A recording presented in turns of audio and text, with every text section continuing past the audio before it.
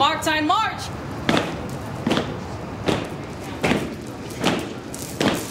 Forward march.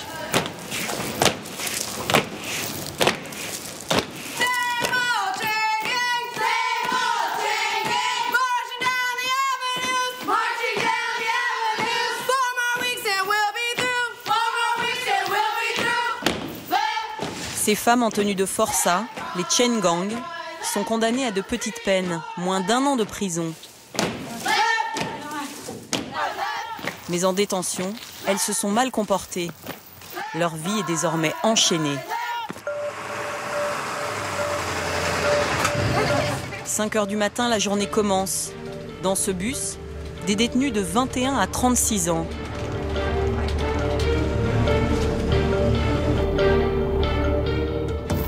Pendant 1 mois, 6 jours sur 7, elles doivent participer à des travaux d'intérêt général. Johanna, 22 ans, a été condamnée pour cambriolage. Je me sens clouée au sol, comme si on m'avait ôté quelque chose. Ça t'apprend l'humilité. Oui, c'est ça. Le degré ultime de l'humilité. Ça me paraît inhumain. Dans ce comté, c'est pas comme ailleurs. C'est le Far West. Et au Far West, ce matin-là, les détenues font office de croque-mort. Elles enterrent 5 sans-abri, à l'écart de la ville.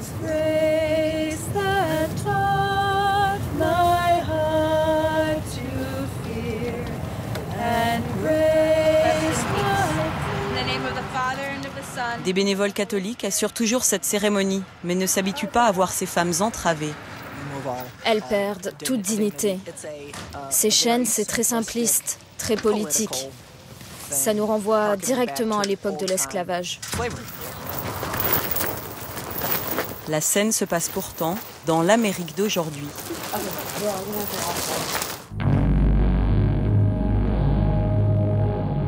Ces femmes forçats vivent dans un pénitencier unique aux États-Unis, sans aucun confort, un simple camp de tente à la merci du désert tout proche.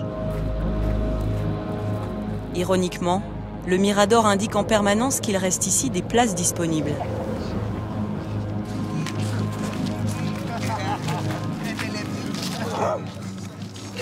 Ne venez pas dans les prisons américaines. Exactement. C'est pas fréquentable. T'en as entendu parler? Ici, tu vas le vivre en direct. C'est dur, c'est pas du camping ici. 1750 hommes et femmes vivent dans ce camp, séparément. Cette prison de toile, érigée il y a 20 ans, est l'idée d'un seul homme. Le patron de toutes les geôles du comté de Phoenix, le shérif Joe Arpaio, 81 ans. Ça va les gars? Et toi, ça va, Joe? Pour le contribuable américain, ce camp spartiate a coûté 100 fois moins qu'une prison en dur. La population carcérale a doublé, alors j'ai fait monter ces tentes, pas chères, gratuites, récupérées de la guerre de Corée. Et j'ai fait des économies. Ça, c'est la raison officielle. Vous voulez savoir quelle est ma raison à moi? Ma raison, c'est que vous n'aimez pas vivre là-dedans. Les conditions de vie sont très rudes. 3 ans après l'ouverture, une mutinerie a même éclaté. L'organisation de défense des droits de l'homme Amnesty International a aussitôt recommandé la fermeture du camp. Le shérif est resté droit dans ses bottes.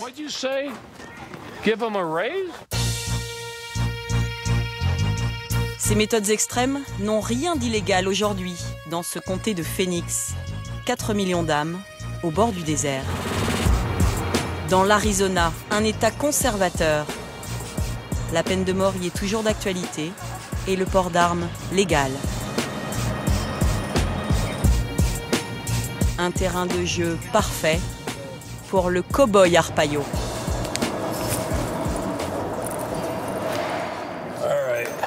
Un flic incontournable.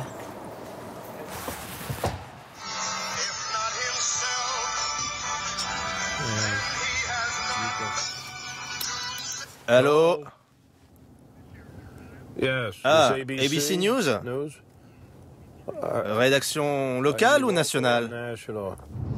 L'homme adore les médias. il s'est aussi arrangé pour placarder son nom partout dans la ville. Regardez. Arpaio, guerre contre la drogue. Vous êtes célèbre? Une célébrité? Ouais, quelque chose comme ça. Tout le monde veut mon autographe. Même les gens qui me détestent. Mes gardes du corps, ils le savent bien, eux. Hein. Vous êtes une rockstar, shérif. Une rockstar. Je suis un Frank Sinatra, les mecs. Si vous voulez m'appeler rockstar, allez-y. Une star de la controverse pour sa gestion musclée de la police et des prisons. Mais Joe s'en moque. Il se vante même d'être le shérif le plus coriace de tous les États-Unis. Le flic le plus méchant d'Amérique. C'est comme ça qu'il m'appelle. Et ça date de 1995. À la tête du comté depuis 21 ans, il est courtisé par les présidents de tous bords. Lui qui n'était au départ que le fils d'un petit épicier, immigré italien.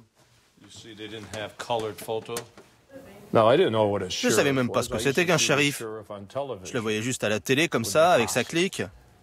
Mais j'ai toujours voulu m'engager dans les forces de l'ordre. Moi, je suis un mec normal. J'ai pas de diplôme. Je me fie simplement à mon bon sens et à ce que la vie m'a appris. Et selon Joe Arpaio, le bon sens, c'est la tolérance zéro.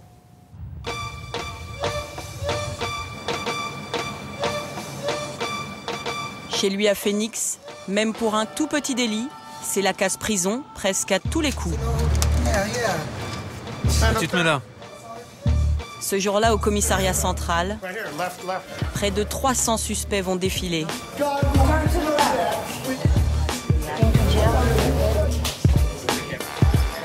Avant même d'être jugés, ils devront effectuer un séjour en préventive. En Arizona, on emprisonne 10 fois plus qu'en France. Le shérif Joe déteste le genre humain. Ici, tu vas en prison pour un rien. Par exemple, si tu grilles un feu rouge, si t'es allongé dans un parc, si tu dors sur un banc parce que t'es SDF, tu vas en prison pour ça. Pour vos affaires, c'est par ici. après ce portique, le suspect quitte la vie civile et endosse l'uniforme imposé par le shérif. Ça y est, je pars en prison maintenant. Ça fout la trouille. Tournez-vous vers le mur, s'il vous plaît. Les rayures des bagnards, les chaînes et une inscription dans le dos. Sheriff's inmate, détenu du shérif. Elles rejoignent les 8000 autres prisonniers de Joe Arpaio. Messieurs, en rang pour la bouffe. En rang pour la bouffe. 18 h, les détenus n'ont pas été nourris depuis le petit déjeuner. Et le repas s'annonce rudimentaire. Ça, c'est ce qu'on donne aux chiens. Pour eux, c'est le paradis, hein. Mais c'est pas le paradis pour nous. C'est de la merde, ça. Il faut que tu te chopes un plateau, toi aussi. C'est de la bombe. Et c'est bon? Mais non.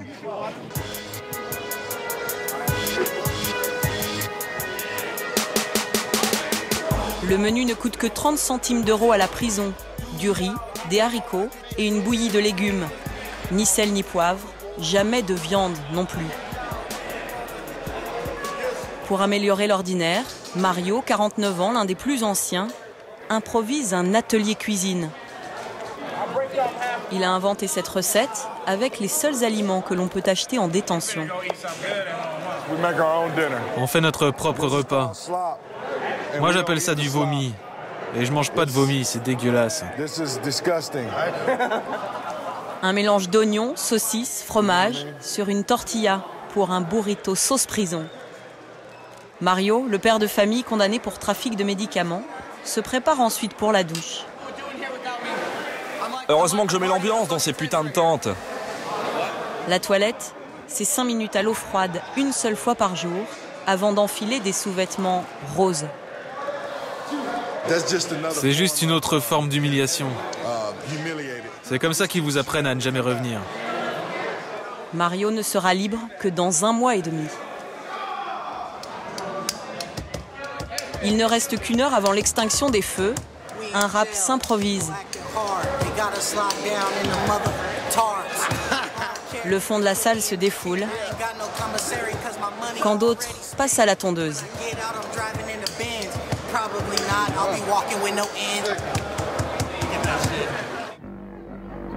À la nuit tombée, au bord du désert, le thermomètre est proche de 0. Venez les gars, entrez chez nous. Chacun a ses astuces pour lutter contre le froid. Ce bonnet, c'était un pull. J'ai coupé une manche et j'ai fait un petit nœud. Tu dois faire avec ce que tu as en prison. Ça marche. C'est mieux que rien, tu vois. Allez, bonne nuit. Ça va aller, mec?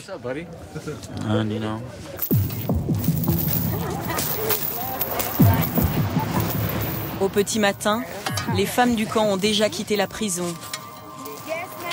Nouvelle journée de labeur pour le chain gang. Les femmes forçats, enchaînées 5 par 5, nettoient les bords d'une nationale, au vu et au su de tous. Encore des cailloux. Johanna, toxicomane, a écopé de 2 mois de prison pour cambriolage. Vous avez honte des fois? Oui. J'essaie de garder ma casquette baissée pour ne pas être reconnue. Parfois, les gens s'arrêtent pour nous prendre en photo, nous filmer. C'est gênant. Mais contre toute attente, même enchaînées et ainsi exhibées, certaines détenues jugent cette sanction utile. Est-ce qu'on est traité avec dignité, franchement? Les animaux sont mieux traités, c'est vrai. Mais ils n'ont pas commis nos délits. Ici, j'ai appris des choses. Tu as des règles, des obligations, tu dois respecter tout le monde et tu deviens meilleur. Mais la méthode Arpaio ne fait pas de miracle. À la sortie de ces prisons, plus de 6 détenus sur 10 récidivent, comme partout ailleurs aux États-Unis. Ce n'est pas une grande maison, mais elle est jolie et confortable. Le shérif est aussi accusé de mauvais traitement en prison et de discrimination raciale.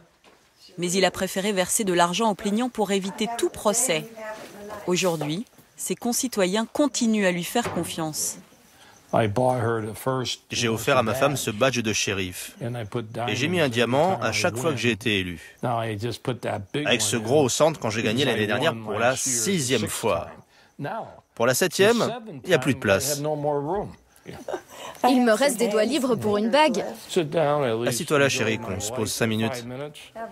À 81 ans, le shérif le plus coriace d'Amérique n'a aucune envie de prendre sa retraite. À ceux qui ne me soutiennent pas, qui disent des méchancetés, qui m'appellent Hitler et me traitent de tous ces noms, à ceux qui manifestent contre moi, qui enquêtent sur moi même quand ça vient de la Maison Blanche, je réponds, je ne bougerai pas d'ici et je me battrai encore plus. En 20 ans, Joe Arpaio se vante d'avoir emprisonné un demi-million d'Américains dans son camp de tente du désert de l'Arizona.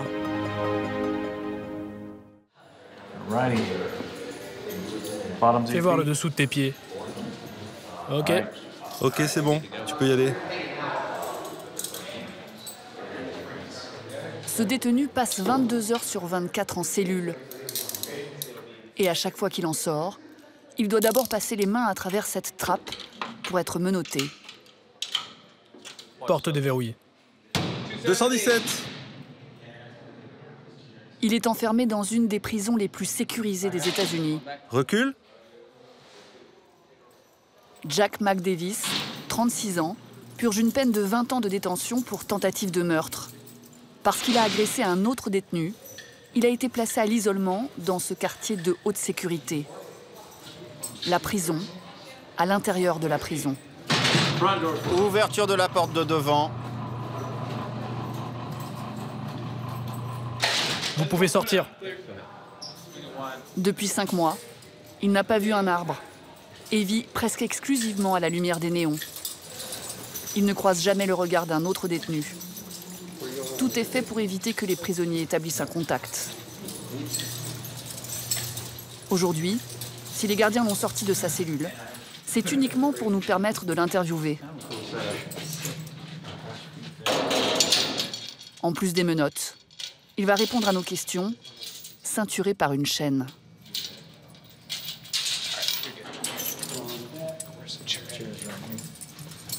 Asseyez-vous sur cette chaise. Jack McDavis a été placé ici pour 2 ans par une commission disciplinaire interne à la prison, avant de retourner dans une cellule classique. Il lui reste 18 mois de solitude. Le matin, je me réveille, je fais des pompes, je m'entraîne aux échecs, je lis. Et le soir, je regarde la télé. Et c'est à peu près tout. Tu vois, c'est ma routine. Comme les autres détenus, Jack a le droit à des parloirs, mais a un seul coup de téléphone par an à sa famille. Dans une prison classique, tu peux appeler ta famille. Ici, tu peux pas. Pareil pour les visites. Ici, c'est derrière une vitre. Rien que ça fait la différence. Vous avez déjà eu de la visite? Moi, depuis que je suis ici, je n'ai eu aucune visite. C'est trop loin de chez moi. Après 15 minutes d'interview, Jack retourne en cellule pour les 20 prochaines heures.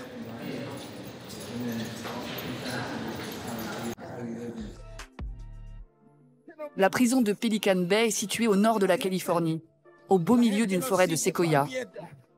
Ils sont enfermés près de 3000 détenus, réputés les pires parmi les pires. 40% sont des condamnés à vie. Beaucoup appartiennent à des gangs rivaux.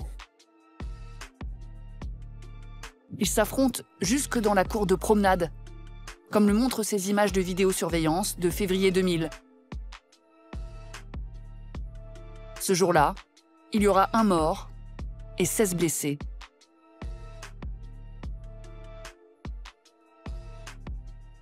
Les quartiers de haute sécurité ont été pensés en réponse à ces débordements. Dans les années 90, une quarantaine sont construits dans différentes prisons des États-Unis. Celui de Pelican Bay est l'un des modèles. Ce gigantesque bâtiment blanc, en forme de croix, peut accueillir plus d'1 millier de détenus.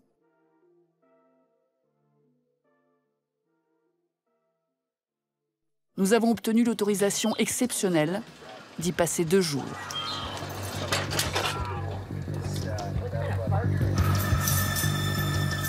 Le quartier de haute sécurité est divisé en 12 unités. Chacune comporte 6 blocs, de 8 cellules. 7 mètres carrés, sans fenêtres. Aucun meuble. Tout est coulé dans le béton. Dans chaque bloc, une cour de promenade de 10 mètres carrés avec un puits de lumière. Les détenus ont droit à 1h30 de promenade par jour, avec pour seule compagnie une balle.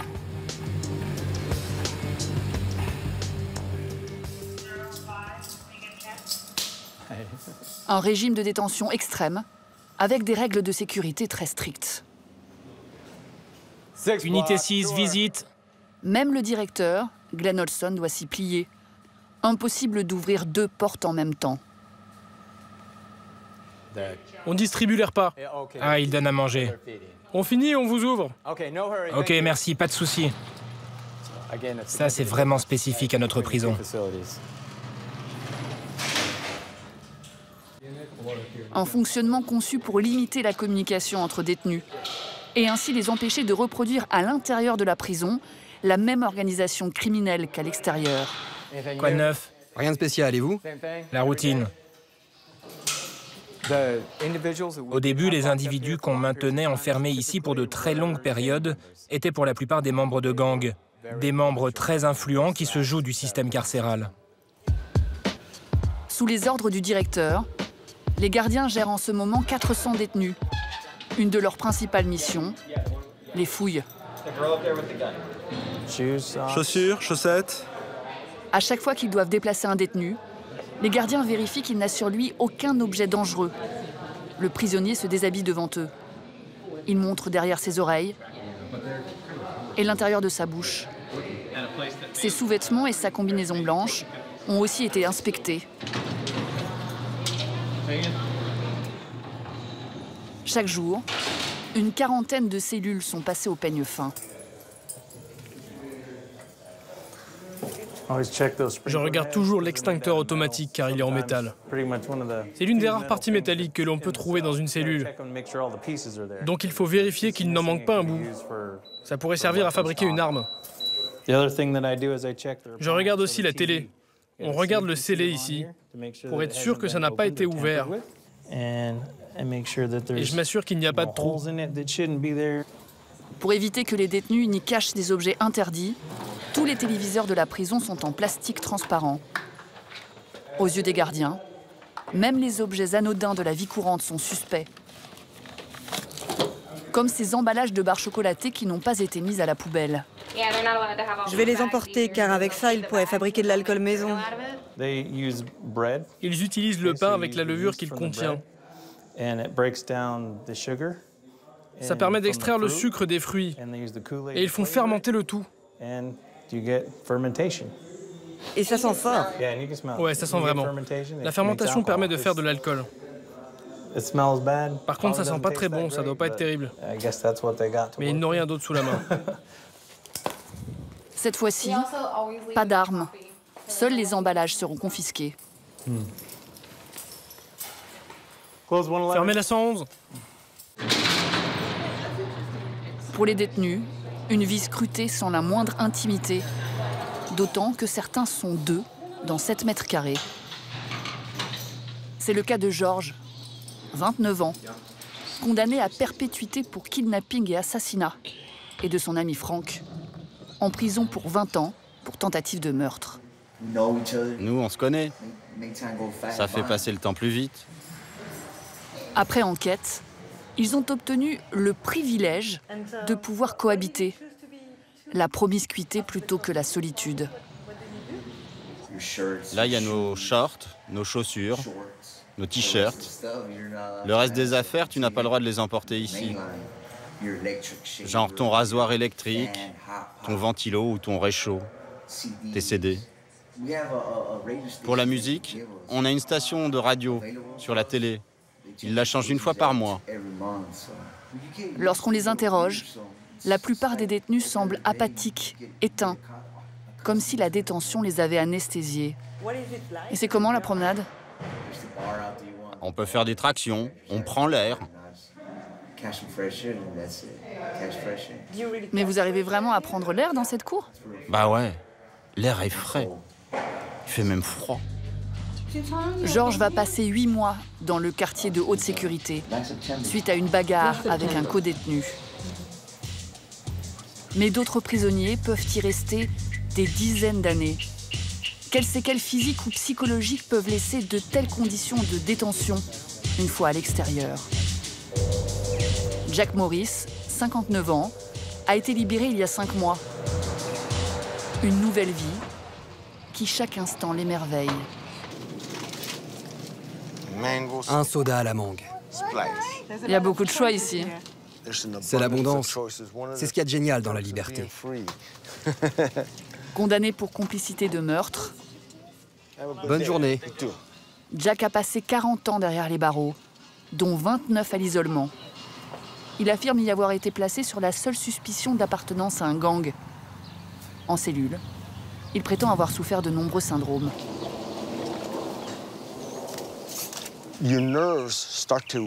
Tes nerfs sont à vif. Tu fais des crises de panique. Et tu souffres d'hallucinations.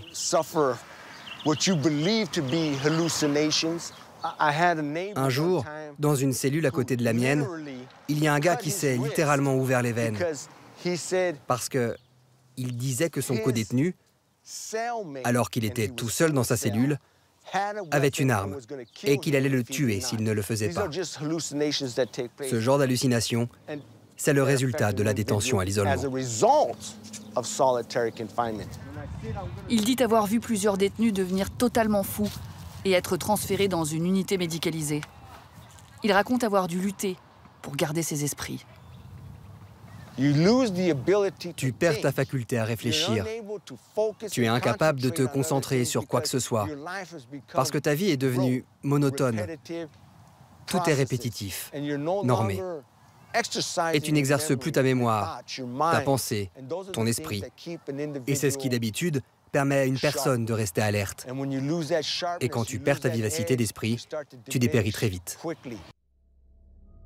Des placements à l'isolement, parfois à perpétuité, qui ont conduit Jack et d'autres détenus à se révolter. Stop à la torture! Entre 2011 et 2015, soutenus par leurs familles, des centaines de prisonniers multiplient les grèves de la faim et parviennent à mobiliser l'opinion publique. L'administration pénitentiaire finit par céder. Désormais, les détenus ne peuvent être placés que 5 ans maximum à l'isolement. Autre accusation des prisonniers, les placements seraient arbitraires. À Pelican Bay, Robert Acosta est l'un des 12 officiers chargés d'enquêter sur la dangerosité des détenus. C'est sur la base des rapports qu'il rédige que la commission disciplinaire décide de placer un détenu à l'isolement. Jusqu'en 2015, les membres de gangs étaient systématiquement envoyés au quartier de haute sécurité pour une durée illimitée. Et un tatouage pouvait constituer une preuve. Les lignes ici représentent le chiffre 5, les points le 1, donc en tout ça fait 13. Pour la population hispanique, le 13, associé à la lettre M, c'est le symbole de la mafia mexicaine. À l'époque, ce genre de tatouage pouvait t'identifier comme membre d'un gang et t'envoyer à l'isolement.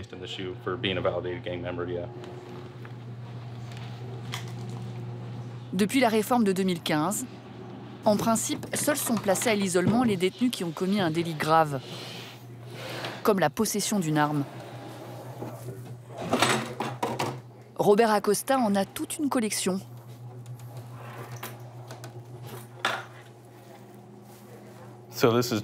C'est juste une toute petite partie de ce qu'on trouve.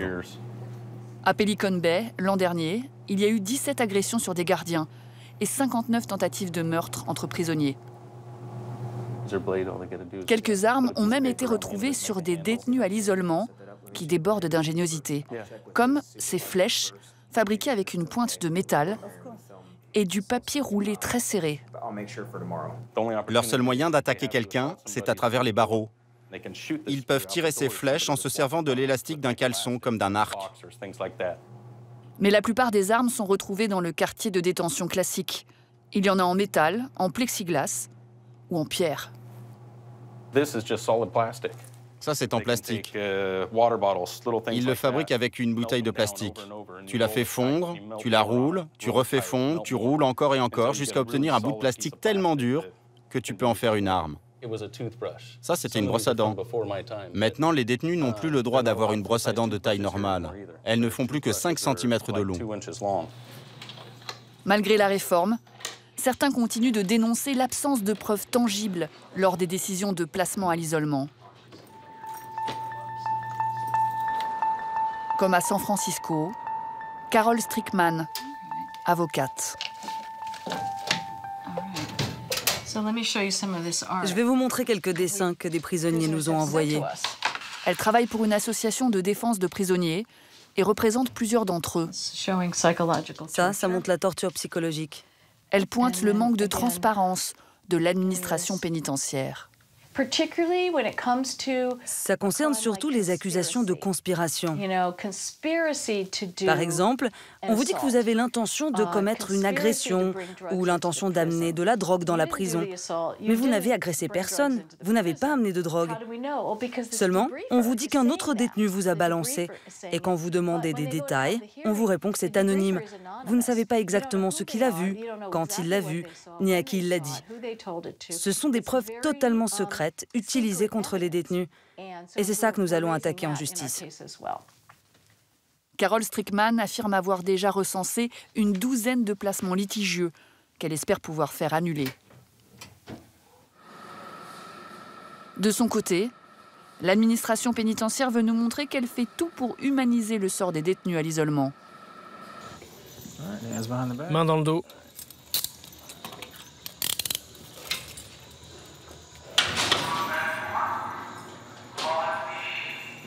Reculez. Ce soir-là, nous sommes invités à assister à des cours pour détenus. Des programmes mis en place depuis 3 ans suite aux grèves de la faim. Une occasion pas si fréquente de sortir de sa cellule. On va où là? À l'unité 4? Ouais, c'est une belle promenade. Hein. Carrément, une excursion pour moi. En plus, tu viens du bloc 8. Tu as le droit au grand tour. Dans la salle de cours, pas de bureau, ni de chaise. Bonjour. Les élèves sont installés dans des cages individuelles. Ils sont 8. Cela mobilise 16 gardiens pendant une trentaine de minutes pour aller les chercher et tous les installer.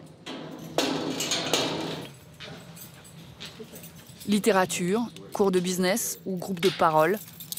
En tout, une dizaine de matières au choix. 2 fois par mois. C'est art plastique. Je voulais vous parler du temps qu'il fait aujourd'hui. Et vous raconter que quand je suis arrivée, il y avait des cerfs qui bloquaient mon passage sur la route. Tout ça pour vous raconter ce qu'il y a autour de la prison. À quoi ça ressemble cette grande forêt de séquoias. En début de cours, Julie McNeil essaye de faire entrer un peu du monde extérieur dans la vie des prisonniers. Bon, on efface. Au revoir le dessin. Cette prof de fac a accepté d'animer l'atelier dessin il y a 1 an. Elle a toujours du mal à supporter la vue de ces hommes en cage. Ça ne me plaît pas trop, ce dispositif. Je ne l'aime pas du tout même. Mais pour l'art, ça vaut le coup qu'on arrive à se réunir. Pour s'inscrire dans ce cours, les détenus ont dû faire preuve d'un comportement exemplaire en cellule. Exceptionnellement, ils ont droit de tenir dans leurs mains un objet aiguisé, en l'occurrence un crayon de bois. Ils devront le rendre à la fin du cours. C'est pas terrible, mais je m'applique. Jerry, pour 17 mois à l'isolement, espère qu'il pourra ainsi garder contact avec sa fille de 12 ans. Ma fille, elle dessine super bien, et elle m'envoie ses dessins. Elle m'a demandé de dessiner. Alors, quand j'ai vu que je pouvais participer à ce cours, j'ai sauté sur l'occasion. Et je me suis mis dedans à fond. Dans la cage d'à côté, Johnny, 35 ans. Avant que le système ne soit assoupli, il a passé 11 ans à l'isolement. Il vient d'en reprendre pour 3 ans et demi, car selon l'administration pénitentiaire, il aurait eu l'intention de tuer l'un de ses co-détenus. Il a pourtant le sentiment de voir enfin le bout du tunnel. Avant qu'il y ait cette réforme, il n'y avait pas vraiment de quoi penser au futur. Maintenant, il y a à nouveau un espoir. Se dire qu'on va pouvoir sortir, faire quelque chose, donner une chance à la vie. La possibilité de regarder la Lune, ce serait une belle chose. Prendre dans mes bras quelqu'un de ma famille, voir le soleil avec mes vieux copains depuis la cour de la prison, ce serait magnifique.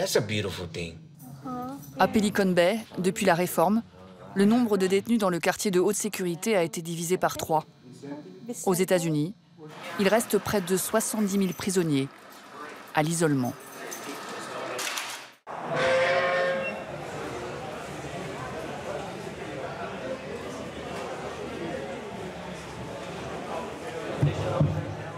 Amen, mes enfants.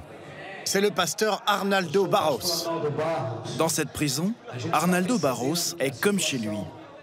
Dans sa jeunesse, il y a été incarcéré pour trafic de drogue. Aujourd'hui, il y prêche la parole de Dieu 2 fois par semaine. Je suis connu comme le pasteur qui défend le crime. Je ne défends pas le crime, je défends les droits. Vous êtes en prison, mais vous avez des droits garantis par la Constitution brésilienne. Derrière ces barreaux, des trafiquants de drogue, des braqueurs, des assassins, entassés à 15 dans de petites cellules par 40 degrés, sans ventilateur ni électricité. Je vous comprends, parce que j'ai été à votre place. Je sais ce que c'est de ne pas avoir de visite. Je sais ce que c'est d'avoir envie de manger une entrecôte. Dans ma cellule, j'ai réfléchi et je me suis dit, liberté. Tant que tu ne prendras pas la décision de changer, tu vivras dans la rage. Tu vivras dans la haine. Parce que quelqu'un a pris tes 2 kilos de cocaïne? Parce que quelqu'un a pris ta drogue? A pris tes armes? T'as tout pris? Tu as la rage. Et tu te retrouves à faire 100% confiance? 100% confiance à un avocat? Alors que le seul avocat fidèle, c'est Dieu. Gloire à Dieu. Vous vous souvenez de David? Il en avait pris pour 100 ans. Et puis il a dit, « Je veux Jésus! Je le veux !» Tout a changé pour lui. Les juges l'ont libéré. Aujourd'hui, il prêche la parole de Dieu. Et vous savez pourquoi? Parce qu'il a pris sa décision. Il a décidé qu'il voulait Dieu. Qu'est-ce que vous apportent les visites du pasteur? On aime bien quand il vient. Ses paroles nous font réfléchir. Et la journée passe plus vite. Parce qu'ici, c'est les ténèbres. C'est pas contradictoire d'être criminel et de croire en Dieu? Tous les criminels ont peur de Dieu. Tous les criminels ont besoin de Dieu dans leur cœur. C'est pour ça qu'on aime bien qu'il vienne prêcher. Son message nous va droit au cœur. La misère carcérale. Du pain béni pour les églises évangéliques. À l'extrême ouest du Brésil, l'Acre, l'un des États les plus pauvres et les plus violents du pays. Bordé par les frontières péruviennes et boliviennes, la principale porte d'entrée de la cocaïne. Un trafic qui donne lieu à une guerre sans merci entre gangs rivaux qu'on appelle ici les factions. Plus de 1000 morts ces 6 dernières années. Pour faire reculer la violence, l'État, dépassé, s'en remet aux prédicateurs évangéliques, les seuls que les criminels écoutent et respectent.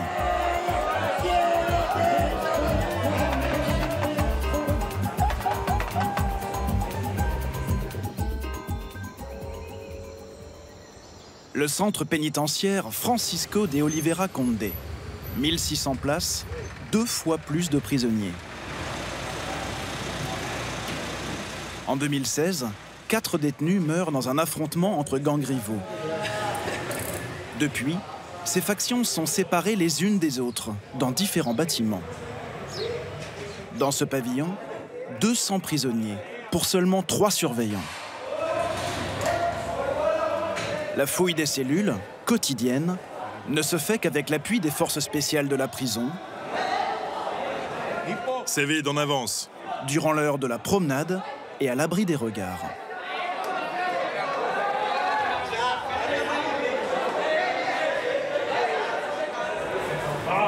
Le directeur du pénitencier supervise l'opération.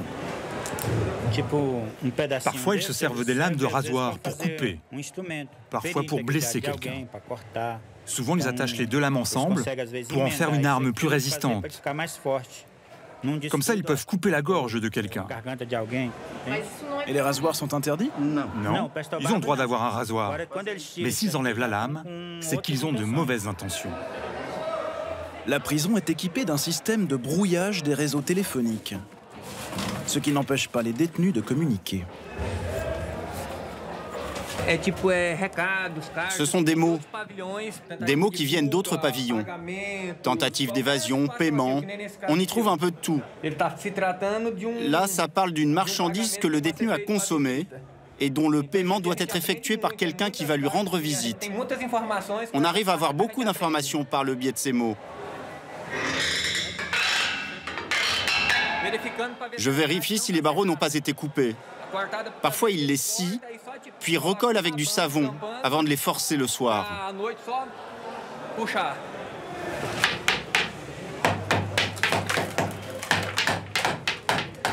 Il faut vérifier tous les jours, sinon on trouve des trous. Ils enlèvent des morceaux de fer de la structure de leur lit, à ce niveau-là. Et avec ces bouts de fer, ils grattent comme ça, jusqu'à ce que ça fasse un trou. Il y a 2 ans, la prison connaît la plus grande évasion de son histoire. Au petit matin, après avoir percé les murs de leur bâtiment, et grâce à des cordes faites de draps, 2 cellules entières parviennent à se faire la malle. 26 détenus en tout, dont plusieurs condamnés pour homicide.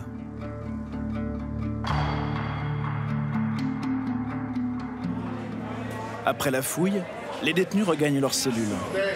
Ils n'en sortiront plus de la journée.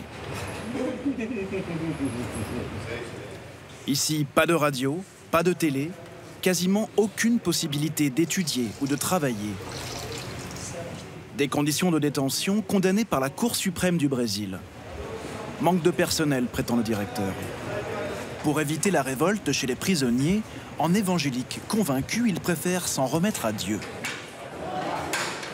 La religion les aide, parce que même si les détenus sont dans des conditions difficiles, déplorables, même s'ils sont dans des cellules étroites, d'une certaine manière, la foi leur donne une forme de paix intérieure.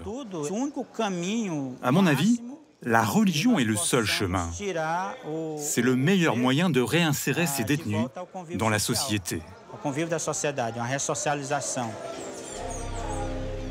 Chaque mois, une cinquantaine de prisonniers se convertissent à l'évangélisme, sous la houlette d'anciens détenus autoproclamés pasteurs. Au Brésil, plus grand pays catholique du monde, les protestants évangéliques représentent aujourd'hui 1/4 de la population. Les pasteurs recrutent auprès des plus défavorisés, à qui ils promettent une renaissance. Ce qui compte, c'est de faire la volonté de Dieu. Ils ont été lapidés, ils ont été arrêtés, mais ils n'ont pas cessé de mettre en œuvre la volonté du Tout-Puissant. Gloire à Dieu! Jésus est le seul capable de sauver. Et la Bible est la seule parole de Dieu. Tu y crois? Oui. Je te baptise au nom du Père, du Fils et du Saint-Esprit. Une fois convertis, les détenus épousent les règles rigoristes de ces églises et renoncent à toute forme de tentation. Fini l'alcool, la drogue, le sexe hors mariage et surtout, fini la violence et les factions. Du fin fond de mon cœur, je ne veux plus en entendre parler. De tout mon cœur, je ne veux plus jamais retourner dans le crime. J'ai fait des erreurs, mais grâce à Dieu, j'ai changé. Depuis 3 ans, la direction a créé un pavillon dédié exclusivement à ces apôtres de la non-violence. Une première au Brésil.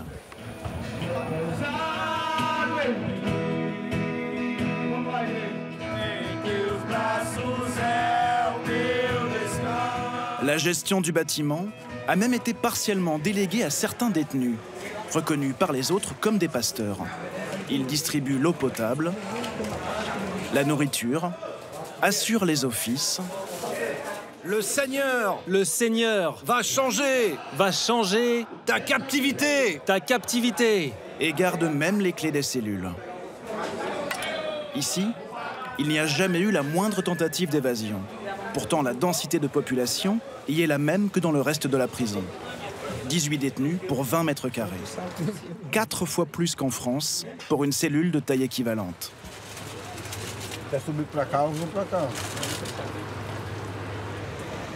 Jesse a 37 ans. Il purge une peine de 70 ans pour un triple meurtre.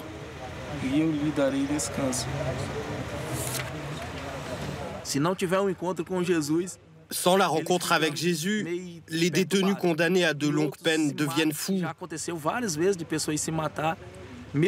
Ils essayent de s'enfuir, ils se suicident. Moi, je n'ai jamais eu le courage de me tuer. Alors je me disputais tout le temps avec les autres détenus. Je pensais que tôt ou tard, l'un d'eux finirait par me tuer. Sans Jésus, je ne sais pas à quoi ressemblerait ma vie. Les bleus, mettez-vous là, et les rouges là-bas. Avec ses compagnons de cellule, Jesse a monté un groupe de théâtre. Les costumes sont bricolés grâce aux gamelles de repas. Vous connaissez déjà vos positions. Nous allons commencer la répétition. Soldats, tenez-vous prêts, marche! Toutes les scènes jouées sont inspirées de la Bible. Régiment, halte! Général, général, une armée marche vers nous.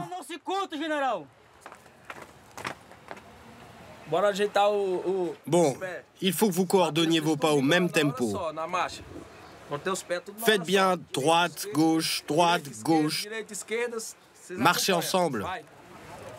Tous ces comédiens en herbe ont à leur actif une sérieuse carrière criminelle. Voici Eds. Il a été condamné pour homicide.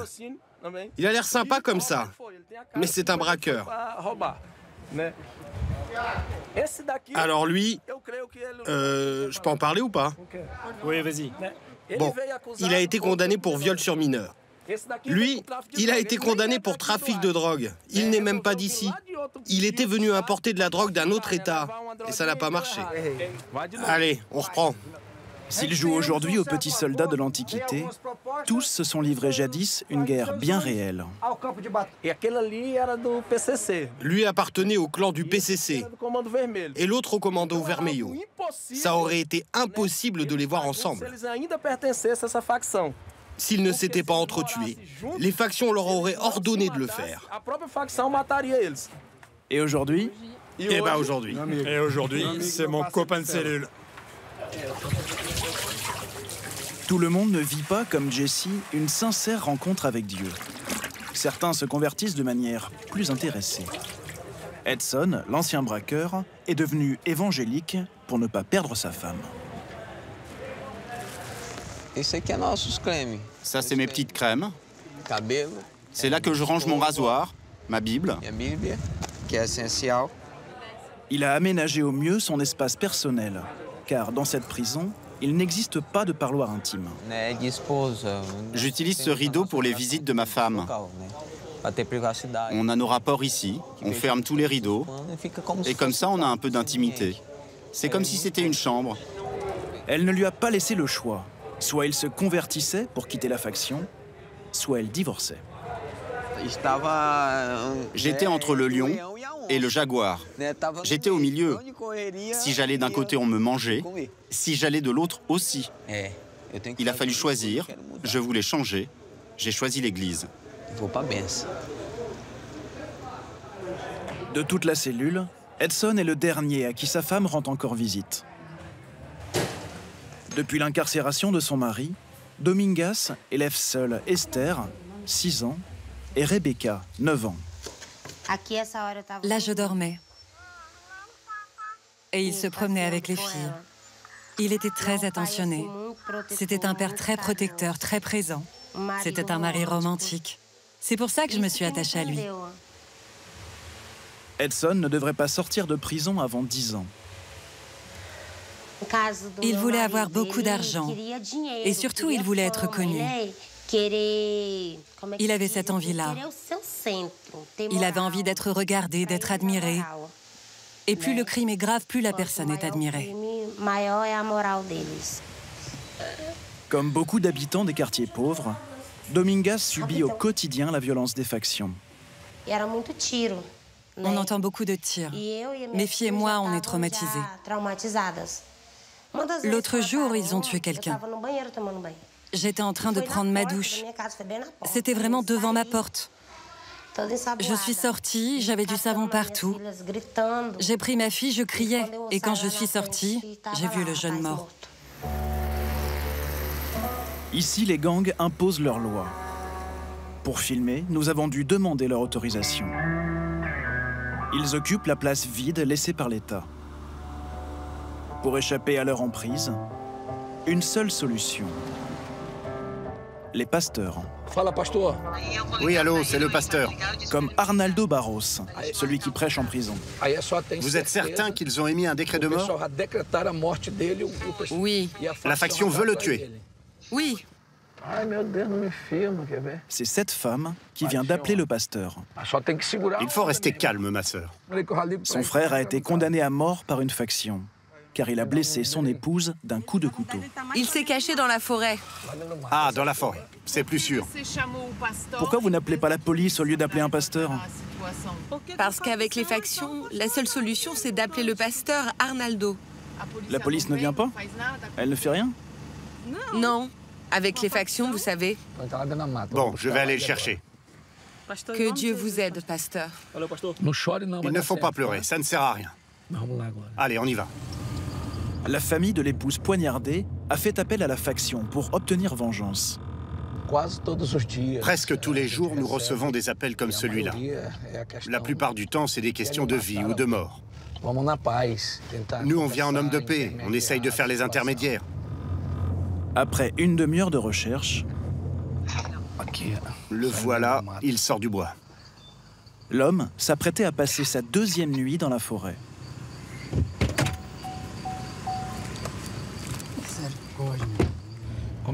Comment tu te sens? J'ai très peur. Pour le mettre à l'abri, le pasteur l'emmène chez lui. Et il va envoyer un message au chef de la faction.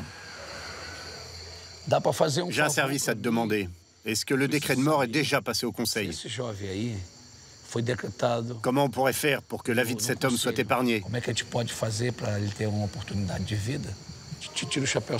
Enlève ta casquette. Il leur transmet également la photo du condamné à mort, pour leur montrer qu'il est désormais sous sa protection. Quelques jours plus tard, l'homme se rendra à la police. Depuis, il est en détention. Ce soir-là, allez, fin de la journée. Le pasteur lui a probablement sauvé la vie.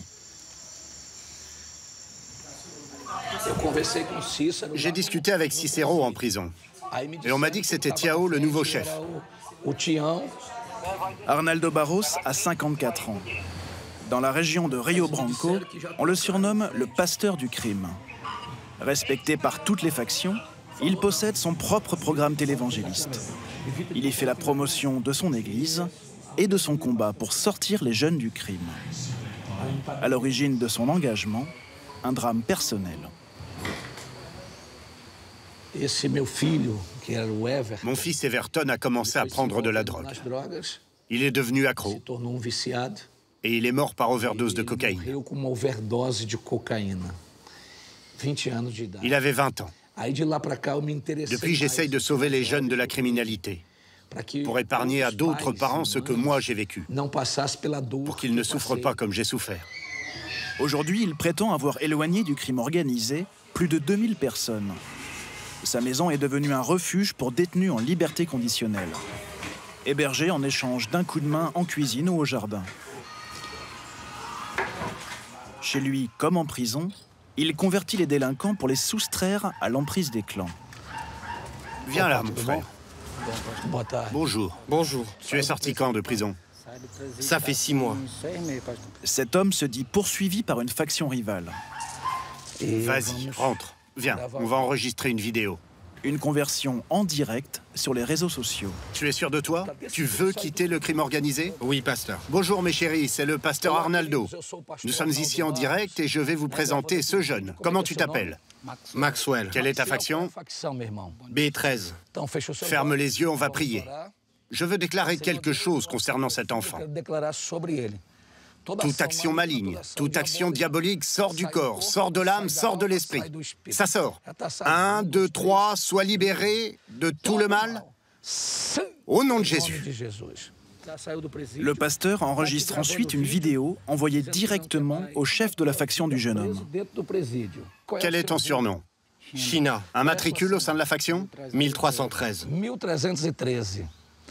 Et donc tu as décidé de quitter le crime? Oui, j'espère que mes frères comprendront ma décision. Et voilà. Pourquoi les organisations criminelles les plus dangereuses du pays se laissent-elles influencer par des pasteurs? Comment peuvent-elles accepter que leurs soldats désertent si facilement? Dans la prison Francisco de Oliveira, nous avons rencontré l'un des chefs du Comando Vermelho, l'un des groupes les plus puissants du Brésil, spécialisé dans le trafic de drogue et d'armes. Laisse-moi t'expliquer. Ici, sur Terre, même si règne la loi des hommes, Nous croyons en Dieu, nous croyons au fait qu'il y ait une vie après la mort. La Bible nous dit, il y a une vie après la mort. Nous avons peur de Dieu et c'est pour ça que nous laissons les croyants tranquilles. S'ils quittent l'Église, par contre, nous les tuons. Il faut qu'ils restent dans la foi, ils ne peuvent pas boire, ils ne peuvent pas se droguer, ils ne peuvent rien faire. Il faut qu'ils suivent les règles de Dieu. On les surveille pendant 1 an.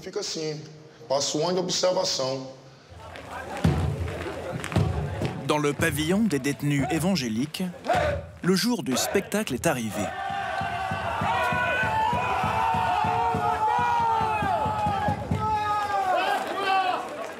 Jésus, pourquoi ont-ils tué mon fils? Parce qu'ils ont laissé le mal dominer leur cœur. C'est le quart d'heure de gloire d'Edson le braqueur et Jesse, le responsable du club théâtre. Tu dois comprendre que la seule façon de trouver la paix est de croire en Jésus. Avec 700 000 détenus, le Brésil est le 3e pays qui compte le plus de prisonniers au monde, derrière les États-Unis et la Chine. Un réservoir inépuisable pour les prédicateurs évangéliques.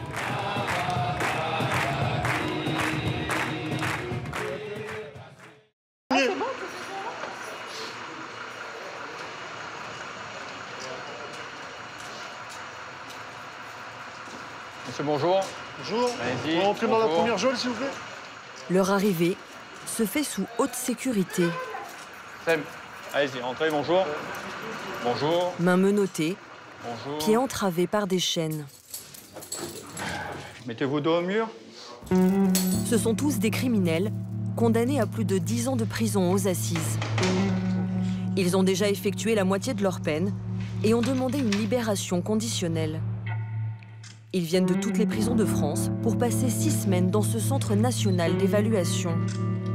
À l'issue, un avis sur leur dangerosité sera rendu pour que les juges décident s'ils doivent rester en prison ou retrouver la liberté. Allez, passez à côté. Parmi les 26 détenus de cette session, c'est bon. Guillaume, condamné à 13 ans de réclusion pour viol et agression sexuelle sur sa belle-fille. Laissez souple. Il a abusé d'elle de ses 8 ans à ses 14 ans. Impeccable. Tenez. Il y a aussi Balthazar, qui arrive de l'île de la Réunion. Bon, vous êtes seul en cellule, régime porte fermée, régime maison d'arrêt. Il a déjà passé 48 ans en prison pour avoir tué 2 hommes. Ça fait même 2 armoires. Toilette, douche.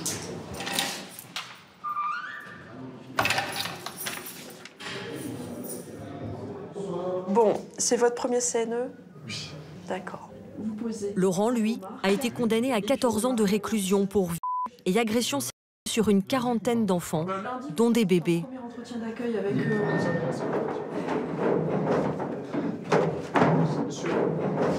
Bienvenue à tous. Vous êtes là dans le cadre d'une évaluation de dangerosité. Pendant 6 semaines, ces détenus vont être interrogés par des surveillants, des psychologues, des conseillers pénitentiaires d'insertion et des membres de la direction de la prison. Des référents qui, à l'issue de la session, émettront un avis sur leur risque de récidive. Risque faible, limité ou élevé. Un avis suivi par les juges dans plus de 70% des cas. Vous pouvez mentir. Voilà, on a des gens qui vont mentir. Ok, on va le voir. On va vous laisser faire un petit peu et on vous dira ensuite qu'il faut peut-être arrêter. Vous pouvez continuer. Mais vous aurez une synthèse qui aura servi à rien, puisque dans la synthèse, on va écrire « Monsieur a menti pendant 6 semaines ». Donc la synthèse est caduque. Voilà. On n'a pas besoin de... Pour Geneviève Dolata, la directrice adjointe, comme pour le reste de l'équipe... Voilà, allez, bonne continuation, monsieur. L'observation commence dès la première réunion.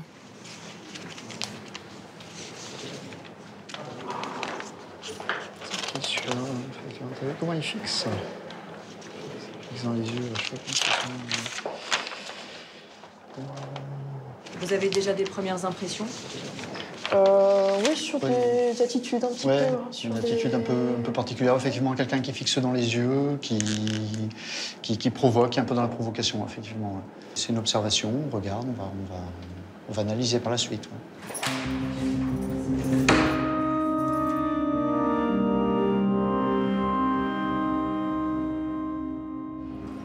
Jusqu'à sa condamnation pour le de sa belle-fille, Guillaume, 43 ans, n'avait jamais connu la prison. Cela fait déjà 5 ans qu'il vit en cellule. C'est un petit ragoût en fait, avec poulet, haricots, du ras à la noute, du cumin, du curry. Ma fin de peine est en 2024, février 2024. Si je dois la faire en plein, il me reste encore 5 ans à faire. Donc c'est vrai que vous voyez, l'enjeu n'est pas négligeable. Et on espère que d'ici quelques temps, je pourrai être libéré sous bracelet, ou en semi-liberté, ou en placement extérieur, je ne sais pas ce que le juge voudra, quoi. Il a reconnu les faits et dit avoir pris conscience de la gravité de son geste. Mais il doit en convaincre ses évaluateurs. Pour apprécier le risque de récidive, Pascal Ozeille, le directeur du centre, veut comprendre les mécanismes de son passage à l'acte, quitte à remonter jusqu'à l'enfance. L'objectif, c'est de comprendre votre parcours. On va commencer par votre enfance. Ce qui m'intéresserait, c'est de savoir qu'est-ce que vous en avez retenu. J'ai été battu par mon beau-père, j'ai été agressé par mon beau-père aussi. Plus de 2 ans. Devenu adulte, Guillaume enchaîne les petits boulots et les conquêtes. À 25 ans, il se met en couple avec Isabelle, une jeune femme déjà mère d'une petite fille. Ensemble, ils auront 3 autres enfants. C'est dans l'engrenage en fait. Dites-moi. Donc j'étais avec la maman de la victime, que j'ai adoptée à l'âge de 2 ans et demi. Au départ, ça allait bien et tout, et puis comme j'étais instable dans mes emplois, j'ai travaillé plus de 10 ans en intérim. Je trouvais pas ma voie forcément. Donc du coup, ça se passait de moins en moins bien avec la mère. Tout l'amour que j'avais en fait pour sa mère, qu'elle me refusait. En fait, j'ai tout reporté sur ma belle-fille. J'ai pas su faire cette différence entre l'amour d'un papa et sa fille et d'un homme à son amante. Oui, c'est vrai, vous n'avez pas fait la différence. J'ai pas su faire la différence. Malheureusement, les faits se sont répétés plusieurs fois. Et longtemps. Et longtemps. Sur plusieurs années. Plusieurs années, voilà. À l'époque, Guillaume est addict au cannabis. Il en fume depuis l'âge de 13 ans. Une drogue qu'il mélange souvent à des litres de whisky. Cette addiction aurait, selon lui, favorisé les agressions sur la petite fille. Comment vous faisiez alors? Vous faisiez ça en cachette de la maman? Voilà, ça se passait le soir. Ou quand elle n'était pas là. Ça pouvait être dans la salle de bain, ça pouvait être dans sa chambre. Ça dépendait. D'accord. Vous étiez conscient que pour elle... Que je lui faisais mineur et je lui faisais du mal. Elle ne pouvait pas vous dire un non, c'était difficile de vous dire un non. Maintenant, j'en suis conscient, oui. Je ne sais pas comment lui dire pardon. Parce que c'est pas pardonnable ce que j'ai fait. Même moi, j'arrive pas à me pardonner. Ses regrets sont-ils sincères? Pour l'instant, difficile à dire. C'est en multipliant les entretiens que l'équipe espère percer à jour les manipulateurs, ceux dont le discours est exemplaire. Malheureusement. On se fait pas attraper, on sent un sentiment d'invincibilité, de passer entre les mailles du filet. Mais qui se trahissent par leur attitude. Alors, tous les faits et gestes des détenus sont surveillés. Heure de lever, de coucher, propreté ou réaction lors de la distribution des repas en cellule. Leur vie privée est passée au crible, leur courrier épluché, leur conversation téléphonique écoutée. Lors de son incarcération, Guillaume venait de refaire sa vie avec une autre femme, une assistante maternelle, mère de 3 enfants. Même s'il se sait écouter, il ne maîtrise pas les propos de son entourage. Et lors d'un appel que l'administration pénitentiaire n'a pas voulu que nous diffusions, un détail a alerté Geneviève Dolata. Cette dame a dit que sa fille avait lu le poème qui lui avait été renvoyé et que sa fille avait dit « Moi, je voudrais un amoureux comme le tien ». Ça, c'est pas forcément des choses qui sont très saines, surtout quand on a été condamné pour des faits d'atteinte sur enfant. On aurait pu espérer qu'elle dise bah, t'en trouveras un de ton côté plus tard ou non, elle a juste rigolé. Donc voilà, c'est ça qui est un peu intéressant dans ces conversations-là, c'est qu'on voit vraiment comment la mère se positionne par rapport à ses propres enfants, par rapport à son nouveau conjoint. Donc ça, c'est des questions qu'on va poser au référent. Il faut qu'elles soient tranchées à la fin de l'évaluation. Et puis c'est surtout monsieur qui n'est pas censé parler français. Non, tout à fait, oui. Et que, alors qu'en fait, visiblement, il a l'air bien... Bien prolixe. Ouais. Même lorsque les détenus sont entre eux, dans la cour de promenade, ils sont observés. Alors je vois pas ce qu'ils font ensemble, tous les deux, ils n'ont rien à faire ensemble. Ouais. Les profils ne correspondent pas, en fait. Hein. Ce matin, c'est Guillaume qui attire l'attention. Il a l'air d'aller très très bien, visiblement. Alors qu'on dit qu'il a été très impacté par l'évaluation, qu'il est très déprimé, je le trouve plutôt détendu et en bonne forme. Donc je pense que ce qu'il nous donne à voir en entretien, c'est un peu surjoué, je pense, par rapport à son état réel. Tous rêvent de décrocher un avis favorable à leur libération conditionnelle. Mais depuis son ouverture en 2012, le CNE a estimé que plus de la moitié des 600 détenus passés par ces murs présentaient un risque élevé de récidive. C'est le cas de Balthazar, qui, lors de son passage au centre d'évaluation de Fresnes, avait été considéré comme toujours dangereux, impulsif et colérique. J'espère que ce serait le dernier passage de la prison française en métropole. Il est l'un des plus anciens détenus de France, 44 ans derrière les barreaux. Il a été condamné à perpétuité à l'âge de 19 ans pour le meurtre de son patron. Une libération conditionnelle lui a été accordée au bout de 12 ans, mais 10 mois à peine après avoir recouvré la liberté, il récidive et tue son frère lors d'une dispute autour de l'héritage familial. Il replonge à perpétuité.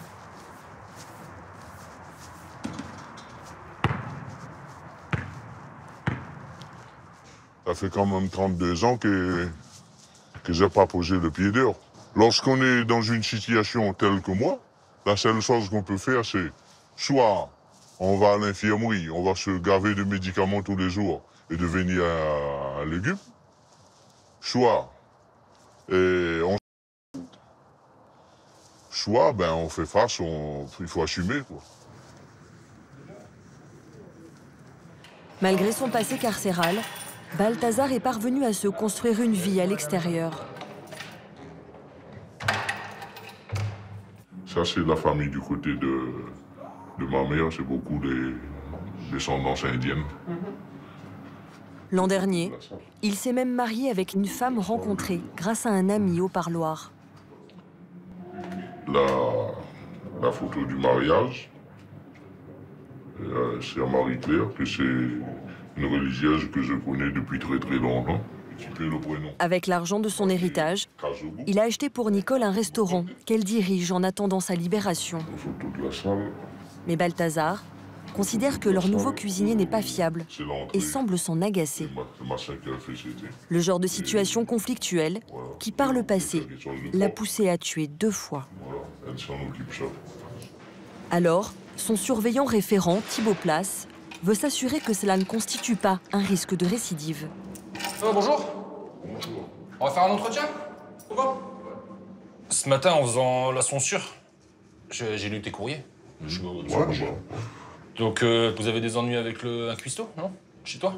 Avec... non. Rien de grave? Mais non, mon nouveau cuistot, là. Ouais. Mais non, c'est un mec, il est tranquille. Mais le problème, c'est que... là, en ce moment, il a tendance à boire un peu. Il boit? Ouais. Un peu dans l'alcool. D'accord. Et le travail, ça se ressent sur le travail? Autrement, c'est un bon travailleur, lui. D'accord, donc ouais. Rien de grave, ça va, y a pas... Non, de mon côté, rien de grave, il n'y a pas d'embrouille. Balthazar doit subir la pression des entretiens quotidiens.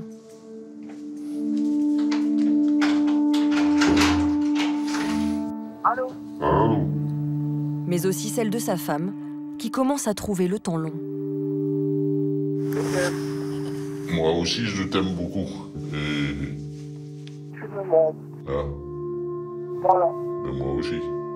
Beaucoup, beaucoup et beaucoup. Et je suis fatigué. Bah, fatigué, l'attente. Comprenez mon stress et fatigué parce que le manque de parole, il manque quand même beaucoup et beaucoup et beaucoup. Comme on dit, on verra après avoir le passage au CNE que ça va décider le juge. À la mi-session, les équipes se réunissent en commission. Elles font un point sur chaque détenu pour orienter la suite de leurs entretiens. Autour de la table, les 4 référents de Guillaume, condamnés pour le viol de sa belle-fille, ils échangent leurs ressentis. Il a une compagne, il avait demandé des permissions de sortie chez elle. À chaque fois, elles ont été rejetées, il en a quand même demandé 3. Visiblement, il n'avait pas trop compris pourquoi on rejetait les demandes de permission chez sa compagne. Donc il a fallu, je suppose, bien lui expliquer quand même que se retrouver de nouveau avec des belles filles, c'était quand même pas le meilleur cas de figure, puisque ça reproduit exactement le même contexte. Je suis pas sûr qu'il ait bien compris. Moi, j'ai le droit des larmes à tous les entretiens et je ne sais pas franchement pourquoi non plus. Est-ce qu'il en joue ou pas? Je ne sais pas. Il parle beaucoup. C'est un discours assez plaintif et larmoyant avec moi. Il fait de nombreuses digressions. Il a un problème de limite en entretien qui est assez hallucinant. C'est-à-dire? Il dit « Ah, mais j'aimerais bien avoir cette conversation avec vous. Si un jour je reviens dans le Nord, j'aimerais bien vous revoir. » Non, monsieur, enfin, on s'arrête là, quoi. Vous allez où? Problème de la limite. Bah voilà, qu'on retrouve. Très bizarre, quoi. Qu'on retrouve dans le passage à l'acte aussi. Ah oui, sacrément. On est d'accord. Donc c'est vrai que peut-être aussi voir où il en a, enfin, quelle a été son éducation sexuelle, s'il y en a eu une d'ailleurs aussi.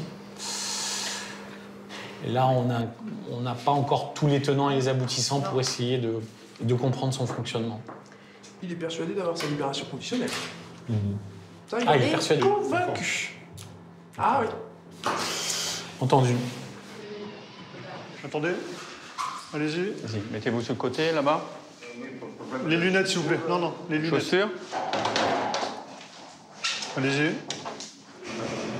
Parmi les 26 détenus, un est sûr de sortir, même si le CNE considère qu'il y a un risque élevé de récidive. Dans 6 mois, Laurent, condamné pour sur une quarantaine d'enfants, aura purgé la totalité de sa peine. Le juge, qui a demandé un avis sur sa dangerosité, pourra seulement lui imposer des contraintes comme un bracelet électronique ou des interdictions de territoire. Bonjour, fouille de cellule. Fouille de cellule. Vous sortez? Quand les surveillants fouillent la cellule de ce criminel, ils ne s'attardent pas sur les mêmes détails que pour les autres détenus.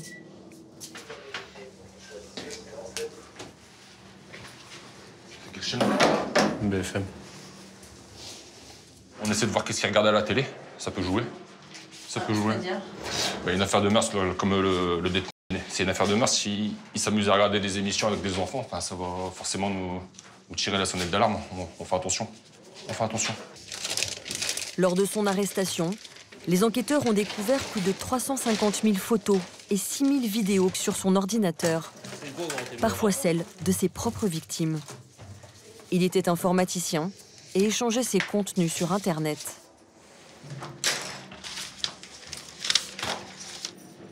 Mais après 14 ans en prison et autant d'années de suivi psychologique imposé par le jugement, quelques groupes de parole, il dit avoir changé. Je sais que pour moi, je vais très bien, je suis équilibré, j'ai pris beaucoup d'assurance aujourd'hui. Je suis en paix avec moi-même. Bon, j'ai toujours ce poids de la culpabilité, ça c'est obligé, je vivrai toute ma vie avec ça. Mais justement, c'est ça aussi qui me permet de tenir, de me dire « ouais, mais stop, faut arrêter là ». Et puis être un homme, c'est aussi savoir s'empêcher de commettre l'irréparable. Aujourd'hui, vous vous en sentez capable? Ah oui, totalement, oui, parce que je suis un autre homme. J'ai enfin compris qui j'étais et où j'allais. Ouais, je suis un autre homme, vraiment, je suis un autre homme. Un discours très policé, mais qui ne trompe pas l'équipe du CNE. Laurent a expliqué qu'il comptait retourner vivre chez ses parents, âgés, à 2 maisons de sa nièce, l'une de ses victimes, à quelques rues de toutes les autres.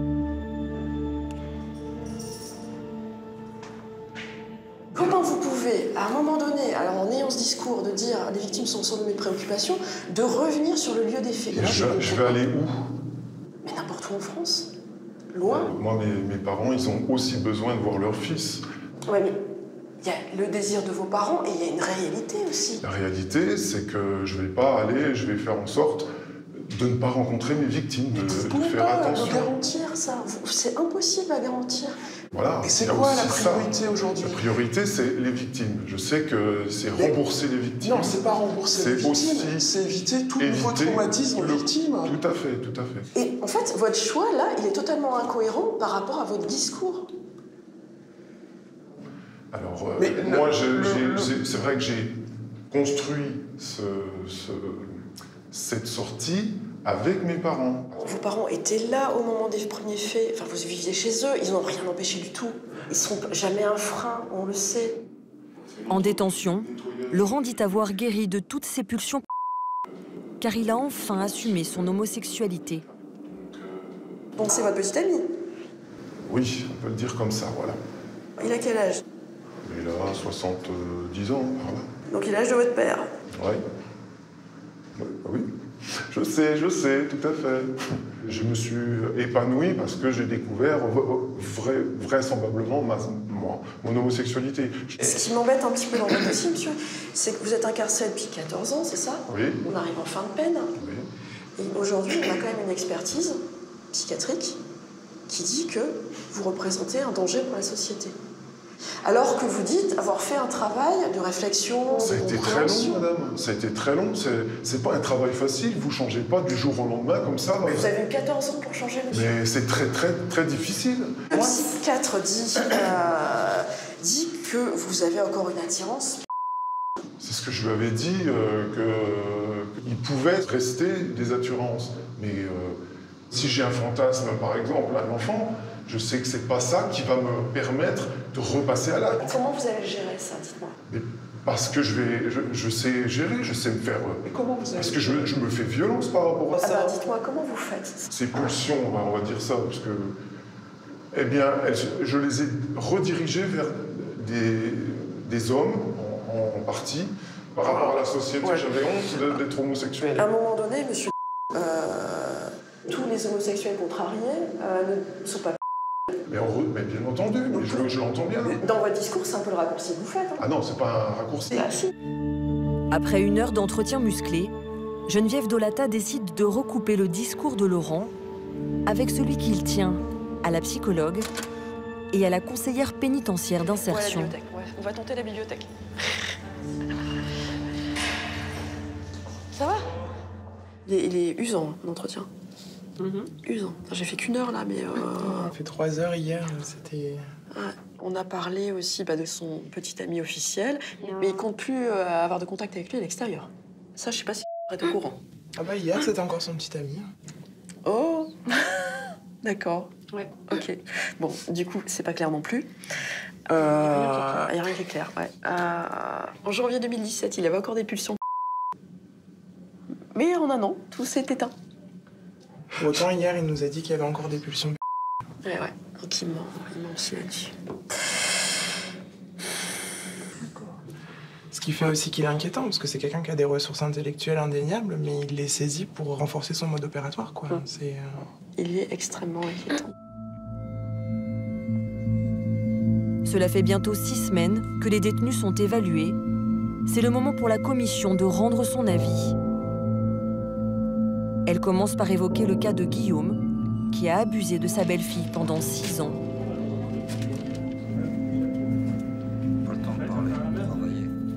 Bon, vous en pensez quoi, lui, de ce qu'il a fait, de ce qu'il en dit, de ses capacités actuelles, de ses fragilités? Il n'a pas encore assez travaillé sur lui-même. Ouais. Il est conscient de certaines choses, mais je pense qu'il y a encore pas mal de travail à faire, donc ce serait pour moi encore un peu prématuré de le voir sortir. Mais c'est quelqu'un qui est extrêmement fragile, vulnérable. Il faut un suivi psychologique, psychiatrique et addicto à la sortie, ça c'est clair. Okay. Bon, après la situation n'est pas si dramatique que ça, c'est même plutôt rassurant. Pourquoi pas un projet de sortie chez sa mère, ouais, effectivement. Ça tient la route. Après. De toute façon, il faudra encore un petit peu de temps, parce que le temps de remonter, retrouver le travail, enfin, on n'est pas sorti dans les 6 mois, là, on sera sur une sortie d'ici 18 mois, pas avant. Malgré les réticences de certains référents, Guillaume ne présente pas de système de prédation. Alors la commission retient un risque faible de récidive. Pour Laurent, le pile qui sort dans 6 mois, la commission va tout faire pour empêcher un nouveau passage à l'acte. Il y a des couples, en fait, il faut le sortir de sa zone de confort, quoi. Parce que là clairement, il y retourne et bien comme il faut, quoi. Et conforté par papa-maman en plus. Donc autant dire que la toute-puissance, elle sera de nouveau là. Hein. Bon, on va partir de toute façon sur la surveillance judiciaire, on va conforter le magistrat là-dessus. Interdiction de rencontrer les victimes. Ce serait bien qu'il soit interdit du département, très clairement. Ce serait bien que effectivement, on puisse avoir une vigilance particulière à ces connexions Internet. Et même éventuellement l'entrée en contact avec les mineurs, puisque oui, ça on va rajouter aussi. Quand on le questionne encore sur... voilà, il le dit que son activité professionnelle était uniquement à des fins sexuelles. Et quand on questionne sur le fait qu'il ait voulu passer le BAFA, voulu être éducateur, pareil, il le dit, c'était pour faire plus de victimes. Il sort fin août. Hein. Oui. Donc on fera ce qu'on peut. Toutes les mesures possibles. On fera tout ce qu'on peut. Ouais.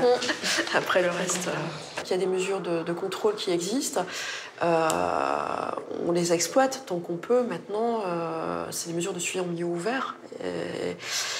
Et l'incarcération se termine. On fera tout ce qu'on peut, effectivement, pour en tout cas le contrôler le plus possible et éviter toute récidive. Maintenant, c'est pas une garantie absolue. Laurent aura notamment l'obligation de porter un bracelet électronique qui le géolocalisera 24 heures sur 24. Mais l'équipe en est persuadée, il retournera un jour en prison. Quant à Balthazar, le plus vieux détenu de France, le CNE a décidé de lui laisser une chance et a rendu un avis favorable. Le juge a suivi la recommandation et accordé une libération conditionnelle sous bracelet électronique en juillet prochain. Le parquet a fait appel.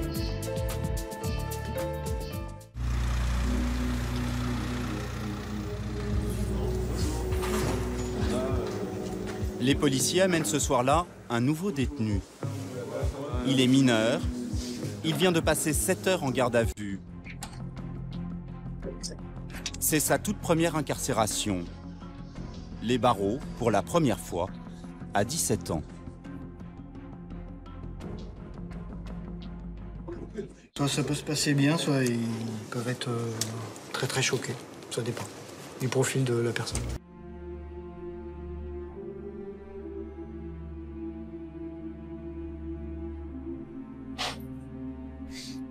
Bon. Une carte. La prise d'empreinte, la remise du pactage, et puis la traversée de la cour. Allez, c'est parti. Aux fenêtres, 60 détenus. Des ados âgés de 14 à 18 ans, incarcérés pour vol, braquage ou trafic de stupes. La plupart a été accueillis de cette manière. Non.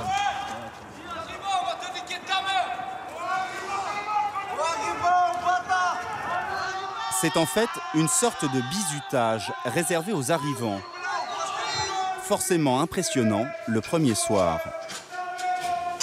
Non, réponds pas comme je t'ai dit. Garde ton calme, il n'y a pas de souci, ça va s'arranger. C'est pareil. Vous avez la télé là? Vous avez le lit, le matelas, l'armoire. Les cellules sont toutes individuelles avec douche et toilette. Elles font 10 mètres carrés.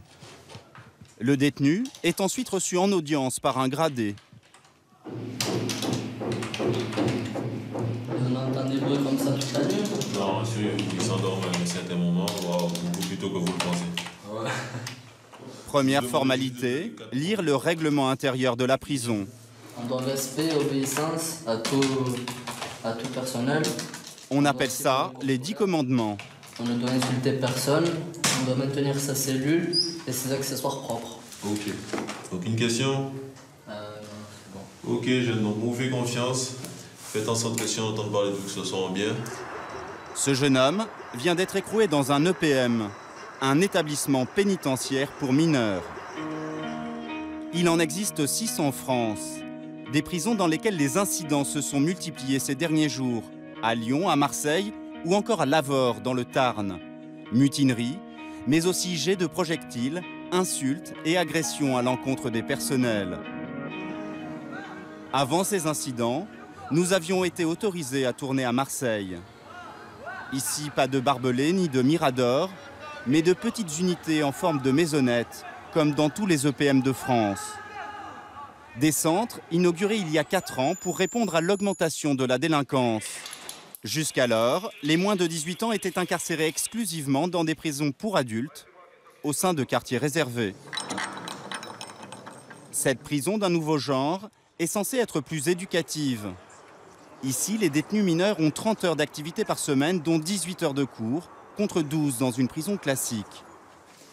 Le détenu arrivé la veille est conduit chez le proviseur pour évaluer son niveau.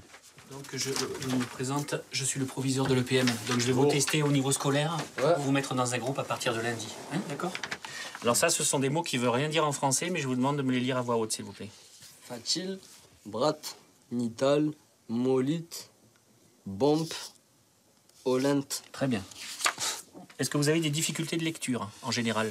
Ouais, je mets un peu du temps à lire. C'est un peu difficile, d'accord. Ça fait combien de temps que vous n'êtes pas scolarisé? Depuis la 5e. Ça fait bien 4 ans et demi. Ça fait 4 ans et demi que vous n'êtes pas scolarisé. D'accord. Ça arrive souvent que vous ayez des gamins comme ça qui ne sont pas allés à l'école depuis 4 ans et demi? Ah oui, il y en a beaucoup qui sont en rupture scolaire, oui, tout à fait. Oui. On va dire que ça concerne à peu près 60% des enfants que nous scolarisons à l'EPM. Et donc, il faut leur remettre le pied à l'étrier. Voilà. La difficulté, c'est que les détenus ne restent que 2 mois et demi en moyenne en détention. Madame Troin. Le scolaire est obligatoire, chacun est orienté vers sa classe. Cela va du niveau alphabétisation au bac pro. On est dans la nature. Donc garage, c'est un nom, d'accord? Exprimer, c'est un verbe, on est d'accord? Jamais, un verbe. Ouais, super. Moi, un pronom. Vous êtes nickel, là. Dans chaque salle, 6 élèves maximum au lieu de 30 dans n'importe quel collège à l'extérieur. C'est le mieux. J'aime bien l'école ici. Ici, on nous explique bien ici. On comprend bien, mais là-bas, je comprenais rien là-bas. Quand j'étais dehors, je comprenais rien. Parce que déjà, on était beaucoup en classe. Et voilà. Comme les surveillants, les profs sont volontaires. Anne-Marie travaille ici depuis 3 ans et enseignait auparavant en collège. C'est quoi la différence entre justement vos élèves d'avant et ceux d'ici? On est bien. Quand il reste un petit peu de temps, on arrive à créer des liens qui sont quand même plus personnels, plus privilégiés. C'est un souffle d'air frais, c'est de les amener à se remettre à réfléchir, à faire des belles choses, à lire des textes, à dessiner. Je trouve que c'est très important. Mais la prison n'est jamais loin. It's finish. Messieurs, on va en pause. La récréation se déroule juste en face, dans une salle fermée à clé. C'est officiellement l'espace pause. Les détenus appellent ce lieu l'aquarium, à cause des vitres sans teint. Il y a ici 3 fois plus de personnel encadrant que dans une prison classique. Plus de surveillants, mais aussi plus d'éducateurs, comme Bader. Il travaille à plein temps et vient ce soir pour le repas.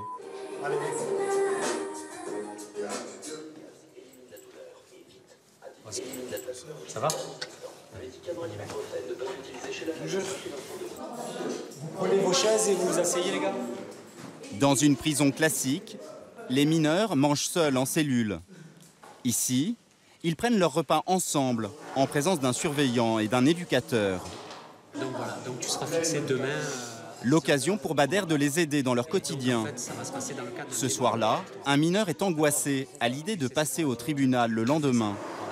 Concrètement, demain tu es extrait, le juge d'instruction il demande une prolongation de ton mandat de dépôt. Voilà. Et c'est ton avocat demain qui va, entre guillemets, défendre ta position, ta situation judiciaire devant le JLD. Donc te mine pas trop le cerveau, on verra tu seras fixé demain, ok? Quelques minutes plus tard, Bader va voir un jeune détenu qui ne participe pas au repas.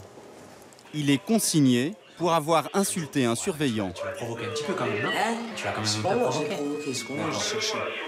C'est une victime quoi dans cette histoire encore. On peut dire ça comme ça. On peut dire ça comme ça. Pas de repas avec les autres, c'est sa punition. Pour des faits plus graves, il y a une commission de discipline. C'est une sorte de mini-tribunal. Sur l'estrade, le directeur adjoint et 2 assesseurs. En face, une avocate. C'est une nouvelle règle. Pour les mineurs, sa présence est obligatoire. Ce jeune de 14 ans a été surpris avec du cannabis dans sa cellule. Alors, qu'est-ce que vous avez à donner comme explication sur les faits qui vous sont reprochés? Les faits, c'était pour ma consommation. C'est pour votre consommation? Vous avez conscience que ça peut avoir des impacts assez graves sur votre santé, le fait de consommer ce genre de substance? Ça vous fait pas réagir par rapport à ça? Non. Vous n'avez pas envie d'arrêter? Non. Ça vous aide à vivre la détention mieux? Il est franc, mais ne sert pas vraiment sa défense. L'avocate vient à son secours. Alors aujourd'hui, vous avez un jeune homme, et il convient d'insister là-dessus, âgé de 14 ans, et qui vit très mal cette détention, il faut le reconnaître. Et encore une fois, on n'est qu'un enfant à 14 ans. Je vous demande de faire preuve d'indulgence. Comme il a moins de 16 ans, il écope d'une sanction éducative. Il doit soigner sa dépendance auprès du service de santé de la prison. À défaut, il sera privé de télévision pendant 5 jours. Pour des faits plus graves, certains peuvent passer jusqu'à 7 jours dans cette cellule disciplinaire.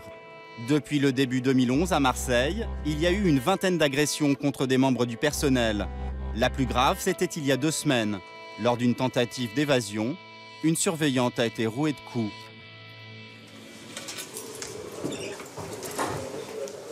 Des violences contre le personnel, mais des violences aussi entre détenus.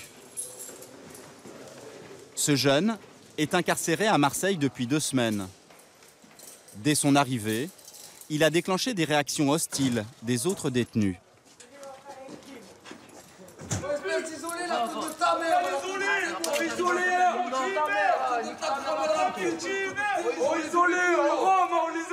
Il est du coup isolé des autres. La direction lui a aménagé un horaire spécial pour faire du sport. C'est toujours comme ça? On promenait dans la... C'est l'habitude, hein. Marseille contre... Il vient d'un autre département et surtout s'est bagarré auparavant avec un autre détenu de l'établissement. Rien. Il faut le protéger. Ah oui, il faut le protéger. Il faut, chaque mouvement, il faut qu'il soit seul et accompagné de 1 ou 2 surveillants. Comment vous vivez, vous, le fait de ne pas être en collectivité avec les autres? Ah, c'est sûr, tu vis toujours un peu mal, tu fais une double peine. Mais bon, tu peux pas faire autrement. Tu sors, ça va faire de bagarre. Et le but, c'est pas ça. Le but, c'est de sortir le plus rapidement possible. À 17 ans, c'est sa 6e incarcération. Il vient d'être renvoyé d'une prison classique à cause de son comportement difficile. C'est la première fois qu'il vient à l'EPM. Comme il ne participe pas au groupe scolaire, une prof vient lui apporter ses cours en cellule. Ici, il se montre motivé. Donc c'est à toi de choisir. Là, c'est le programme de CAP. Moi, je veux sortir avec un peu d'instruction. C'est pour ma sortie, tout ça que je le fais. Pour le travail et tout, on en aura besoin. Regardez la bibliothèque. Léa reprend aussi 2 livres qu'elle lui a apportés la dernière fois. Qu'est-ce qu'il dit là? Alors là, c'est un roman qui est historique. C'est pendant la Seconde Guerre mondiale, en fait, sur une jeune fille qui est dans une cave. J'avais jamais lu un livre comme ça. C'est la première fois que je suis arrivée à le lire. Jamais je regardais que des livres avec les images. Je pense qu'il y en a quelques-uns quand même qui ont pris le goût à la lecture ici et c'est bien comme ça. C'est dommage que ça ait été suscité par le milieu carcéral et par le fait d'être enfermé. Mais du moment qu'à un moment donné, il y a cet intérêt-là, nous, on est contents. C'est le seul détenu isolé. C'est aussi le seul à être père de famille. Une lettre de mon fils, carte de Noël. Il a quel âge? 1 an et demi. Là, 1 an et demi? Vous l'avez eu jeune? Ouais, j'avais 16 ans. Depuis qu'il est né, j'ai passé beaucoup de temps en prison. Combien de temps? 11 mois en prison. Et il a 1 an et demi. Et qu'est-ce que t'en penses de ça? Ah, j'en pense que c'est pas bien. Hein. Je veux qu'il ait une vie meilleure que moi, que ce que j'ai eu. Je veux pas qu'il passe par où moi je suis passé. Son père est décédé alors qu'il était enfant et il n'a quasiment plus de contact avec sa mère. Ses tuteurs sont ses grands-parents. Chaque semaine, il a le droit à 3 visites et 2 appels téléphoniques. Allô? Allô? Oh, ça va? Ça va? Ah, il fait beau, hein? Ah ouais, il fait beau, mais voilà, en cellule. C'est pas la partie de boule, au tac. Ah ouais, il y en a marre. Eh, qu'est-ce que tu veux faire, mon petit? Ouais, ça va, bientôt je dors, bientôt je dors. Prends sûrement la patience, ça. Ah ouais. Ça va couper dans 10 secondes. 9 secondes. Bon. La famille n'est pas le seul soutien des détenus. Chaban, le prof de boxe, lui aussi croit en eux. Il leur apprend respect et discipline par la boxe. On essaie de leur donner pour leur montrer que dehors, il y a d'autres choses à faire. Il n'y a pas d'aller arracher le sac d'une personne âgée ou d'aller... Non, puisque quand vous leur posez la question, ils disent « Mais si ça arrive à ta mère, ça, qu'est-ce que tu ferais, toi ?» Mais vous dites « Je le tue. » Ben, tu as de la chance qu'on ne te tue pas, toi, aujourd'hui. Et tu as de la chance d'apprendre autre chose. On se concentre, on se lâche complètement, on ferme les yeux. Et on est carrément dans un autre monde, là, on dort, OK? La relaxation totale, s'il vous plaît. Ce moment-là est sa plus grande fierté. Ben, vous voyez, là, c'est le meilleur moment, quand on a fini l'entraînement, pour être bien. Ce travail, on le fait dans le stade, où il y a tous les détenus qui le regardent par les fenêtres, mais personne ne crie, parce qu'ils savent que c'est un moment de relaxation, de très calme. C'est-à-dire, ils se respectent. En 3 ans, près de 1000 détenus sont passés par cette EPM. Que sont-ils devenus ensuite? Aucun bilan n'est officiellement disponible sur le taux de récidive.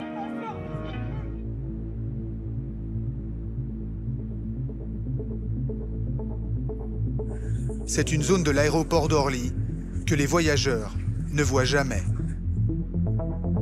Les cellules de la police aux frontières. Ça va? Ce matin-là, un Algérien de 22 ans doit être expulsé. Il est sans papier. Bonjour. À la demande des autorités, nous devons filmer en caméra cachée car la présence de journalistes risque d'exacerber une tension déjà palpable. Pourquoi vous ne souhaitez pas partir? Mes 2 collègues là, qui sont là sont chargés de vous escorter. C'est eux qui vont vous emmener jusqu'à Alger. Bon, nous, on va faire une petite vérification sur vous. Là, à gauche. Il est arrivé en France il y a 8 mois, avec un visa touristique aujourd'hui expiré. Vous avez le téléphone, monsieur, en attendant? Merci. Il vivait chez des cousins en banlieue parisienne, enchaînait les petits boulots au noir, avant d'écoper de 4 mois de prison pour vol. Alors, on va proposer une palpation. Vous n'avez pas de lame de rasoir sur vous, d'objets, partie métallique? Asseyez-vous. Ah, en tourisme, vous pouvez enlever vos chaussures. Ces policiers sont des escorteurs. Ils interviennent pour expulser les clandestins qui sortent de prison et tous ceux qui refusent de monter dans l'avion. Pouvez-vous ouvrir la bouche, s'il vous plaît? Parce que parfois, on peut trouver des lames ou des objets contondants cachés. Vous pouvez remettre la veste si vous voulez. Le téléphone après. Parfois, les sans-papiers s'automutilent pour empêcher leur expulsion. Ces cris sont ceux d'un Haïtien. Sa demande d'asile a été rejetée.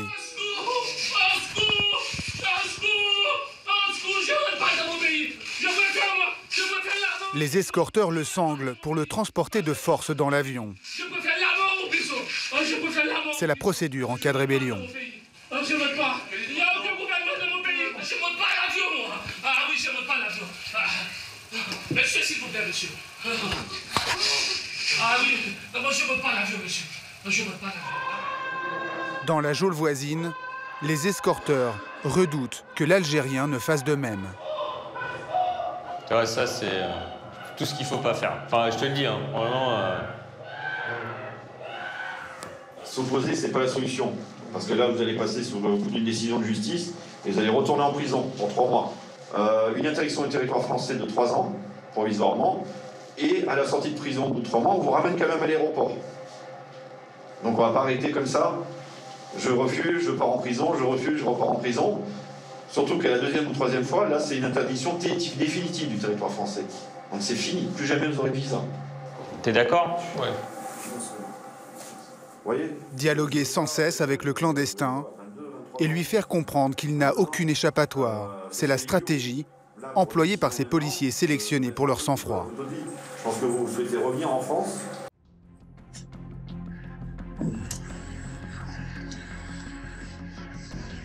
Les deux escorteurs vont le faire monter dans l'avion avant les passagers et l'accompagner jusqu'en Algérie.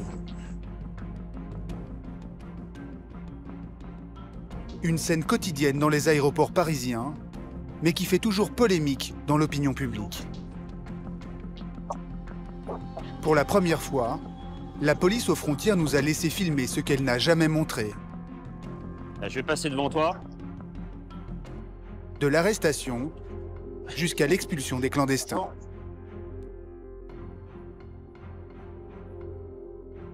Une machine administrative sans état d'âme, avec son lot de drames et de rebondissements. Une machine qui coûte près de 200 millions d'euros par an.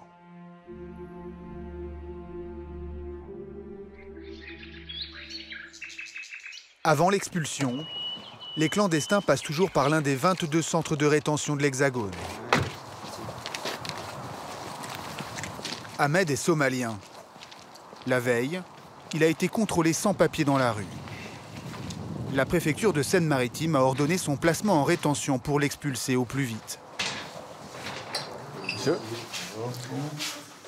Ahmed va rester ici au maximum 45 jours. Impeccable. Le temps pour la préfecture de boucler son dossier et d'organiser son départ. Vous lisez l'anglais? Oui, un peu. Et l'arabe, non? Ça, ce sont les droits. Les droits au centre. Vous arrivez à lire ça? Pendant ces 45 jours, Ahmed, lui, a le droit de saisir la justice pour contester son expulsion. Donc, you want a lawyer? Yes. Oui. Si. Voici des papiers, carte de bus. Il a 11,34 € et des cigarettes. Monsieur. Si. Voilà pour vous. For you. La carte chambre. La 3 et la table à 3. Ouais. À partir de maintenant, Ahmed est ce que l'on appelle un retenu. Pourquoi il y a des shampoings? Ok, c'est bon. Ok. Il va partager sa chambre avec un Arménien et un Géorgien. Eux sont ici déjà depuis plusieurs jours. Tu sais où tu es ici exactement? Je sais pas, c'est la première fois que je viens dans ce genre d'endroit. Ils m'ont dit que je serais peut-être expulsé d'ici 5 ou 6 jours. Mais c'est une prison ici en fait. On ne voit pas le soleil, il y a des barreaux. On est enfermé, comme en prison.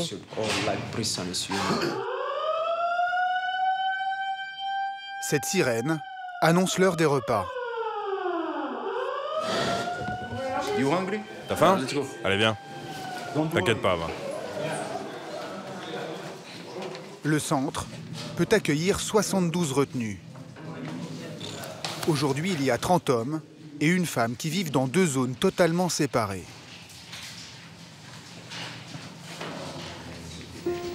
Pour les surveiller, en permanence, 11 policiers et 30 caméras.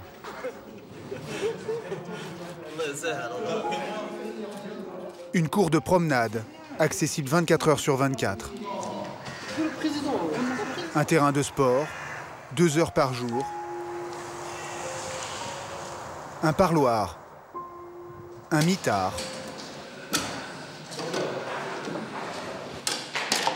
Et l'ennui. Seul échappatoire, des téléphones en libre accès. Un détail qui fait toute la différence avec la prison, selon le capitaine Jean, directeur du centre.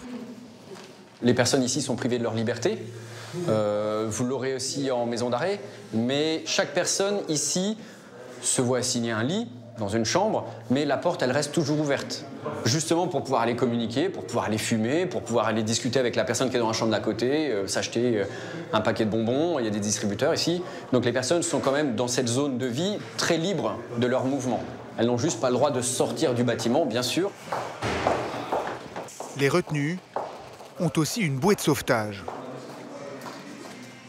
Romane, 25 ans, militante pour l'association France Terre d'Asile. Elle les aide à faire des recours en justice. L'assistance juridique est obligatoire dans tous les centres de rétention de l'Hexagone. Bonjour messieurs. Est-ce que vous savez où il est le monsieur soudanais? Alors oui. Son premier rendez-vous aujourd'hui, c'est Moataz, un Soudanais de 26 ans. Entrez, je vous en prie. Il est originaire du Darfour, une région en guerre depuis près de 15 ans, et il ne comprend pas exactement pourquoi il est ici. إنجليزية شوي شوي؟ Non. لا لا لا. طيب. Ok. Romane ne parle que quelques mots d'arabe, alors elle fait appel à un interprète par téléphone. Ce qu'il faudrait lui expliquer, c'est qu'il fait l'objet d'une obligation de quitter le territoire français. La préfecture l'a placé en fait en rétention, dans l'attente en fait de pouvoir le renvoyer au Soudan. D'accord? Alors. Je comprends pas bien là. Ça veut dire que je dois rentrer au Soudan? Mais à la préfecture, ils sont pas au courant qu'au Soudan il y a des problèmes? Qu'il y a des guerres, tout ça? J'ai enduré des souffrances énormes pour en arriver là.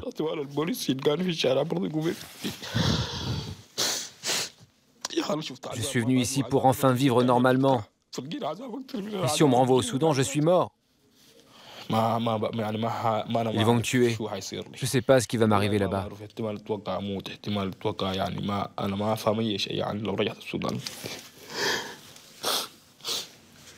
Moataz dit être un birguide, une ethnie noire africaine persécutée par le régime soudanais aux mains de la majorité arabe. En étant non arabe, monsieur risque des persécutions sur tout le territoire du Soudan, pas uniquement en Darfour. On va demander l'annulation de l'obligation de quitter le territoire au juge administratif sur le fondement du fait que monsieur est effectivement menacé dans son pays d'origine, en cas de retour, et à minima, l'annulation du pays de renvoi. Au Soudan, Moataz était chauffeur de taxi à Khartoum, la capitale. Il aurait été accusé d'être un rebelle. Il fuit alors en Libye, où il travaille pendant 1 an pour payer le passeur qui l'embarquera pour Lampedusa, en Italie. En mai 2015, le voici à Vintimille. Puis il passe la frontière, direction la jungle de Calais.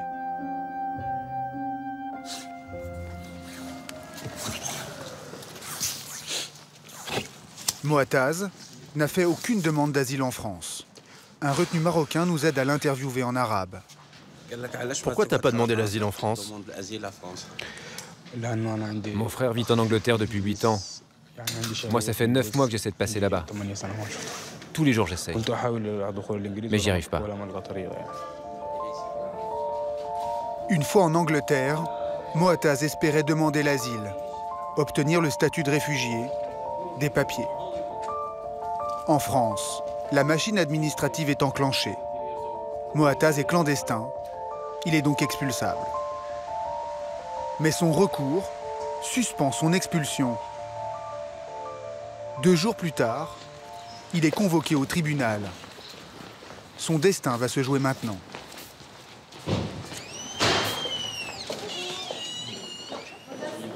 Moataz, on va se voir là-bas. Dans le petit bureau, tous les deux. Le problème, c'est qu'on va pas se comprendre. On n'a pas l'interprète, là. Maître Cécile Madeline est son avocate commis d'office. Elle a une demi-heure pour s'entretenir avec lui. Est-ce que vous pouvez me montrer le papier? Parce que ça, c'est le plus important, ça. Ce papier-là, vous l'aviez sur vous quand vous êtes fait arrêter. Pour essayer de le faire libérer, l'avocate va s'appuyer sur ce bout de papier. Une date de rendez-vous avec une association pour se renseigner sur la demande d'asile en France. Aujourd'hui, il est d'accord sur le principe de demander l'asile en France. C'était ça ma question. Oui, d'accord. Ok. Si il a indiqué clairement que son souhait était d'obtenir le statut de réfugié, la préfecture ne peut pas prendre d'obligation de quitter le territoire. Et dans ces cas-là, le tribunal va l'annuler. Mais il souhaite aller en Angleterre, il souhaite pas rester en France. Je crois qu'il a changé d'avis, très franchement. Mais c'est pas le premier, ça sera pas le dernier. Ça devient tellement difficile, là, de passer en Angleterre. Il commence à comprendre que finalement, c'est pas forcément ça la solution, quoi.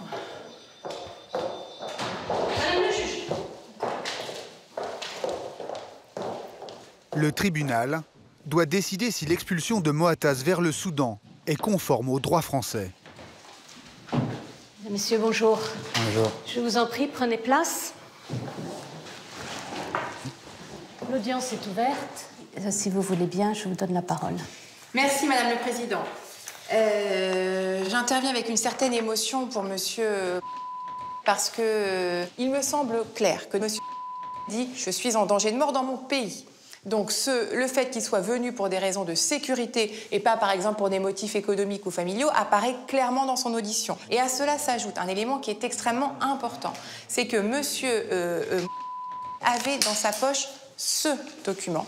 Donc ça démontrait effectivement bien qu'il a fait cette demande de protection et que dans ces conditions, on ne pouvait pas prendre à son encontre une obligation de quitter le territoire français. Je n'ai pas d'autre explication à vous donner, mais vraiment je le crois. Je ne vois pas quel intérêt il aurait de nous dire autre chose aujourd'hui. Il a des éléments qui... Mais il y a un élément qui trouble la juge. L'homme a été arrêté à Dieppe, un port de départ vers l'Angleterre. Moi, j'ai un problème parce que quelqu'un qui dit qu'il commence à engager une procédure en vue de l'asile en France, à Calais, qui a rendez-vous le 25 janvier pour ça, qui attend d'être recontacté pour ça. Il part à Dieppe. Si ça avait été Châteauroux, c'est différent, mais c'est Dieppe. C'est un endroit où on peut aussi passer en Angleterre. Bon, d'autres choses, monsieur, vous voulez dire? J'ai fouillé l'enfer, moi. Ah oui, je comprends. Je vais voir tout ça. Merci beaucoup. Merci. Donc, je me retire pour délibérer. Je rendrai la décision tout à l'heure. 3 fois sur 4, le tribunal rejette les recours des sans-papiers.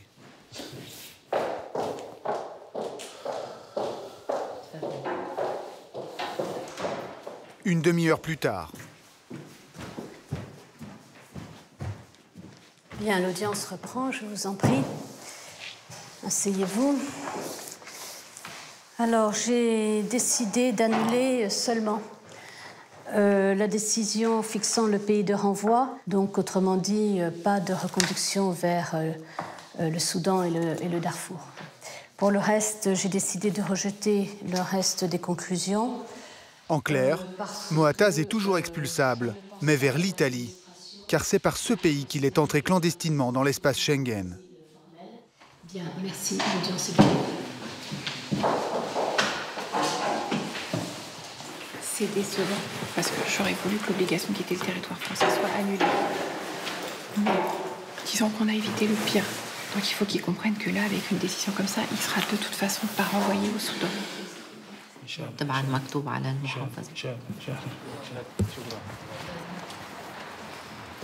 Moataz doit retourner en rétention, le temps que la préfecture prépare son expulsion vers l'Italie, qui doit forcément recevoir le Soudanais. C'est la règle en Europe. Charge aux Italiens de décider ensuite s'il faut, oui ou non, le renvoyer au Soudan.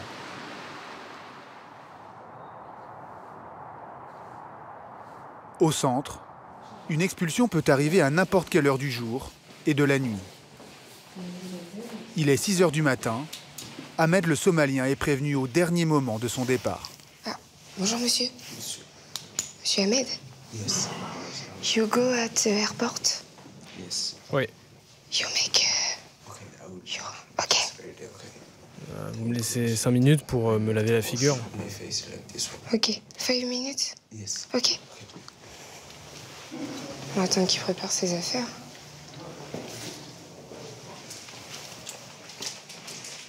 Le Somalien a renoncé à faire un recours en justice. Lui est résigné à rentrer dans son pays.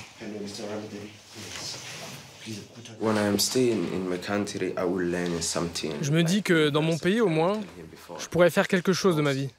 Je pourrais aller à l'université, apprendre quelque chose. Cela fait 2 ans que je suis en Europe et ça m'a servi à rien. J'ai rien appris. J'ai perdu 2 ans de ma vie sur les routes à essayer de survivre. J'ai pas envie de perdre une année de plus. Je veux rentrer chez moi et recommencer une vie normale.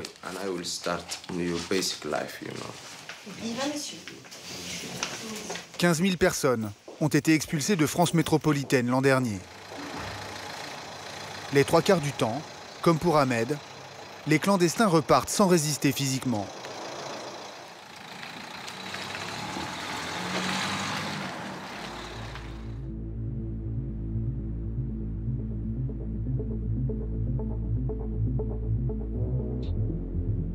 Ici, il y a un départ par jour en moyenne. Et à chaque fois, ça alimente l'angoisse de ceux qui restent.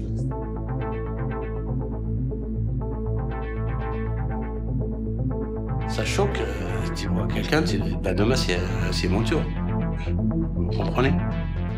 C'est ça. Personne n'est à l'abri. Hein. Peut-être demain c'est lui, peut-être c'est lui, peut-être c'est moi, peut-être c'est l'autre, je ne sais pas. On est là. Pour détendre l'atmosphère, certains policiers s'essaient au dialogue en version originale.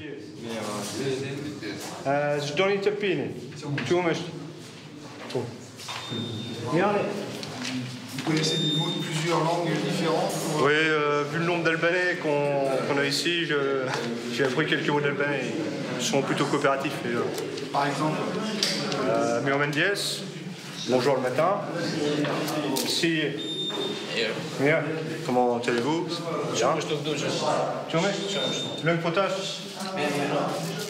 Yann est gardien de la paix. Il gagne 1 950 € par mois. Il travaille ici depuis 5 ans. Quand ils arrivent ici, ils sont un peu perdus, ils sont un peu sur la défensive. Le fait d'entendre une langue qu'ils connaissent, sur un fonctionnaire de police, c'est vrai que ça détend la situation aussi. Tous les policiers du centre ont été sélectionnés par le capitaine Jean pour leur sens du dialogue. Mais ils doivent être capables d'expulser les clandestins sans état d'âme. C'est pas toujours évident, mais je pense que c'est nécessaire pour ne pas prendre fait et cause pour tous les retenus qui viennent ici. Ils ont tous un vécu, ils ont tous une bonne raison d'avoir quitté leur pays, sûrement, mais je ne peux pas me permettre de les comprendre tous parce que ce serait très difficile à gérer.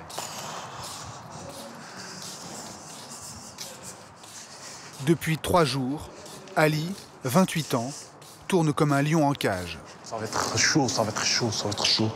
Ça va être chaud parce que je supporte pas ça. Ce Tunisien est arrivé via Lampedusa pendant le printemps arabe, il y a 5 ans. Sa compagne est française, elle est enceinte. J'attends avec patience la naissance, tu vois. Je vais être ici, je vais participer pour le couchement de ma femme, puis construire ma vie ici, avec ma famille ici. Je ne vais pas rentrer au bled, je rentre pas au bled, je sais pas.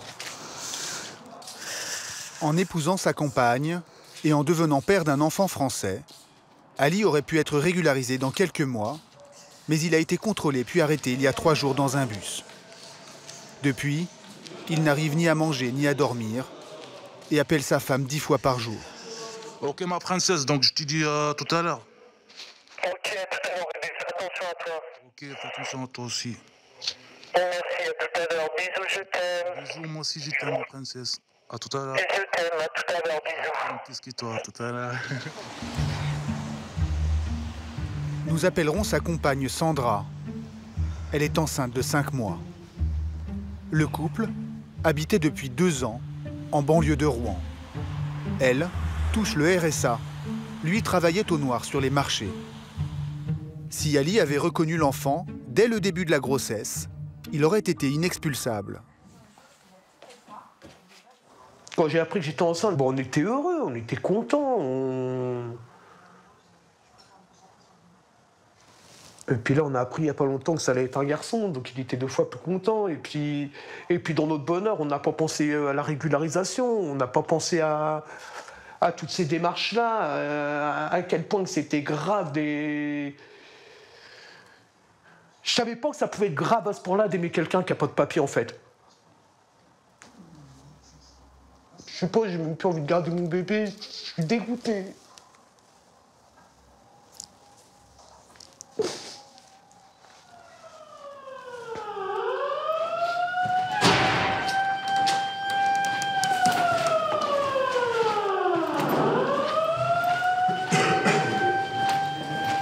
Le lendemain, Ali est convoqué au tribunal administratif. Bonjour, petit déjeuner, breakfast. Comme tant d'autres, il a fait un recours pour demander sa libération.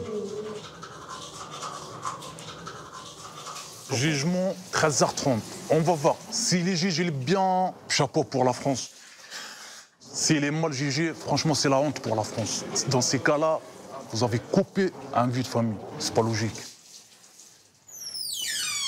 Ali sait qu'il a de bonnes chances d'être libéré aujourd'hui au tribunal, car il peut justifier d'attaches familiales sérieuses en France.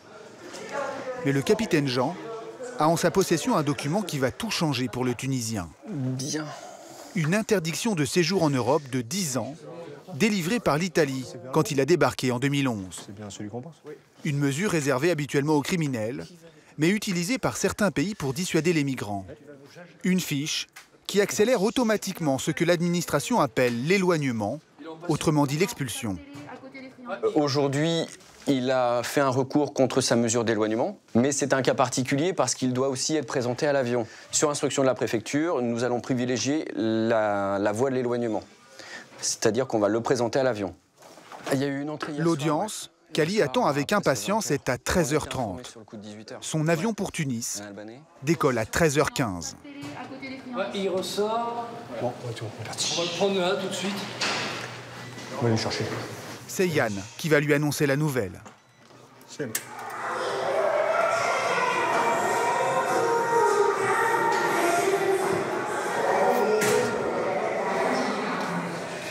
Bonjour. Vous pouvez venir avec moi, s'il vous plaît? Votre chambre, c'est laquelle?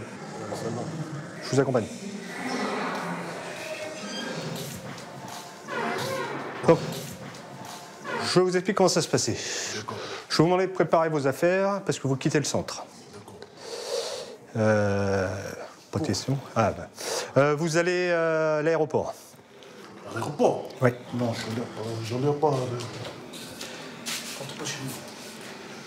Monsieur.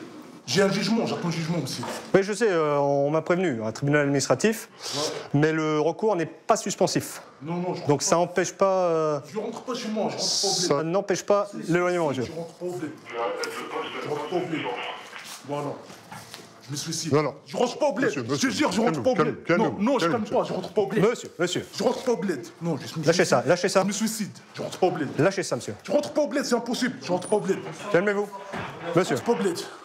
Si vous refusez de nous suivre, vous risquez une peine d'emprisonnement. Je suis prison, je rentre pas au bled. Je rentre pas au bled, c'est impossible. Et ça n'arrangera pas votre situation, monsieur. Je rentre pas au bled. Je rentre pas au bled. Je rentre pas au bled.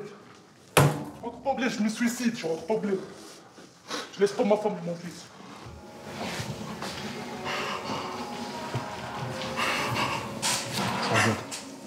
Je rentre pas au bled. Bon, c'est... Je rentre pas au bled, monsieur. Je rentre pas au bled. Parce qu'il menace de se suicider, les policiers doivent l'attacher. C'est la procédure. Faites au jumeau noté. Je m'énote pas, je m'énote pas, monsieur. Je m'énote pas, monsieur. Ne bougez pas, monsieur. Je m'énote pas. Reculez, monsieur. Reculez. Je m'énote pas. Hop, je tourne, c'est vrai. 1, 2, 3. Laissez-vous faire. Laissez-vous faire. Voilà. C'est bon, c'est menotté. C'est bon, menotté. Redressez-le. Un bâton? Non, c'est pas grave. On va vous remettre aux escorteurs. De quoi? Ils vont vous expliquer comment ça va se passer. Calmez-vous, calmez-vous. J'ai comme pas, monsieur. Quel droit? Je lâche pas mon fils. Je lâche pas mon fils. Je lâche pas ma femme. Je rentre pas au bled. Je rentre pas au bled, monsieur. Je rentre pas au bled. Attendez, on va passer bien en bas. Une solution. Je peux bouger, ça fait 4 jours là. Je comprends, monsieur. Je comprends. C'est des gens, monsieur. Monsieur. Ali ne se calme pas. Les policiers passent à l'étape suivante. C'est bon, bougez pas. Lâche-moi, C'est bon. J'ai la tête. Lâche-moi, lâche-moi là. Bougez pas, monsieur, bougez pas. Le capitaine Jean doit intervenir pour temporiser. Écoutez-moi. Apparemment, vous souhaitez pas partir. Je sors pas, je te jure, Il veut surtout le convaincre d'aller au moins jusqu'à l'aéroport. On m'a demandé de vous faire emmener jusqu'à l'avion. Si vous voulez refuser de monter dans l'avion, vous le direz là-bas au commandant de bord. Je rentre pas, Oblette, c'est impossible. Quitte peut-être à lui laisser de faux espoirs. C'est pas moi qui décide. Nous, on va quand même vous emmener jusque là-bas. Et là-bas, vous le direz au pilote. Je veux pas monter dans votre avion. D'accord? Voilà. Ça marche? Ouais, monsieur. Vous vous calmez, on va vous redresser. Je pense pas bled, monsieur. On va vous relever, d'accord? C'est impossible. Lâche-moi là. Je veux pas bouger, lâche-moi là.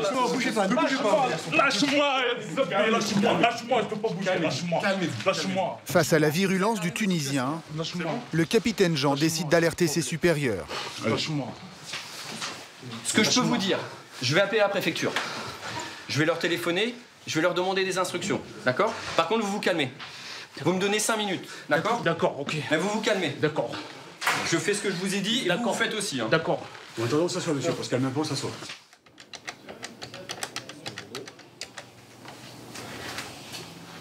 Qu'est-ce que vous voulez obtenir là, de la préfecture? Éventuellement, de nouvelles instructions. Soit ils vont suspendre la décision d'emmener la personne jusqu'à Roissy, ou bien ils vont nous confirmer la nécessité de le présenter l'avion.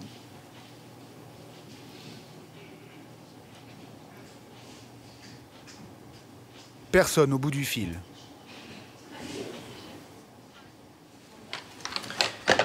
On va rappeler dans 2 minutes. Il semblerait qu'on attende des instructions. J'arrive à joindre personne à la... Donc du coup, le... 2 minutes, ouais. 2 minutes, j'essaye, je sais bien. Toujours pas de réponse. L'avion ne peut pas attendre. Bon, écoutez, je n'ai pas reçu d'autres instructions de la préfecture que de vous emmener là-bas. Je vous le redis, si vous voulez refuser de monter dans l'avion, vous le faites là-bas. Je rentre pas bled ici, je rentre pas bled. Je quitte pas le centre, j'ai pas vu mon avocat. Vous êtes du menteur. Y a pas, on va l'emmener. Lâche-moi, je rentre pas bled, je rentre pas bled. Lâche-moi là. Lâche-moi, SCP. Lâche-moi. On vous enlèvera les sangs aussi dans la voiture quand vous serez calmé. Allez-y, voilà. Vous laissez faire, voilà.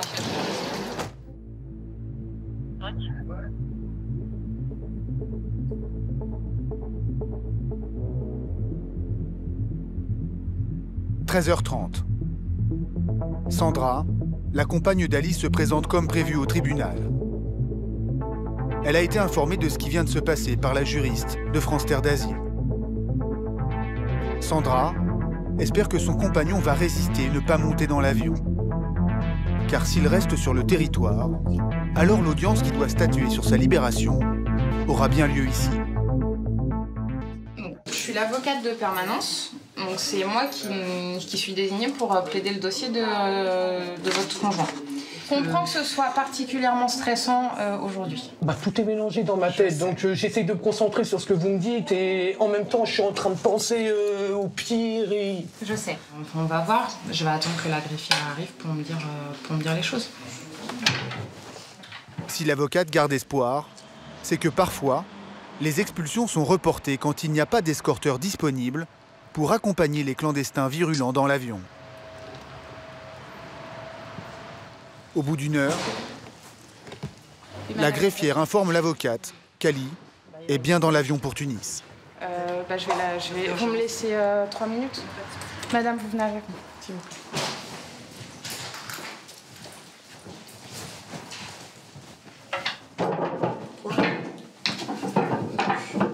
J'ai pas une super nouvelle. Ouais, je l'ai monté dans l'avion, mais je préfère rester avec vous un petit peu et vous dire les choses. Donc, ce qui va se passer, c'est que le dossier il va être envoyé en collégial. Me demandez pas dans quel délai, j'en sais rien. D'accord. Je réalise pas trop ce qui m'arrive, je sais pas. Franchement, je suis abasourdi, je comprends pas. Et puis là, c'est la dégringolade pas possible, c'est... Je suis anéanti.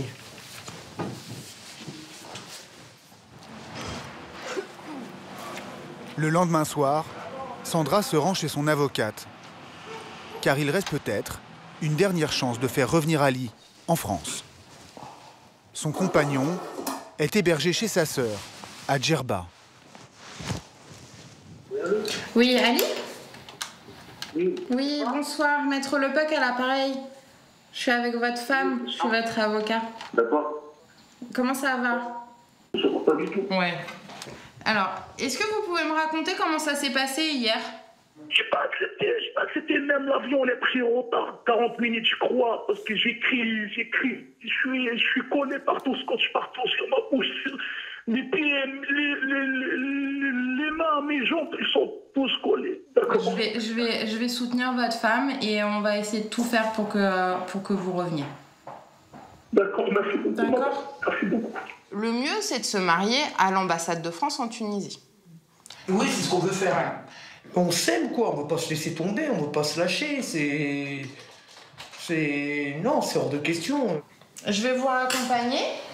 Depuis notre tournage, Ali et Sandra se sont mariés en Tunisie. Sandra est ensuite rentrée en France.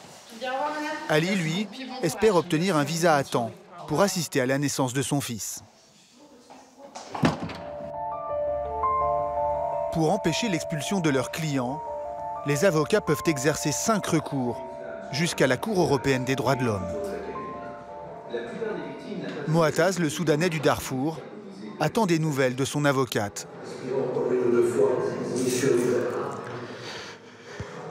Dieu Tout-Puissant, j'implore ta miséricorde. Son avocate plaide aujourd'hui devant la Cour d'appel l'annulation de sa rétention pour vice de procédure. Fébrile, Moataz attend pendant près de 6 heures devant une télévision qu'il ne comprend pas.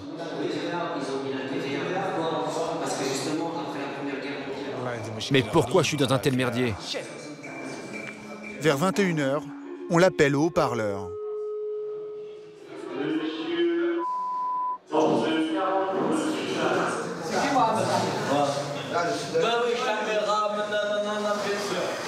J'espère qu'il va sortir. Je vous informe que vous êtes libéré. Hein, la cour d'appel. You speak English? A little? You are free. You are free. Okay? You go out. Okay? La Cour d'appel a estimé que son interpellation n'était pas motivée par les bons articles de loi. Une erreur technique qui signifie pour lui la liberté. Je prierai pour vous. Allez, que Dieu t'accompagne. Vas-y. Alors, t'es content? Je réalise pas trop, mais je suis content. Allez, on s'appelle. On signe, comme quoi vous quittez. Moataz est libre, mais il reste toujours un clandestin aux yeux de l'administration. Ça, c'est faux pour vous. Hein. Attestation de sortie. Okay. Vous devez quitter le territoire français. Par contre, pendant 7 jours, hein, vous ne pourrez pas être replacé dans un centre de rétention. Okay. Ce qui veut dire que dans 8 jours, il peut être replacé ici. Ou un autre centre de rétention. Voilà. Okay.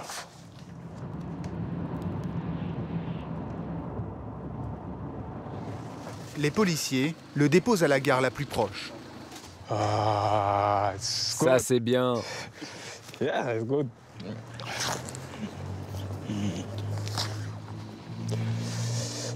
Pendant 7 jours, la police ne peut pas m'arrêter.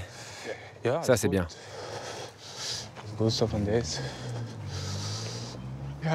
Allez, 5 minutes. Paris-Saint-Lazare. Ce soir, je dors à Paris chez un copain. On va regarder PSG-Chelsea.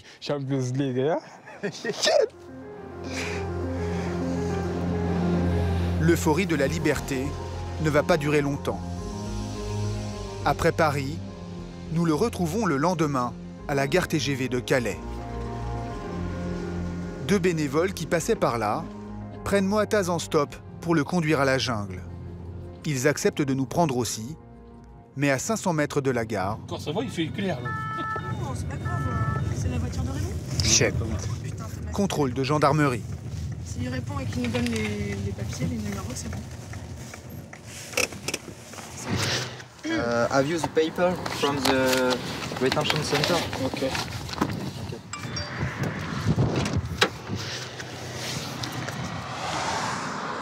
Shot.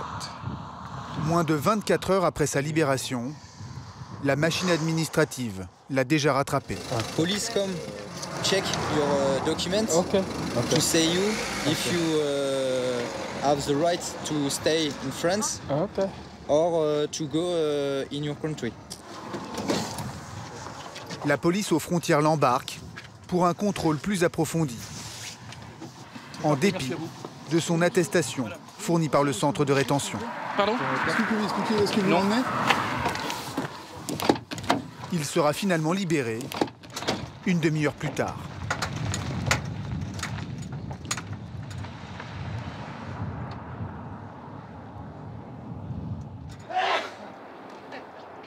Nous le retrouvons en fin de journée dans la jungle, quartier des Soudanais. Salut. C'est lui qui a fabriqué cette cabane. Ça, c'est ma maison. C'est ici que je dors. C'est pas terrible, hein. Je vis seul ici depuis 7 mois maintenant. Allez, tout va s'arranger.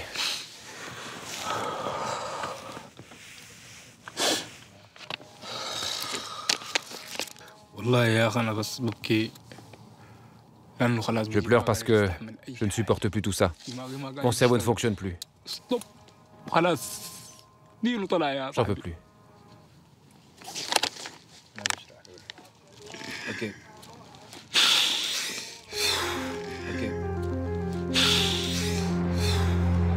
À ce jour, Moataz n'a pas fait de demande d'asile en France comme il le prétendait au tribunal. Il essaye toujours de passer en Angleterre, coûte que coûte.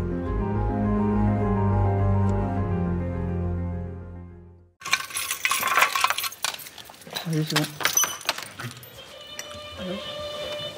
Comme ça? Ouais.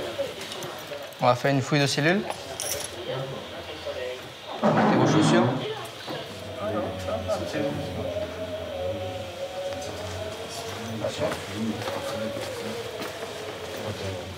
Ce détenu est l'auteur présumé d'une attaque djihadiste au couteau ayant fait plusieurs morts et blessés en France. Ok, on y va. Par là. En attendant son procès, il a été placé au quartier d'isolement de la prison de la Santé à Paris. Pour pouvoir fouiller sa cellule, les surveillants le conduisent dans une cour de promenade d'à peine 20 mètres carrés. Je peux le venir? Ouais, je fais le meuble. Ici, les cellules sont inspectées au moins une fois par mois.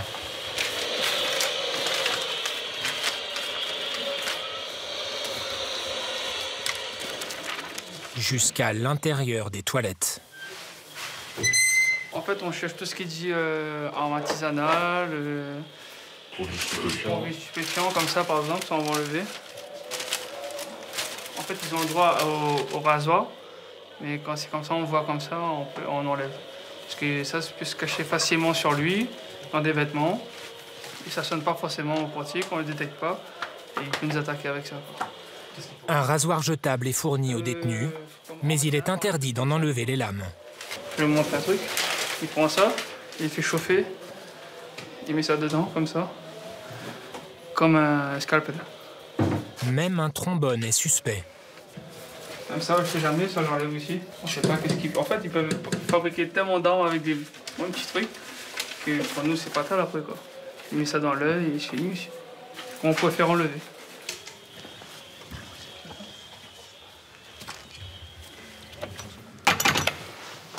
Sept terroristes islamistes sont enfermés ici. totalement isolés les uns des autres et du reste des détenus. Des profils dangereux, soumis à un régime ultra sécuritaire. Allez, c'est bon. Ah bah oui, c'est fait beau. Le directeur de la prison nous permet de rencontrer l'un d'entre eux.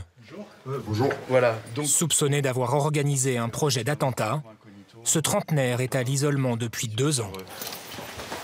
Bah, au quotidien, c'est en fait, on voit personne à part les surveillants. Promenade tout seul, toutes les activités tout seul, quoi, sport tout seul. Des isolés pour de vrai, quoi. J'ai jamais été violent envers les surveillants, quoi. Il n'y avait jamais eu de prosélytisme. Moi, j'ai plus senti que c'était pour faire la misère un peu, vous voyez. Voilà, quoi. Les placements ici répondent pourtant à des menaces bien précises. On peut avoir des gens qui, en détention, prennent le leadership sur le reste de la population pénale, qui font des tentatives de prière collective, qui font des tentatives d'embrigadement, qui font l'apologie du terrorisme, etc. Et à ce moment-là, une des mesures pour mettre fin immédiatement à ce type d'acte, ça sera effectivement un placement à l'isolement. Le dossier à l'ensemble de la détention. Nous avons le blocage du mouvement. On envoie du puits vers le grec. Depuis le 8 septembre, tous les jours de la semaine, toute la prison est bloquée.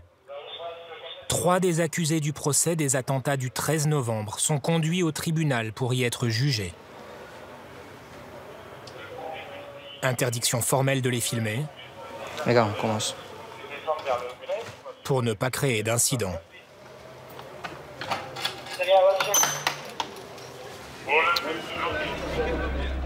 Plus de 1000 délinquants radicalisés ou terroristes islamistes sont aujourd'hui détenus en France. Une menace immédiate et réelle, selon Jean-François Ricard, le procureur national antiterroriste. 5 attentats ont été commis en prison depuis 2016.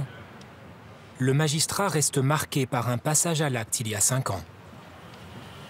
Il s'agit d'un individu qui avait tenté de partir rejoindre la zone d'activité terroriste en Syrie, qui, en apparence, devant la juridiction de jugement, avait voulu faire amende honorable, en quelque sorte, et qui, en apparence également, semblait parfaitement se comporter en détention, et pourtant qui n'a pas hésité, après une préparation extrêmement fine, à tenter de tuer 2 surveillants pénitentiaires. Les individus qui sont membres de ces réseaux ne cessent pas leur activité une fois qu'ils sont arrêtés. Ils vont poursuivre leur prosélytisme. Certains vont beaucoup plus loin alors qu'ils sont en détention, vont recréer des réseaux, soit uniquement en détention, soit entre la détention et l'extérieur, en vue de nouvelles actions. Ce qui m'intéresse, ce n'est pas de leur faire changer de conviction, je n'ai pas cette prétention, mais de tout mettre en œuvre afin que la récidive puisse être limitée le plus possible. C'est cela l'objectif.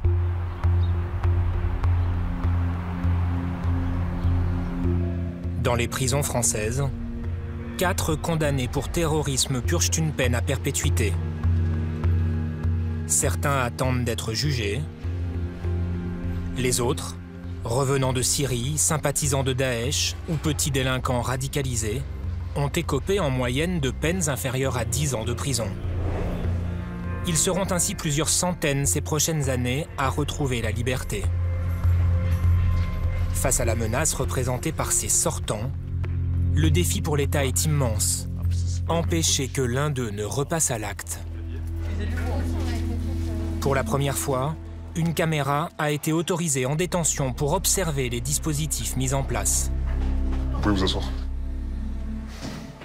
L'évaluation des détenus par des équipes de surveillants, éducateurs, psychologues, tous spécialisés. Vous êtes combien de vous aviez quel âge 17 ans. Leur prise en charge pour tenter d'éteindre leurs pulsions violentes. Je vais prendre un exemple très concret. Par exemple, je vais prendre l'exemple du prof, Samuel Piatti. Comment vous avez réagi? Nous avons aussi pu recueillir la parole de plusieurs de ces détenus, avec comme condition de ne pas évoquer les faits précis ayant conduit à leur incarcération et de préserver leur anonymat. Apparemment, je suis quelqu'un qui peut manipuler les gens. Donc on a dit que j'étais une dangerosité. Je représentais un danger dans la société. Moi, je peux pas mentir, dire non, je crois plus au Dieu, c'est pas vrai. Parce que moi, déjà, je suis une nature rebelle et révolutionnaire. Et je suis pour une révolution même ici. 49 millions d'euros ont été débloqués par l'État pour ces dispositifs. 850 professionnels y participent. Quelles en sont les réussites, mais aussi les limites face à des détenus souvent récalcitrants? Il y a des gens qui sont partis en Syrie, qui ont suivi une éducation religieuse, une formation théologique, une formation militaire, qui sont rentrés en France et pas en faisant du sport, en lisant des livres à la bibliothèque, qui vont changer. On va voir mon rasoir après, je l'avais l'après-midi, s'il vous plaît. Plongée exclusive au cœur des quartiers pour islamistes radicalisés.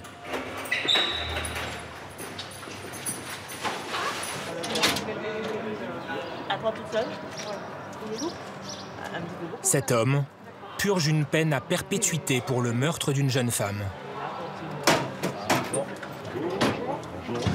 Originaire d'Europe de l'Est, il s'est converti à l'islam en détention et se serait radicalisé.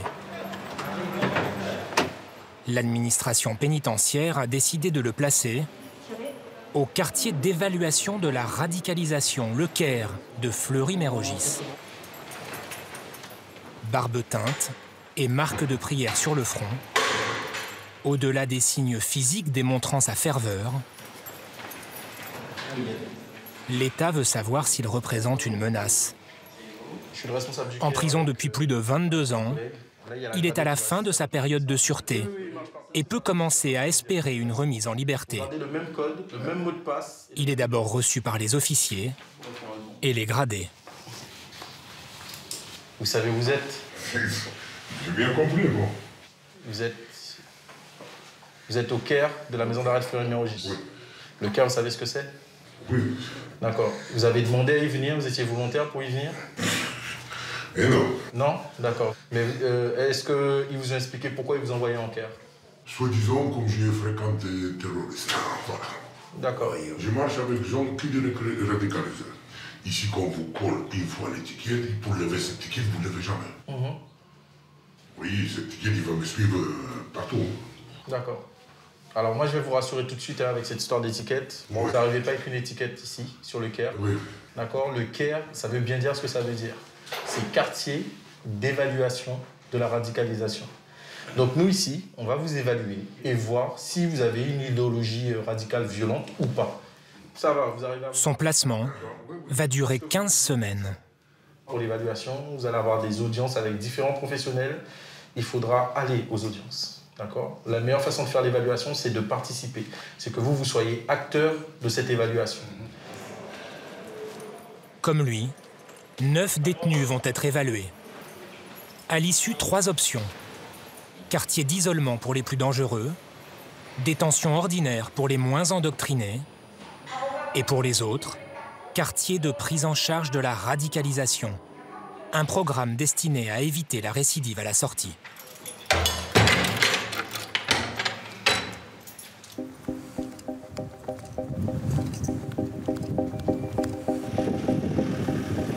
À Fleury-Mérogis, le quartier d'évaluation, l'un des 6 ouverts en France depuis 4 ans, est situé au dernier étage d'un des bâtiments de la maison d'arrêt qui compte 4000 prisonniers au total. Les 9 détenus à évaluer ne les croiseront jamais. Ils occupent ce couloir de 30 places, totalement à l'écart. Pour limiter les contacts entre eux, seule une cellule sur 3 est occupée. Et ils devront en changer toutes les 3 semaines. Sur les 9 hommes, 4 ont accepté que nous les filmions pendant leur évaluation.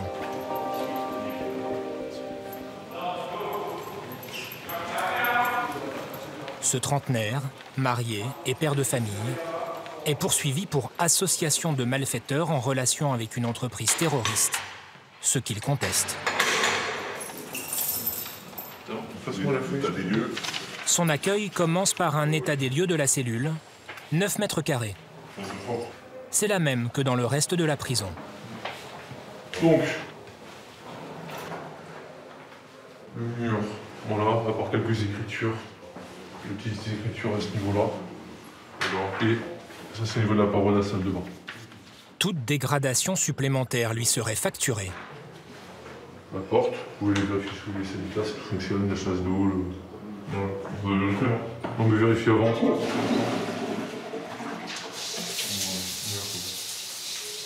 Voilà, écoutez, c'est le téléphone, la télé, la lumière. Les communications soumises à autorisation de la justice sont toutes enregistrées.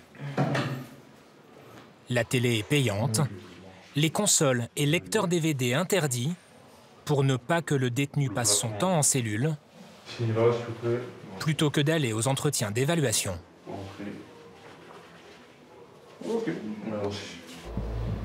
Comme dans tous les quartiers pour islamistes radicalisés, la sécurité est maximale. Une trentaine de caméras enregistrent 24 heures sur 24 tout ce qu'il se passe. Sauf dans les cellules. En France, seule celle de Salah Abdeslam est filmée. Il y a 10 surveillants pour 9 détenus, contre 1 pour 50 en détention ordinaire. Tous volontaires, ils ont suivi une formation spécifique. Il n'y a aucune prime de risque. Il faudrait sortir de dos et les paumes des mains vers nous. Ok? Dès qu'ils sortent d'une pièce, les détenus doivent le faire en marche arrière, les mains dans le dos, pour éviter qu'ils ne puissent se jeter sur les surveillants. Palpation de sécurité systématique avant et après chaque rendez-vous. Jamais plus d'une cellule ouverte à la fois.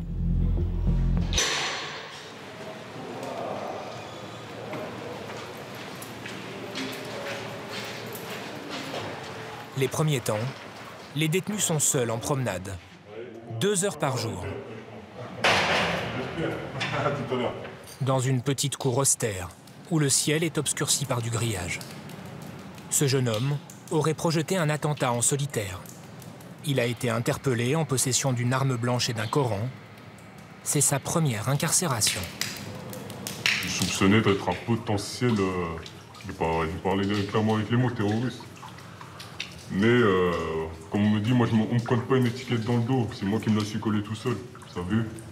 J'ai eu un moment, on va dire, d'égarement, on va dire une perte de discernement, ce qui s'est passé, un moment très lourd, un moment très compliqué dans ma vie qui a fait que j'ai fait une bêtise qui m'amène ici, que je me suis collé cette étiquette-là d'une personne, on va dire, potentiellement radicalisée. Vous vous estimez dangereux pour la société? Absolument pas. Moi, absolument pas. Absolument pas. Après, c'est à moi de le prouver ici. Pour convaincre, il aura une trentaine d'entretiens d'1 heure avec des professionnels, notamment des femmes. Bonjour. Le comportement des détenus à leur égard, parfois hostile chez les plus radicalisés, est observé de près. Avant de chercher comment il aurait basculé, cette éducatrice et cette psychologue veulent savoir comment il a rencontré l'islam. Tout est parti du fait que j'ai rencontré une femme sur les réseaux sociaux qui était musulmane. Femme, quel âge? J'avais 15 ans, elle en avait 14. Moi, un peu ma personnalité, c'est quelqu'un qui est beaucoup plus réservé, qui a du mal à s'exprimer en public, ce genre de femme. Et du coup, comment vous en êtes venu à parler de religion? C'est elle qui a commencé à me parler. Moi, je l'aimais bien, elle était attachée à elle. Et je sais que le fait que je ne me convertisse pas, c'est pas que ça allait poser problème, mais ça allait être compliqué, on va dire, de construire quelque chose avec moi. Vous vous êtes converti, vous aviez quel âge? À peu près 17 ans. Vous dites, j'ai eu un apprentissage religieux à mon rythme. C'est quel genre de connaissances que vous avez du coup?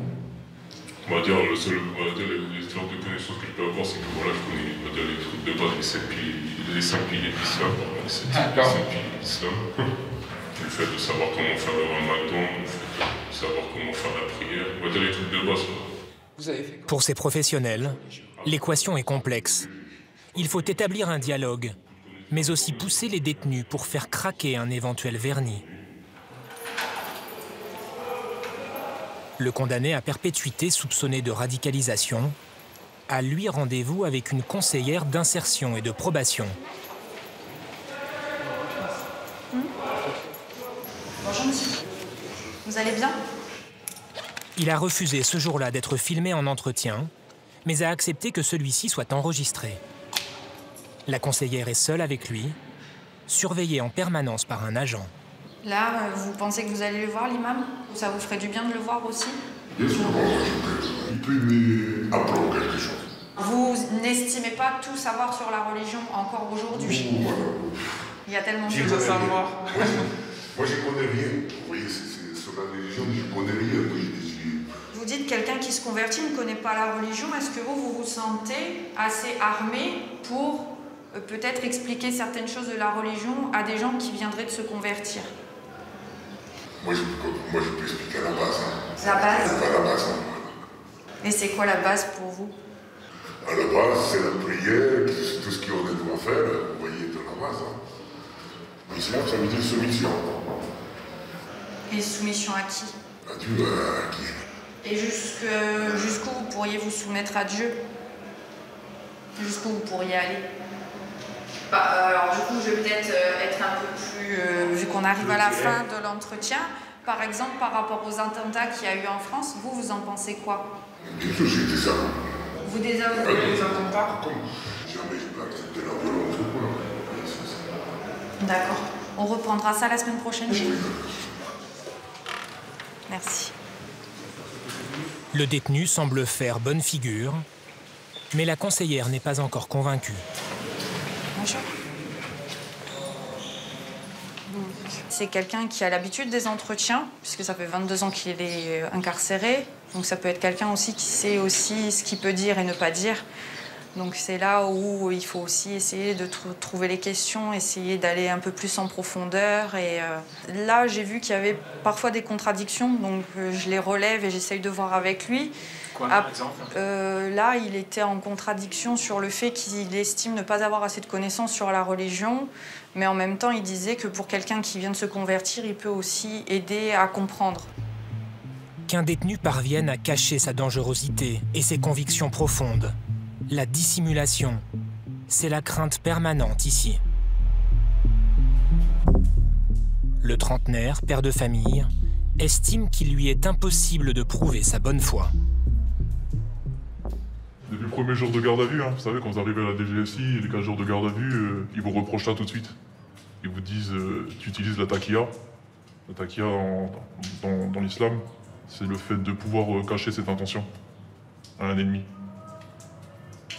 Donc, quand on rentre dans cette logique de pensée-là, ça devient difficile de prouver que c'est pas vrai. Parce que c'est un cercle vicieux, en fait. Tout ce que tout ce que je vais vous dire maintenant, vous pourrez dire, ouais, mais peut-être qu'il fait ça exprès pour passer l'évaluation ou pour sortir de prison. C'est compliqué. Alors que moi, je me dissimule pas. Je suis identifiable comme musulman, entre guillemets, de loin. Si je me raserais la barbe, oui, je serais pas identifiable. Parce que je suis clair de peau, je suis français, donc ça passerait... Là, on pourrait dire que je me dissimule. Vous vous estimez, vous vous reconnaissez en tant que radicalisé ou pas? Ça dépend ce qu'on entend par radicalisé. Si la définition de radicalisé, c'est quelqu'un qui fait ses prières, qui porte la barbe, ben oui, je suis radicalisé. Ce qu'ils évaluent ici, c'est la radicalisation violente. Ouais. Ouais. Mais ça, c'est pareil. Comment on évalue ça? Sur quels critères on évalue ça? Vous voyez ce que je veux dire? Pour faire la différence entre grande ferveur et radicalisation violente, les unités d'évaluation disposent d'intervenants essentiels. Les 17 médiateurs du fait religieux. Celui de Fleury-Mérogis n'a pas souhaité être filmé. Celui que nous avons rencontré dans une autre prison a tenu à rester anonyme. Ce chercheur, spécialisé dans l'islam et le djihadisme, est chargé d'évaluer les connaissances religieuses et l'endoctrinement des détenus. Il rencontre autant les petits délinquants tout juste radicalisés que les auteurs d'attentats. Certains cherchent à dissimuler ou à minimiser leur implication en disant en gros j'ai été effectivement trompé par le discours mais maintenant j'ai bien compris. J'ai compris que j'avais fait une erreur et maintenant je ne recommencerai plus. Ça ne va pas être suffisant. C'est-à-dire que qu'est-ce qui t'a permis de comprendre que tu avais fait une erreur dans cet engagement? Comment finalement ce discours a pu avoir du sens auprès de toi? Et qu'est-ce que tu mets en place aujourd'hui pour justement ne plus être atteint par ce type de discours djihadiste violent? Donc la dissimulation est difficile pour eux. C'est-à-dire qu'on n'a pas affaire à des espions de dernière génération, on a affaire généralement à des personnes relativement jeunes. Et donc notre expérience nous permet de savoir quand est-ce que la personne est sincère ou pas en face de nous.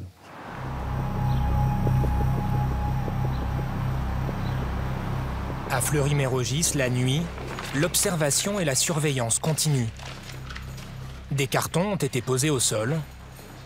Du système D au cœur d'un quartier ultra sensible. C'est pour éviter ce qu'on appelle ici des souris. En fait, ils prennent des CD, qui les attachent à des morceaux de fil et ils les font glisser sur la porte en fait. Ils communiquent de porte en porte. Les surveillants font 4 passages dans la nuit.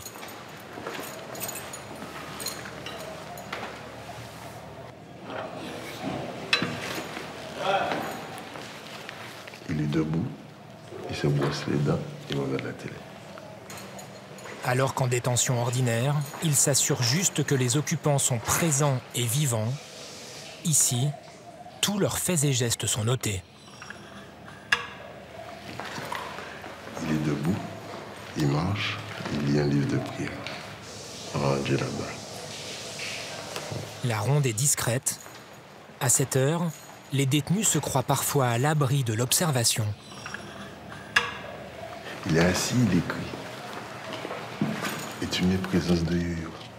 Les yo-yo, ce sont des bouts de drap accrochés les uns aux autres, avec lesquels les personnes incarcérées s'échangent des mots ou des petits objets par les fenêtres.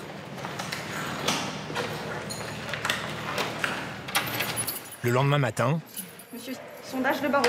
Le détenu concerné est extrait de sa cellule. Il a été condamné à 4 ans de prison alors qu'il était mineur pour avoir relayé la propagande de l'État islamique et participé à un projet d'attentat contre des policiers.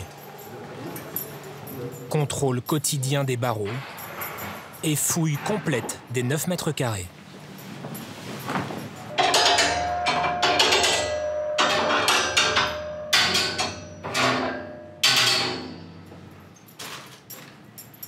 Le yo-yo est retrouvé.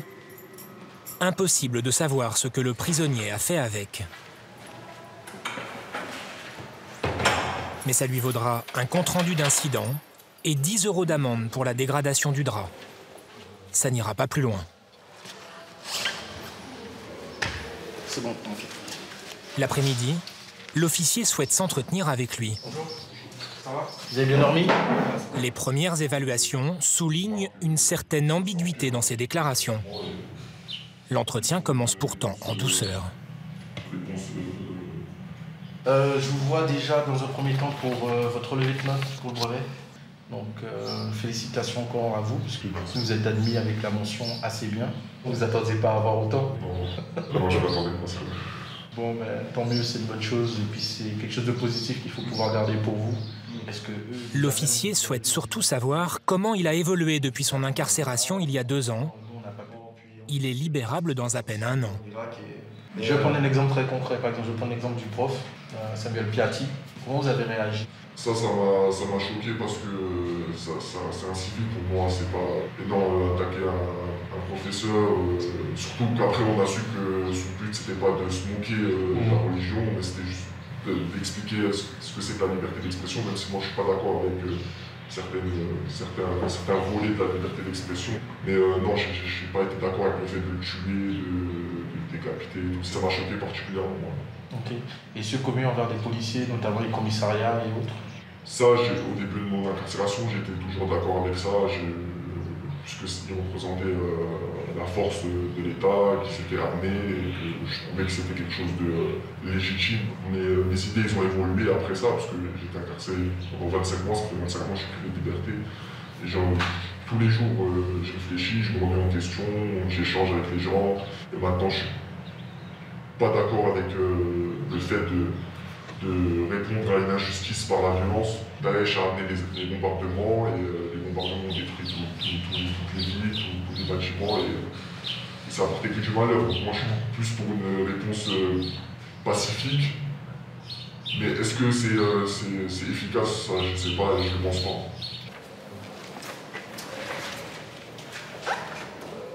Le jeune homme semble manifester un début de repentance sur la violence. Face à notre caméra, il confesse des années d'endoctrinement. Moi, je pense que mes intentions, elles ont toujours été justes. Je pense qu'il n'y a personne qui rentre dans une idéologie comme ça, qui prône le meurtre, les tueries, les attentats, etc. Il n'y a personne qui rentre dans ça par méchanceté, en fait, à part les fous. Et moi, c'est l'injustice qui m'a mené à rentrer dans cet univers. Par exemple, les Ouïghours, ce qui s'est passé en Syrie, ce qui s'est passé en Tchétchénie, et les dénonciations que l'État islamique font sur les injustices dans le monde, je suis toujours d'accord avec ça. Moi, depuis vraiment très petit, je suis sur Internet, je suis les propagandes. Bien avant l'État islamique, j'ai regardé les talibans. À 11 ans sur Facebook, il y a des photos de moi avec une arme en plastique, en levant le doigt, etc. Et je pense que même au-delà des idées, la fascination que j'ai pour ces gens-là, elle va être compliquée à effacer, je pense. Pour l'aider à décider de l'orientation des détenus, l'administration pénitentiaire bénéficie du travail des services de renseignement qui continuent de surveiller les contacts et les conversations des radicalisés et de leurs proches. Au bout de 15 semaines, les 9 détenus sont fixés sur leur sort. Aucun à l'isolement, 4 en détention ordinaire, ceux qui présentent un moindre risque. 5 radicalisés, peut-être récupérables, iront en quartier de prise en charge de la radicalisation, le QPR. C'est l'unité destinée à éradiquer toute tentative de passage à l'acte. Parmi eux, le condamné à perpétuité, le trentenaire, père de famille. Il a pas un peu grandi des fois, vous ? Ainsi que le soutien de l'État islamique fasciné par le djihad depuis son enfance.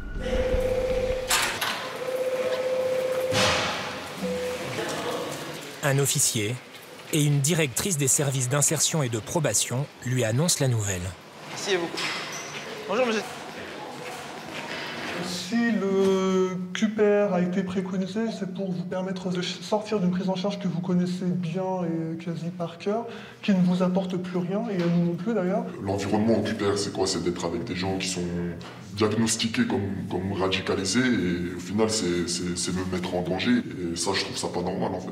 Pour moi, je vois ça comme une punition et comme quelque chose de très dangereux, parce que je suis influençable de par mon âge et de par l'intérêt que j'ai pour ces sujets. Si je vais au QPR, je vais complètement boycotter le truc. Je ne participerai pas à aucun entretien. Mais vous savez que vous serez effectivement en contact avec ces personnes-là, mais de manière encadrée. Vous ne serez pas seul. Dans ces structures, vous aurez des personnes qui sauront vous inculquer un savoir, une connaissance qui vous permettra après d'être armé et de pouvoir différencier le bon du mauvais. L'orientation dans ces structures-là, c'est justement vous donner des armes et de vous préparer pour après. C'est le but. Ne prenez pas ça comme une sanction en soi. Au contraire, une préparation au reste. Pour moi, c'est une sanction. Pour vous, voyez ça comme une sanction? Je vois ça comme une sanction. Je ne suis pas d'accord avec vous, mais bon, ça c'est mon point de vue. C'est sûr. Les détenus peuvent contester la décision. Mais c'est l'administration pénitentiaire qui a le dernier mot. Dans son cas, le placement a été confirmé. À quoi sert vraiment cette unité destinée à éteindre toute violence chez des détenus très radicalisés? Pour la première fois, une caméra pénètre au cœur du réacteur de la lutte contre la récidive islamiste. Le quartier de prise en charge de la radicalisation de Lille-à-Neulin, l'un des 7 de France, a été le premier à ouvrir en 2016. Sandrine Rocher en est la directrice. Merci. Pour se rendre dans cette unité très spéciale, Bonjour. Elle va franchir 12 portes sécurisées. Merci. Au sein même de la prison. Le bâtiment est masqué par cette porte renforcée, dont seule la directrice et les officiers détiennent la clé. Bonjour. Au bout de ce sas, une prison dans la prison. «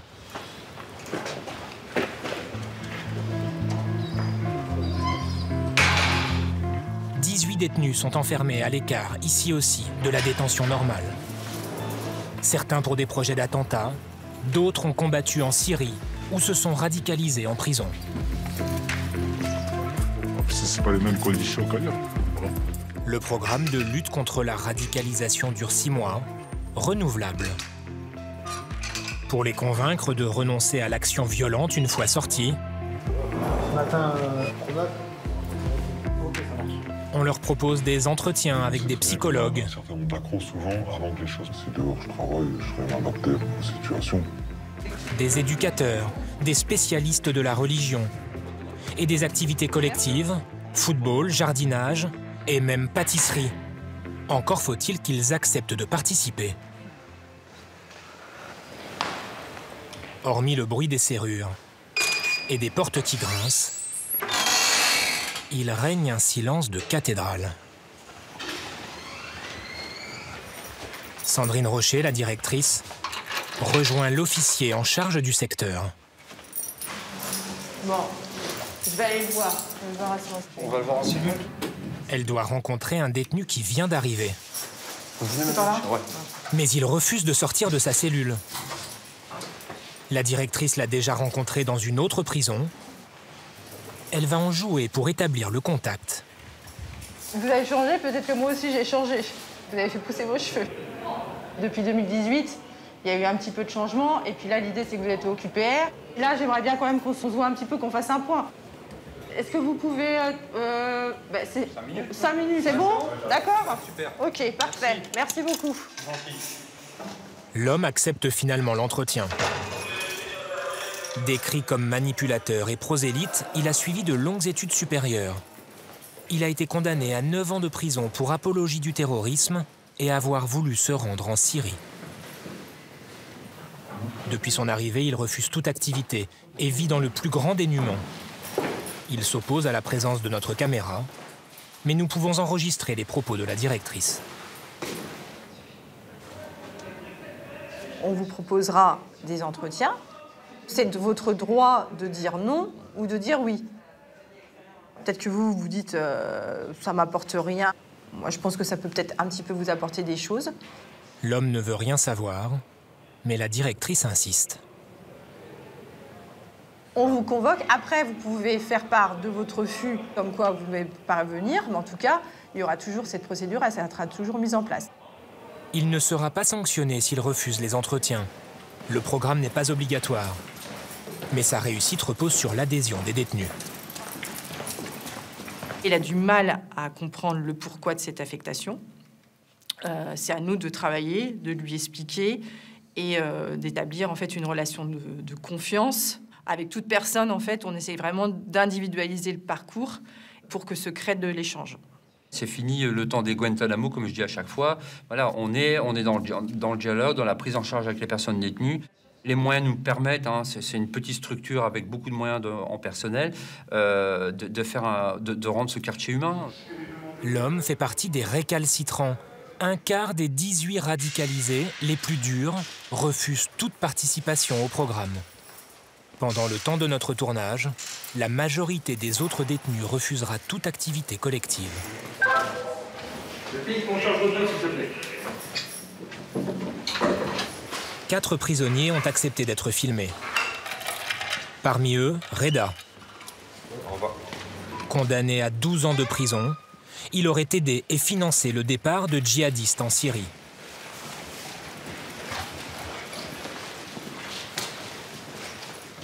À l'étage, il s'occupe du chariot et des plateaux repas.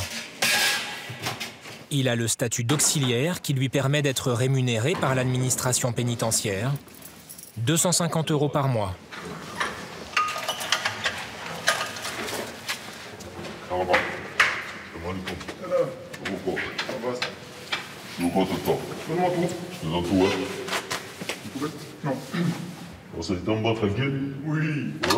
Les détenus ont tous ici choisi le menu végétarien. Bon appétit.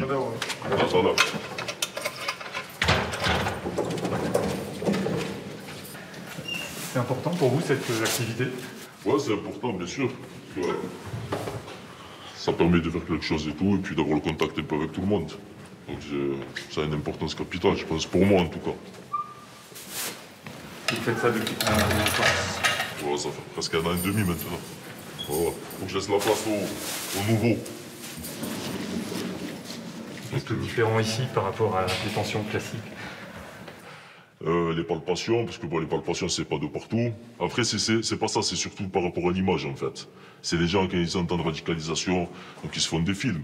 Mais au final, quand les surveillants nous voient ici, ben, ça se passe normalement. Enfin, pour moi, ça se passe normalement, ça se passe bien. Après le repas, les surveillants viennent rechercher Reda.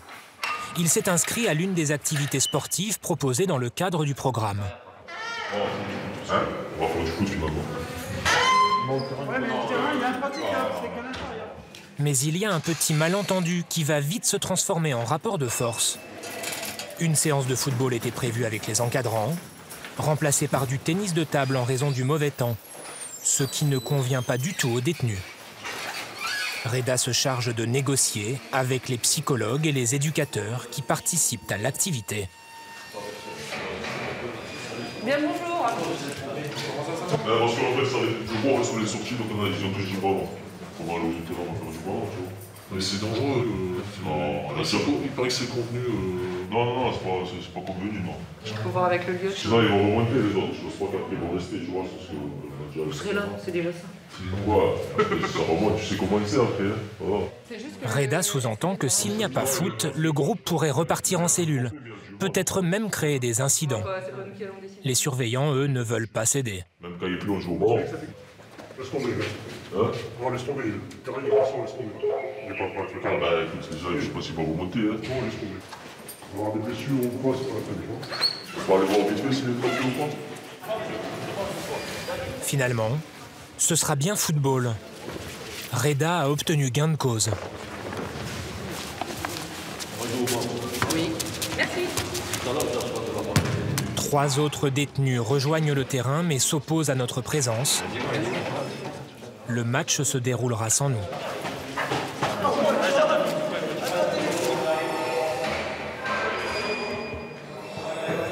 À l'issue de la séance, l'éducateur et les 2 psychologues ne regrettent pas d'avoir accédé aux demandes insistantes des détenus.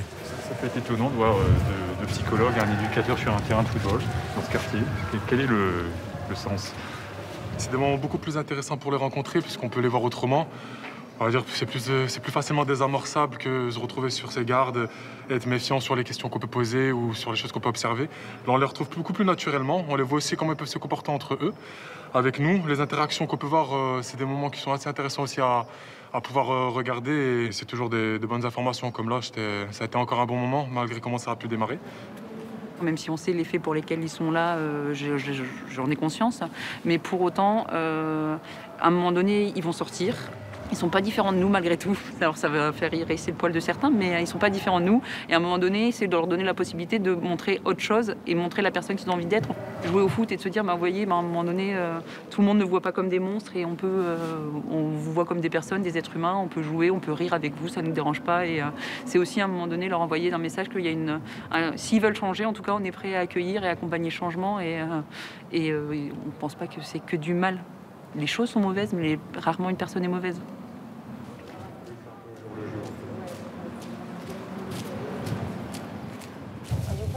Certaines activités sont plus surprenantes. Comme cet atelier cuisine, où un détenu condamné pour terrorisme vient de réaliser un cake au citron Ça a été mieux. et un fondant chocolat courgette. Tu voulais l'emballer ou tu voulais juste le laisser comme ça? Je voulais le laisser comme ça pour qu'après on mette le deuxième et pour qu'il puisse l'emmener parce qu'on va le napper de noix de coco. Là encore, pour Gladys et Marion, les 2 psychologues, c'est l'occasion d'analyser les comportements des détenus sans les questionner frontalement sur leur radicalisation. On ne va pas les contraindre à en parler. Ils en parlent, on accueille. On est là aussi pour accueillir ce qu'ils ont à en dire. Ça nous arrive forcément de percevoir des personnes qui ont un système de pensée qui va être rigide ou en tout cas qui va tendre vers le mortifère. C'est possible. Ou des personnes qui sont aux prises avec des troubles dépressifs. Autre personnage clé du programme, le médiateur du fait religieux. Il va chercher à déconstruire leur vision caricaturale de l'islam. On s'aperçoit qu'on a beaucoup d'imprégnation idéologique, mais dans la réalité, chez ces individus, en termes de connaissances religieuses, c'est relativement faible. Et c'est pour ça que, généralement, en début d'entretien, quand je leur demande s'ils savent écrire ou lire l'arabe, j'en perds à peu près 50%, voire plus. C'est-à-dire qu'en fait, on s'aperçoit qu'il n'y a pas eu du tout d'acquisition de connaissances religieuses, et donc, eh bien, les versions simplistes, djihadistes, violentes, vont venir finalement faire niche chez des personnes qui n'ont pas de connaissances. Ils ont l'idée que la laïcité est une invention d'État perverti, alors que dans la réalité, quand vous étudiez un petit peu l'histoire du prophète, il va mettre en place le pacte de Médine, où finalement il explique que, quelle que soit votre croyance, que vous soyez de confession juive, que vous soyez de n'importe quelle confession, on va défendre ensemble ce territoire. Et donc on a l'idée d'un vivre ensemble. Donc on voit bien qu'on n'est pas du tout sur les mêmes représentations que ce qu'essaye de nous vendre le produit djihadiste idéologique violent. Dans le quartier de prise en charge de la radicalisation, pour offrir une autre vision du monde aux détenus, une bibliothèque bien garnie, des romans, des BD et des livres religieux. Les prisonniers peuvent aussi avoir leurs propres ouvrages, soumis à la censure de l'administration qui interdit tout texte de propagande djihadiste.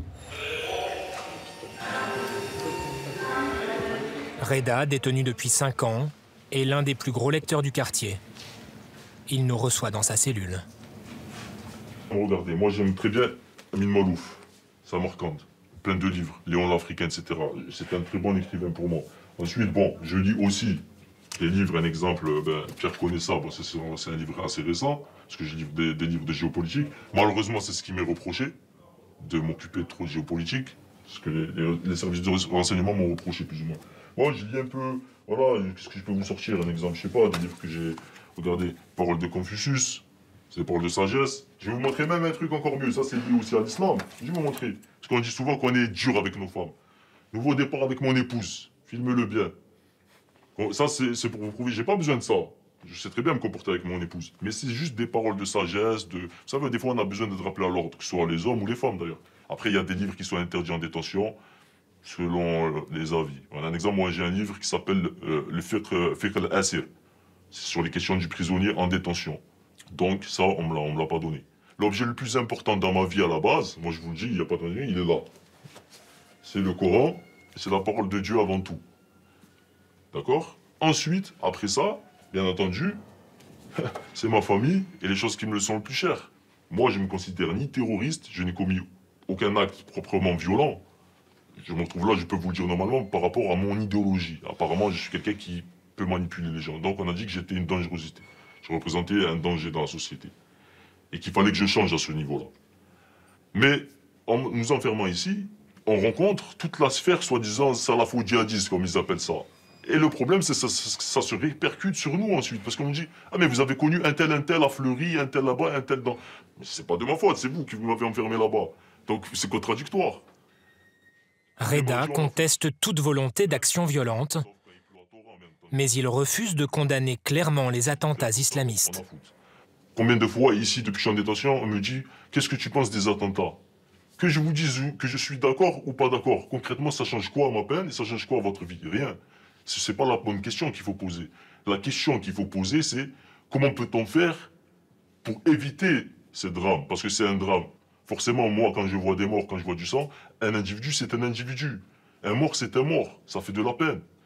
Mais on ne peut pas rester sur cette base de est-ce que vous êtes pour ou contre? C'est comme moi, je suis contre Charlie, un exemple. Mais je ne suis pas contre Charlie. C'était la même chose.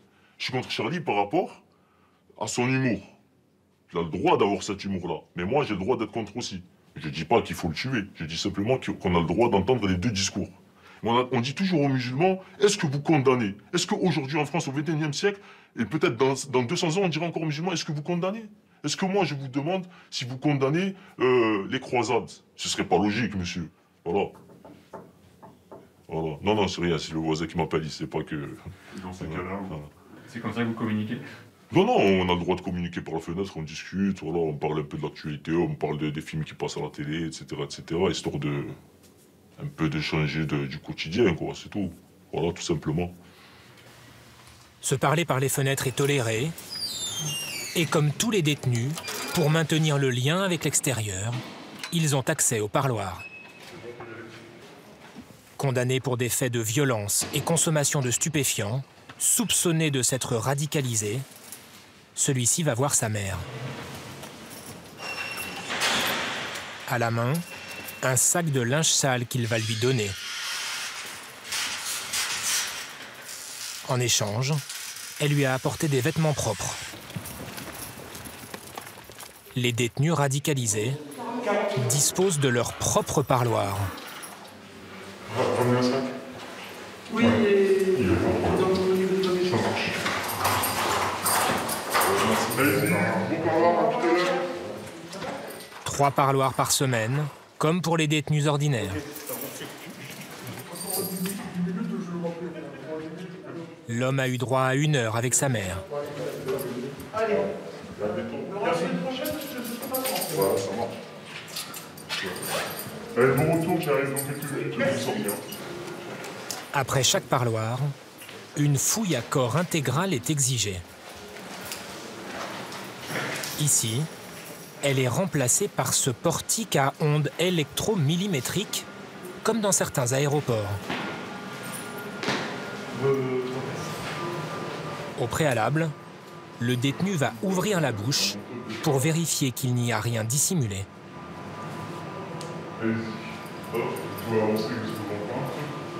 La machine permet de déceler tout ce qui pourrait être caché, dans les vêtements ou dans le corps. Je laisse patienter. Donc c'est bon, chef. Merci. Alors ce programme est-il efficace? Comme dans les 6 autres quartiers du même type en France, l'adhésion des détenus est très fragile. Il suffit qu'un leader s'y oppose pour que la majorité suive.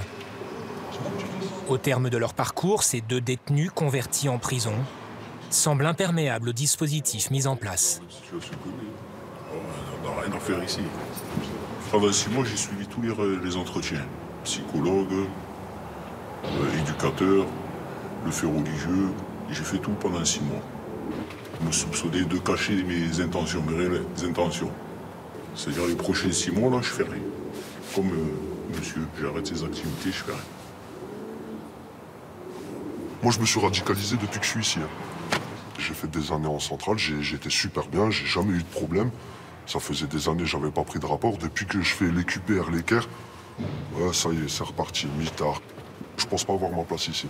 Pour moi, c'est de la connerie.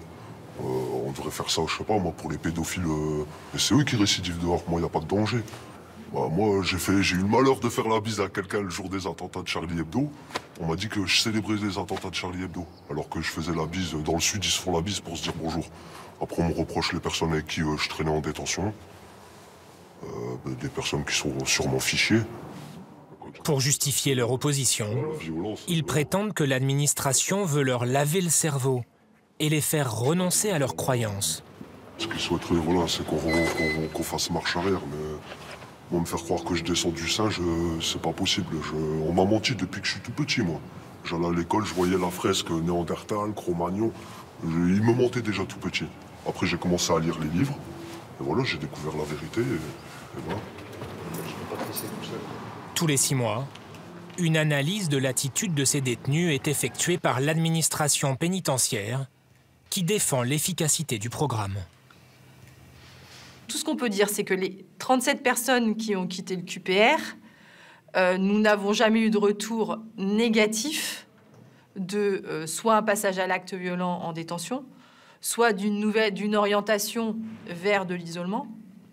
En tout cas, il n'y a pas eu de signes que nous n'avions pas détectés ou des facteurs de risque que nous n'avons pas détectés qui ont été détectés dans les autres établissements où ils ont continué leur parcours de détention.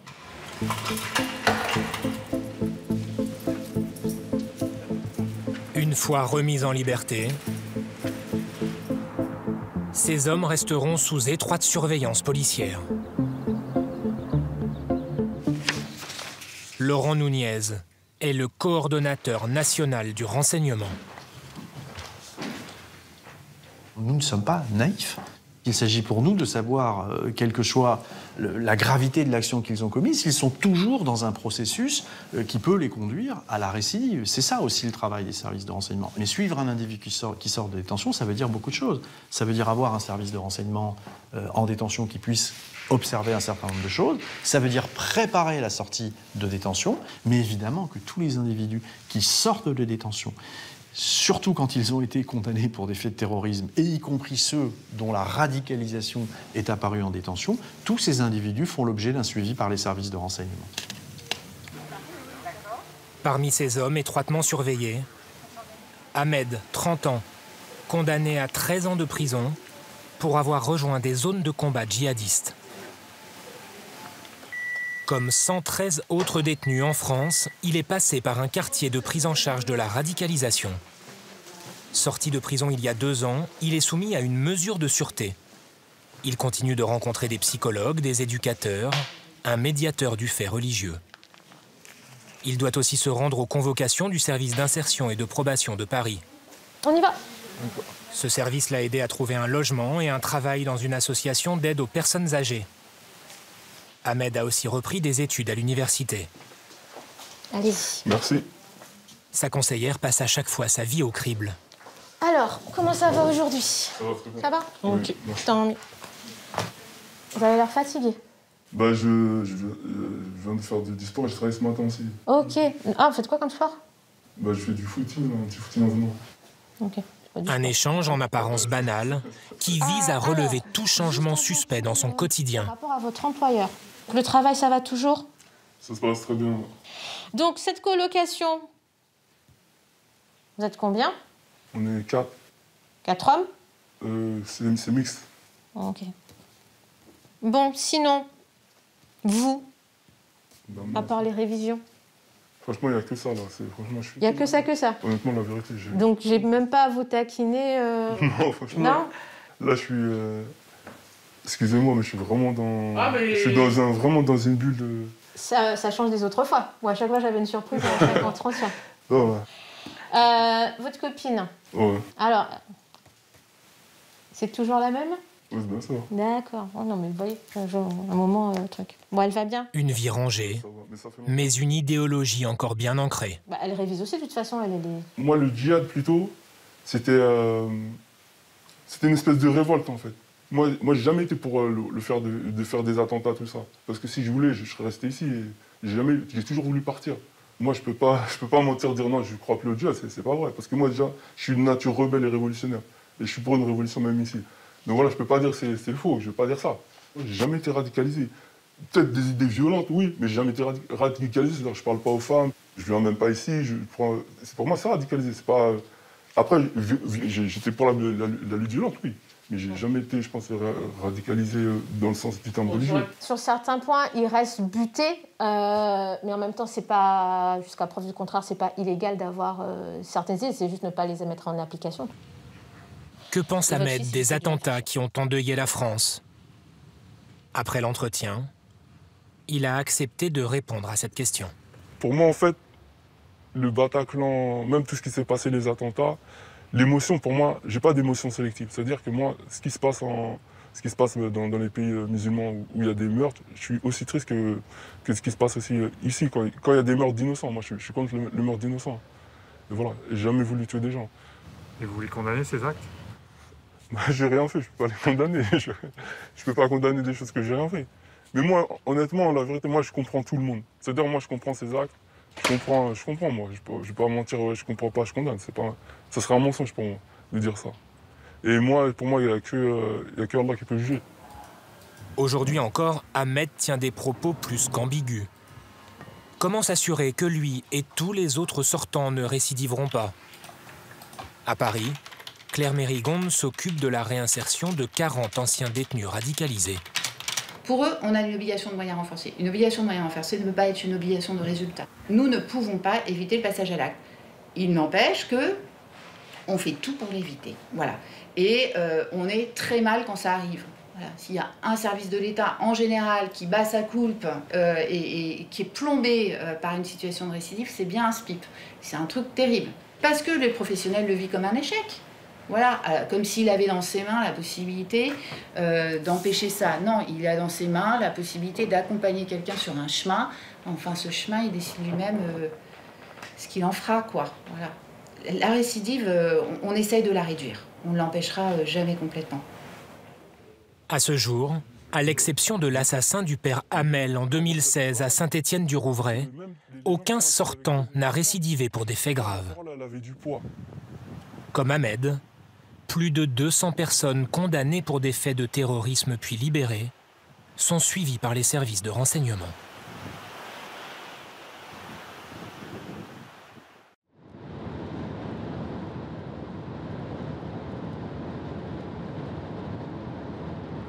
Ce sont des actes monstrueux qu'ils ont peut-être commis. Mais ce ne sont pas des monstres. On est fait de la même pâte humaine. On a les mêmes ombres dans notre personnalité, en nous. Nous, on n'est jamais passé à l'acte, mais on se sent quand même tout proche. Ils sont pareils à nous.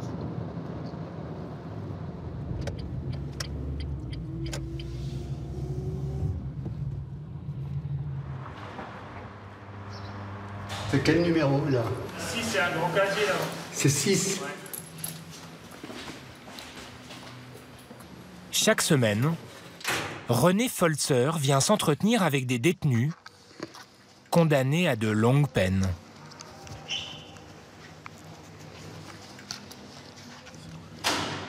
Qu'est-ce que c'est? Alors ça, c'est une alarme.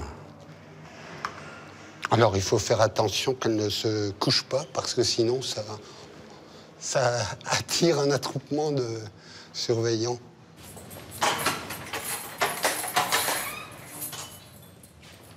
Oui, je vous l'envoie. Prenez place, monsieur. Père et grand-père, cet ancien comptable est visiteur de prison, bénévole, depuis sa retraite il y a 17 ans. Bonjour. Bonjour. Vous allez bien? Merci. Cela fait 1 an et demi que René s'entretient avec Régis, 66 ans.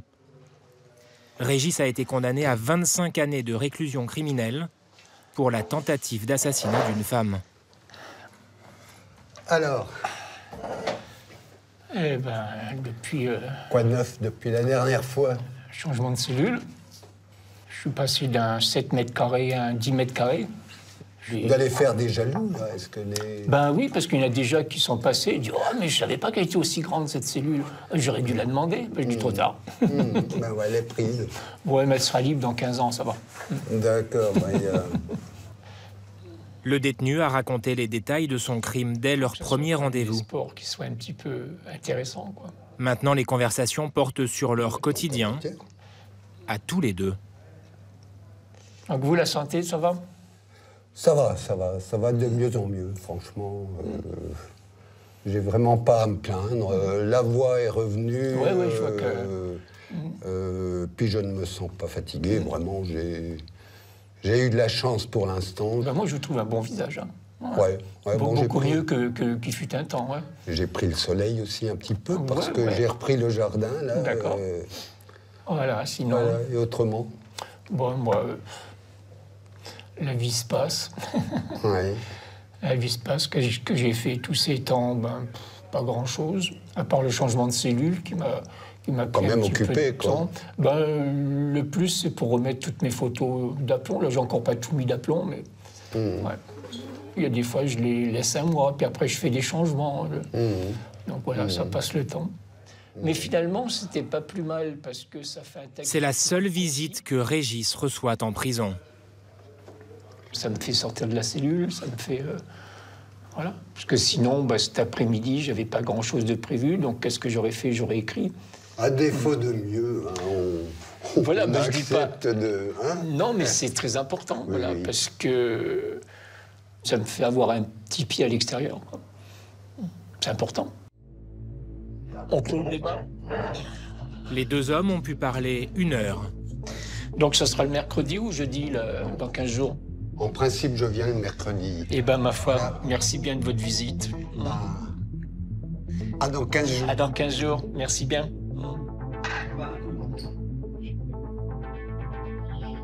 Chef de détention, pour Bravo.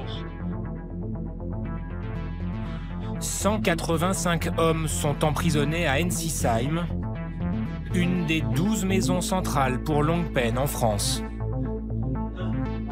Assassins, les 3/4 purgent une peine supérieure à 20 ans. Âgés de 22 à 77 ans, pour eux, le temps est devenu un vertige, souvent un ennemi.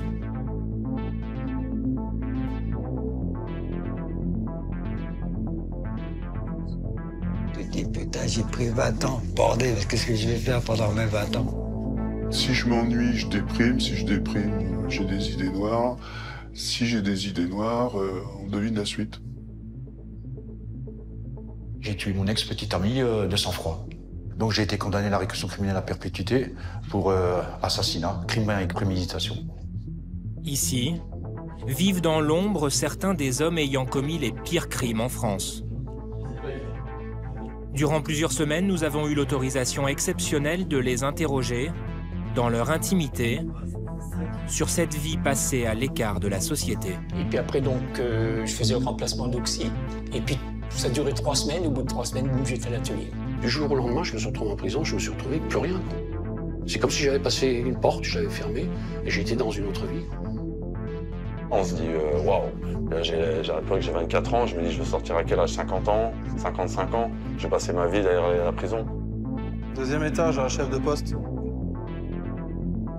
Autour d'eux, des surveillants, directeurs, travailleurs sociaux, médecins, s'activent pour aider ces hommes à donner un sens à leur peine, voire y trouver une issue qui pour certains peut paraître très incertaine.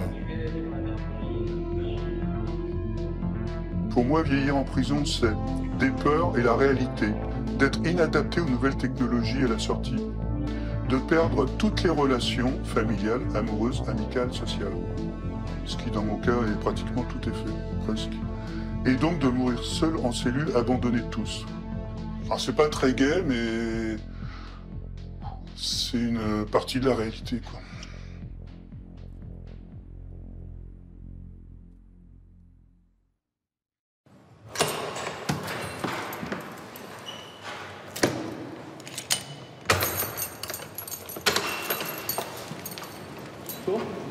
Ça va? Ça va. Il n'est pas encore 7 heures. Geoffrey, le surveillant d'étage, ouvre les portes des cellules pour la première fois de la journée.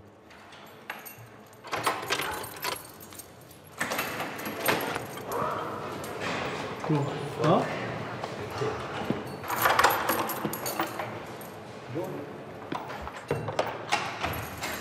Je vais vérifier qu'ils soient tous là. Donc après, on valide l'effectif. Une fois que tout le monde a validé, on peut lancer les premiers mouvements, en fait. Puis la journée peut commencer. L'ouverture des portes, on voit que vous frappez pas avant de rentrer. Hein, Non, on frappe pas avant de rentrer, non. On rentre et puis on vérifie. Je veux dire, on n'est pas à l'hôtel. Les portes ne sont ouvertes qu'une quinzaine de minutes. Le temps de prendre une douche au bout du couloir. Après, les détenus seront à nouveau enfermés, sauf ceux qui partent en activité. Ici, pas de surpopulation. Comme toutes les longues peines de France, Bertrand est seul en cellule. C'est ma maison ici aujourd'hui, c'est mon appartement là-dedans. Oui. J'ai pas grand-chose, mais tout est là. 7 mètres carrés? 7 mètres carrés. J'ai aménagé à mon goût, à ma couleur. Bertrand purge une peine de 24 années de prison. Merci. Il n'a pas voulu évoquer le crime qu'il a commis. Tous les jours de la semaine, le détenu part travailler. Il est quelle heure? 7h15, là. C'est tôt? Pardon? C'est tôt? Non, c'est juste, c'est normal. La journée appartient à celui qui se lève tôt le matin. Hein. Bonjour, surveillant. Bonjour. Salut, les gars. J'ai oublié une petite pince.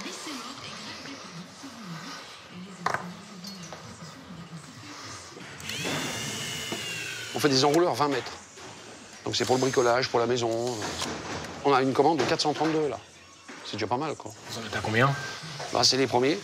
On vient de les commencer. Bertrand est payé par un fabricant de matériel électrique qui a relocalisé une partie de ses ateliers dans la prison. Aux 35 heures, il touche 500 €, 2 fois moins que le SMIC. Il n'a pas de congé payé, mais ce travail et cet argent lui sont indispensables. On est nourri, logé, mais ça reste vraiment de la base de chez base, quoi. Vous avez besoin de payer quoi ici? Ah, mais tout. Moi, ça va des sous-vêtements aux chaussettes, aux habits, un peu de nourriture, un peu de tabac aussi. On paye même la télé. On paye un abonnement mensuel. Vous savez combien c'est? Entre la télé et le frigo, c'est 14 €.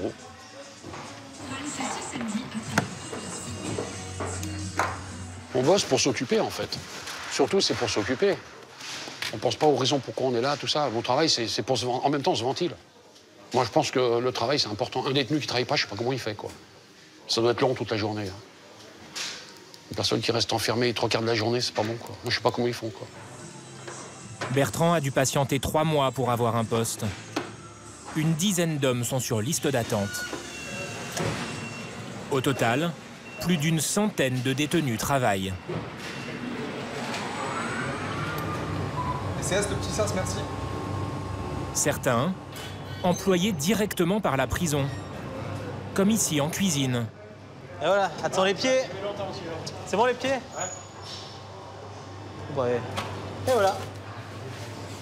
Guy, 62 ans, s'occupe de gérer les stocks. Ici, j'ai un frigo légumes. Hein, vous pouvez voir. Hein. On a beaucoup de frais. On essaye d'avoir le moins possible de surgelé, quoi. Alors là, vous voyez, il y en a encore. Hein.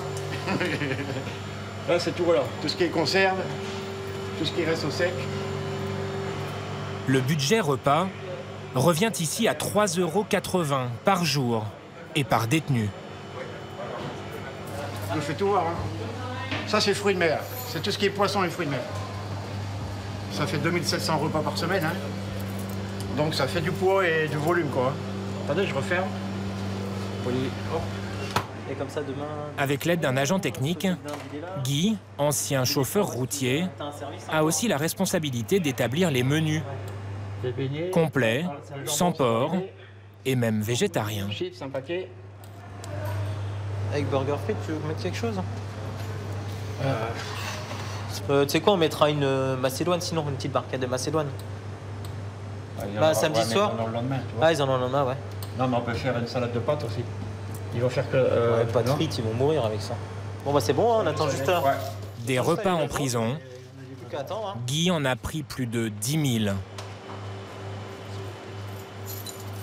Moi, quand je rentre ici au travail, quand je passe la porte, je ne suis plus en prison. Vous voyez?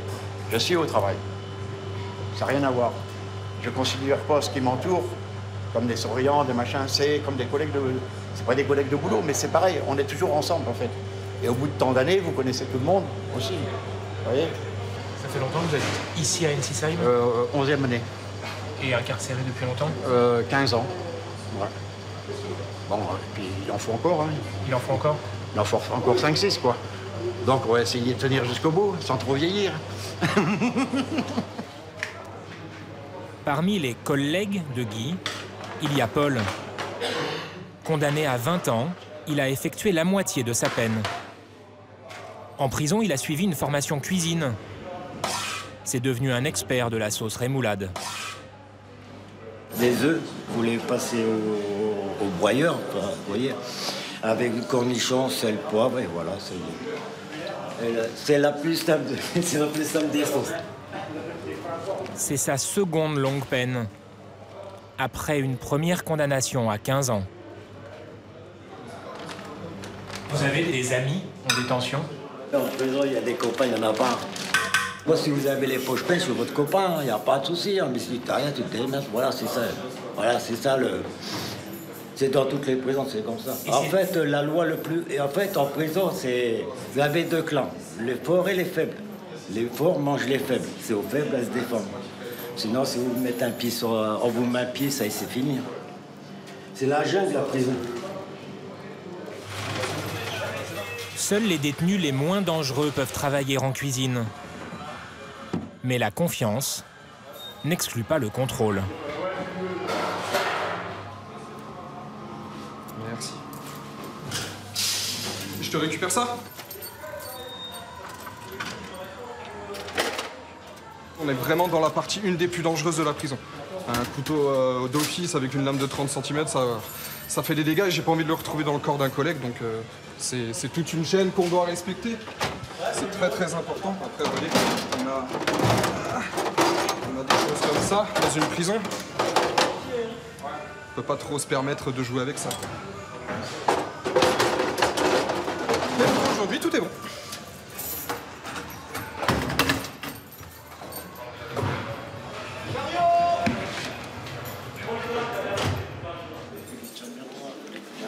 C'est bon? Ce sont aussi les détenus qui assurent le service. Un deuxième? Tu veux ça? Comme Simon, auxiliaire des tâches depuis 3 ans.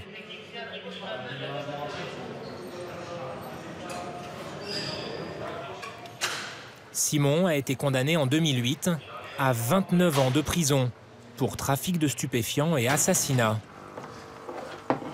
Lui, il monte, il sait qu'il va manger. Hop, vous voyez? C'est un gourmand. Il avait alors 24 ans et un bébé, devenu aujourd'hui collégien. De mon fils, que je reçois régulièrement. Simon reçoit ses bulletins scolaires. Je suis fier de mon fils parce qu'il est bon à l'école. En plus, c'est un enfant qui est très gentil, très respectueux, et très intelligent et il a l'esprit vif pour son âge. Des résultats en hausse, un excellent raisonnement mathématique, un excellent questionnement. Il se montre très mature dans sa réflexion mathématique, mais beaucoup moins dans son comportement, voilà. Mais bon, ça, c'est comme tous les enfants, hein.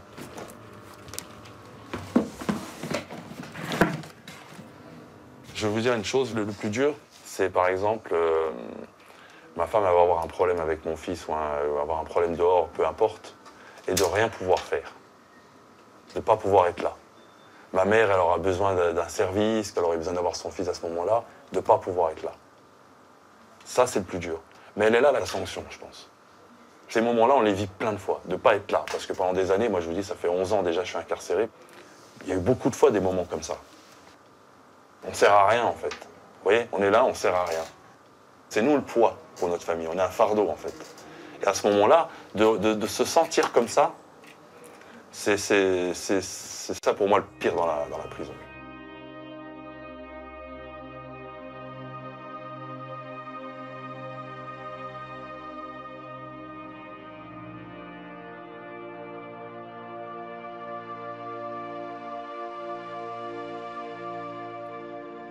Le fils de Simon vient le voir 1 à 2 fois par mois en prison. Ce jour-là, avec sa grand-mère, la mère du détenu.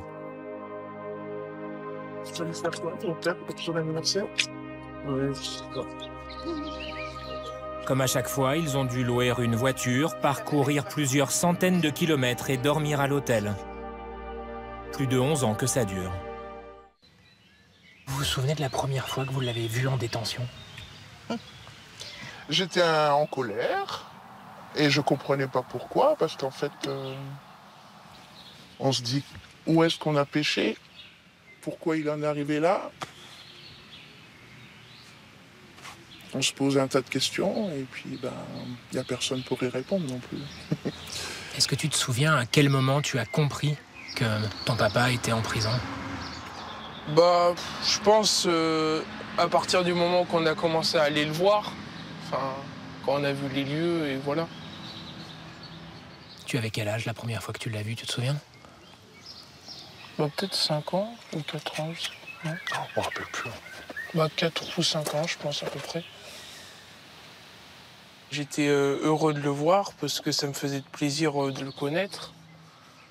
Et donc, du coup, j'étais assez content de le voir pour la première fois. Donc, du coup... ça m'a procuré de la joie. Tes copains, ils le savent? T'en as parlé à l'école?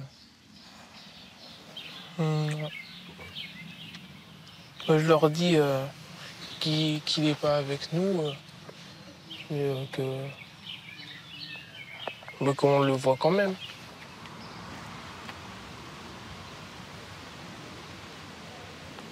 Bonjour, allez-y. Voilà, ça va? Ça va?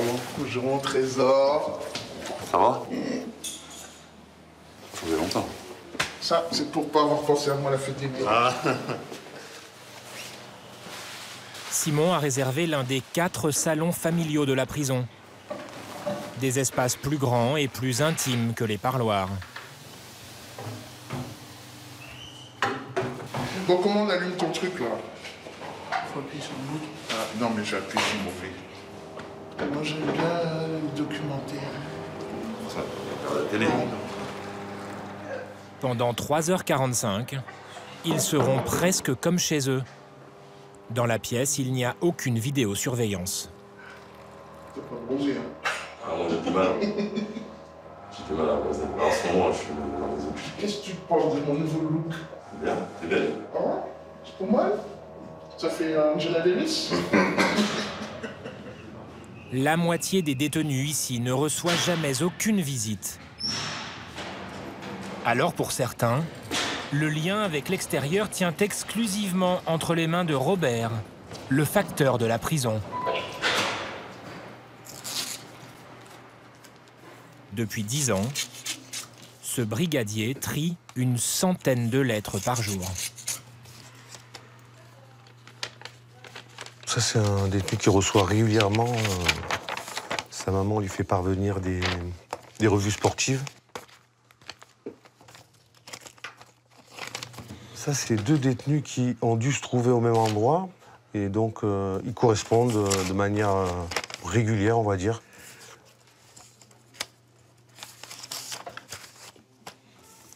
Après, il y a les courriers du cœur. Même le timbre a la forme du cœur, donc il y a de la recherche. Là, c'est de longues lettres enflammées. La distance est à l'amour ce que le feu est au vent. Il attise le grand et éteint le petit. C'est vrai que c'est un petit peu inquisiteur, on va dire. S'il ne peut pas ouvrir les échanges avec la justice ou les institutions, Robert épluche tous les autres, pour des raisons de sécurité.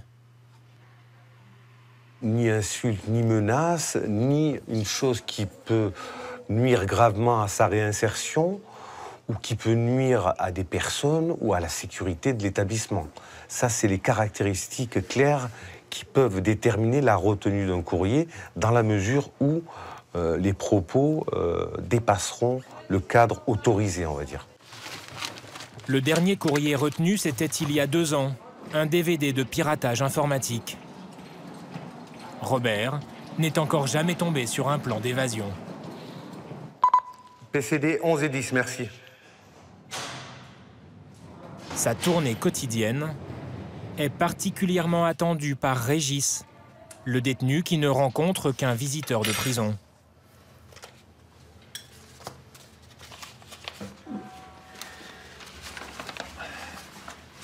Salut mon frérot. Et oui, comme tu le dis, je n'ai vraiment pas de bol. Mais j'ai eu des échos que je n'étais pas le premier à qui il a fait le même coup. Il y en a même 2. Régis a reçu 2 lettres, dont celle d'un ancien codétenu. Il me fait chier. Il est en cellule juste à côté de moi et dès qu'il entend un peu de bruit, il tape au mur en me menaçant. Je vais en rester là pour le moment. Je te souhaite aussi de belles journées et surtout prends bien soin de toi. Donne-moi très vite de tes nouvelles pour savoir si ça va mieux. Bis, écrit. Ça fait plaisir de savoir qu'il y a des gens qui pensent à moi. Ça permet de subsister, on va dire, de survivre. En prison depuis 5 ans, Régis a presque une dizaine de correspondants. Voilà, il y a tous les courriers que j'ai reçus. De sa vie d'avant, il n'a gardé contact qu'avec 2 femmes. Mais par petites annonces, il a noué de nouvelles relations épistolaires. Je mets des numéros dessus quand je les reçois. Et ça, c'est le numéro 3, c'est une nouvelle correspondante. Et là, c'est la 3e qu'elle m'a envoyée. Je mets la date à laquelle j'ai reçu, la date à laquelle j'ai répondu. Là, j'ai encore des boîtes vides. Si jamais il y a d'autres correspondants, ils ont déjà leur boîte. Mais je n'achète pas des biscottes juste pour avoir les boîtes, hein. Je mange des biscottes quand même. Pour Régis, le courrier est devenu une arme contre le temps et la peur de l'oubli. Je vois plus ma famille, malheureusement. J'ai 2 filles que je vois plus, donc je leur écris, elles me répondent pas. C'est dur, quoi. Je les regarde souvent en photo. Hein. Il y a une de mes amies qui pour Noël, avait mis une chaise et une assiette vide pour moi. Et ça touche? Évidemment. Il y a des fois, quand je suis tout seul dans ma cellule, je pleure comme un con, parce que je pense à tout ça, quoi. Et ces moments de tristesse, vous les gardez pour vous? Vous en parlez? Jamais, non. Non. Jamais quoi? Jamais, j'en parle jamais. Je garde tout pour moi. Ouais. Bertrand, le détenu qui travaille aux ateliers, n'a lui plus aucun lien avec l'extérieur. Moi, j'ai commis un crime qui a fait que toute ma famille et mes amis m'ont abandonné. Je comprends ces gens-là, je les comprends. Vous en recevez du courrier? Non. Vous avez des appels téléphoniques? Non, non, pas du tout. Vous avez des parloirs? Pas du tout. Comment on le vit? On a l'impression de plus compter pour personne. Rien que ça.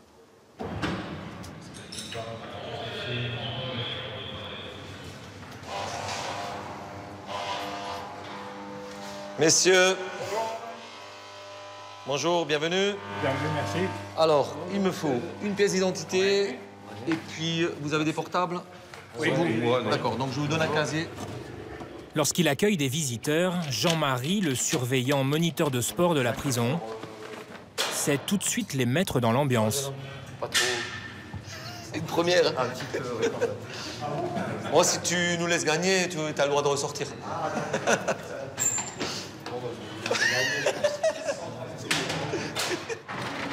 Ses invités viennent jouer au tennis de table.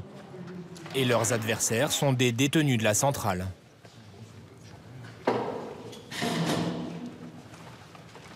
On contribue à les sortir un peu de leur isolement, certainement. Bon, c'est difficile de mesurer exactement l'impact, mais enfin, je pense que ça ne peut que les aider, hein, c'est clair. Puis pour nous aussi, c'est une expérience de voir ça, de venir ici. Ça nous apporte aussi. J'ai quand même une petite boule au ventre, vu que c'est la première fois que je viens dans une détention. Mais bon, après, avec le jeu, ça va se calmer et ça va aller mieux. C'est le championnat départemental, officiel. Seule particularité, l'équipe de la prison ne joue jamais à l'extérieur. Allez, messieurs, bon match. Parmi les 3 détenus à jouer, Pierre, la quarantaine, encouragé par son surveillant et entraîneur. C'est pas grave, on reprend, on récupère tout de suite. Hein. Allez. Condamné à 20 ans de prison, Pierre peut espérer sortir dans 2 ans. Oui, bravo. Super. C'est sa première victoire de la saison. Putain, j'ai cru quoi. J'ai cru que j'allais pas arriver. Ça fait du bien, ça libère un peu toute cette pression qu'on a dans la journée, de la semaine. Comme on dit, dans tous les domaines. Hein. Le sport, c'est une bonne thérapie. Hein. Donc voilà. 7-7. On pourrait pas les laisser 10, 20, 30 ans enfermés dans leur cellule. Bah, ça deviendrait... C'est comme si vous allez au zoo et vous voyez des bêtes qui sont enfermées pendant 10, 20, 30 ans et qui deviennent féroces, quoi. Et donc là, on les accompagne pour pouvoir mieux les réinsérer. Après 3 heures et 14 rencontres, les détenus l'emportent. T'as pas fait de gâteau aujourd'hui? Ah, d'accord. Regarde le boisson là-bas qui nous attend, mais on n'a pas le droit au champagne, mais au champonie, c'est tout. Et encore, on n'a plus le droit. Ah ouais, parce que comme c'est une bouteille en verre, on n'a plus le droit d'avoir le champonie. Bon, une question. 22 ans, j'ai fini. Est-ce que je peux venir intégrer dans votre club? Pourquoi pas? Bien sûr. Nous, Non, tu m'as pas. Je comprenais même pas la question. Nous, on n'a jamais refusé personne. Ah oui. Ouais, bah bon, après, tu sais, c'est le milieu. Un mec qui sort de prison, je veux dire, c'est le milieu carcéral. Au départ, bon, maintenant, on le connaît. Mais t'es même pas obligé de le dire. T'imagines, si j'intègre dans un club, bah, je me fais de super potes, je sais pas, un mec qui sont curieux, ah tiens, tel nom, tiens, je vais regarder sur internet. Et d'un coup, tu vois ma photo et tu vois l'article, voilà, il a fait ça, et tu me vois pas peut-être d'une autre manière, quoi. C'est ça, quoi. À la table, on doit te voir. À la table, c'est autre chose. À la table, c'est autre chose. Si la personne est sympa en face, on l'accueille avec plaisir. Allez, on va aller boire un coup. On va se voir la gorge un peu sèche. Face à ses adversaires du jour, Pierre ne révélera rien des faits qui l'ont conduit en prison.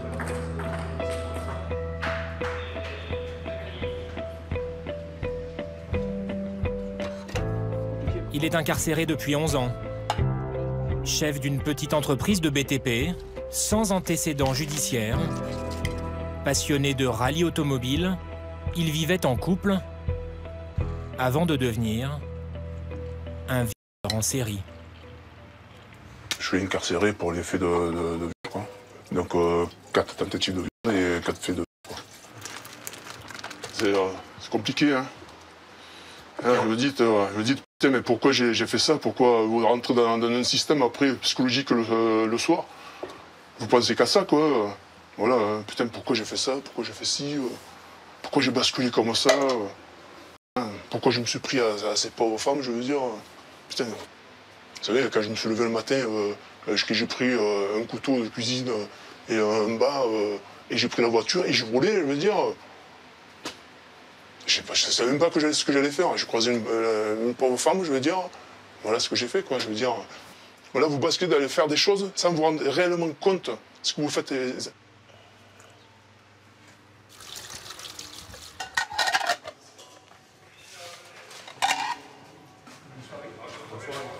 Je prends juste le dessert. Il est 19h.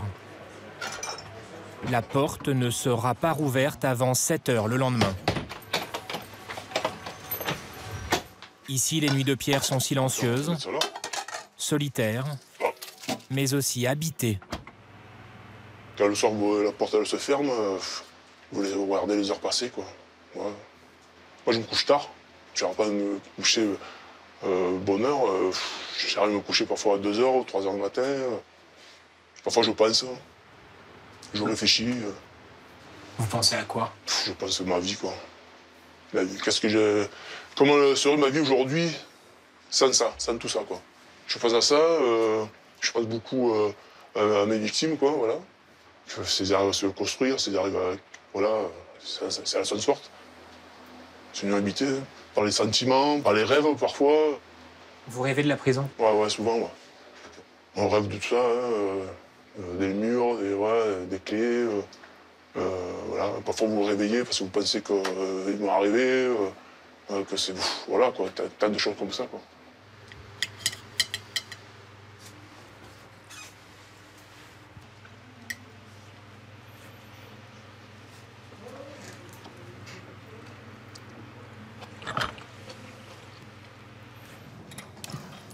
Quatre fois par nuit, un surveillant vérifie que les détenus sont, selon l'expression réglementaire, présents et vivants. Geoffrey doit jeter un œil aux 185 cellules occupées.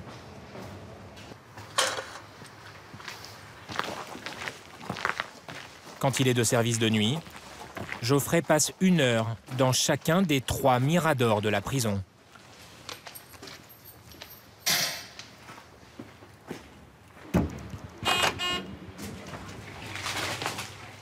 Qu'est-ce que c'est la mission dans le Mirador la nuit? Surveillance, vérifier les abords, vérifier qu'il n'y ait pas de protection. Que ce soit des détenus, il sera amené à se passer même des téléphones ou des substances. Et surtout des projections venant de l'extérieur. Des drones, tout et n'importe quoi en fait. Écran de vidéosurveillance, mais aussi armement lourd en cas de tentative d'évasion. Avec 5 ans d'ancienneté, Geoffrey est payé 1 500 € net par mois. Ici, on est en centrale, donc c'est sûr, c'est plutôt calme. Mais c'est vrai que d'un moment à l'autre, en fait, ça peut partir et ça peut se terminer en prise d'otage, comme j'ai connu ici.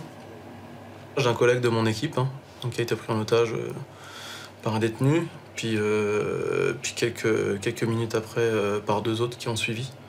Donc ils ont été 3 à le prendre en otage pendant plusieurs heures. Ils ont tenté de s'évader. Ça reste traumatisant, ça reste qu'on a une lame sous la gorge. Ça reste que derrière, on a le détenu qui crie d'ouvrir la porte parce que sinon il va l'égorger. C'est vrai que le surveillant qui est là, ça doit pas être évident pour lui. C'est des gens qui ont pris perpétuité. Donc on se dit qu'ils n'ont rien à perdre, donc qu'est-ce qu'ils vont être capables de faire pour atteindre leur objectif finalement? À Ensisheim, il y a eu 2 prises d'otages depuis 2016. Et rien qu'en 2018, 7 agressions contre des surveillants.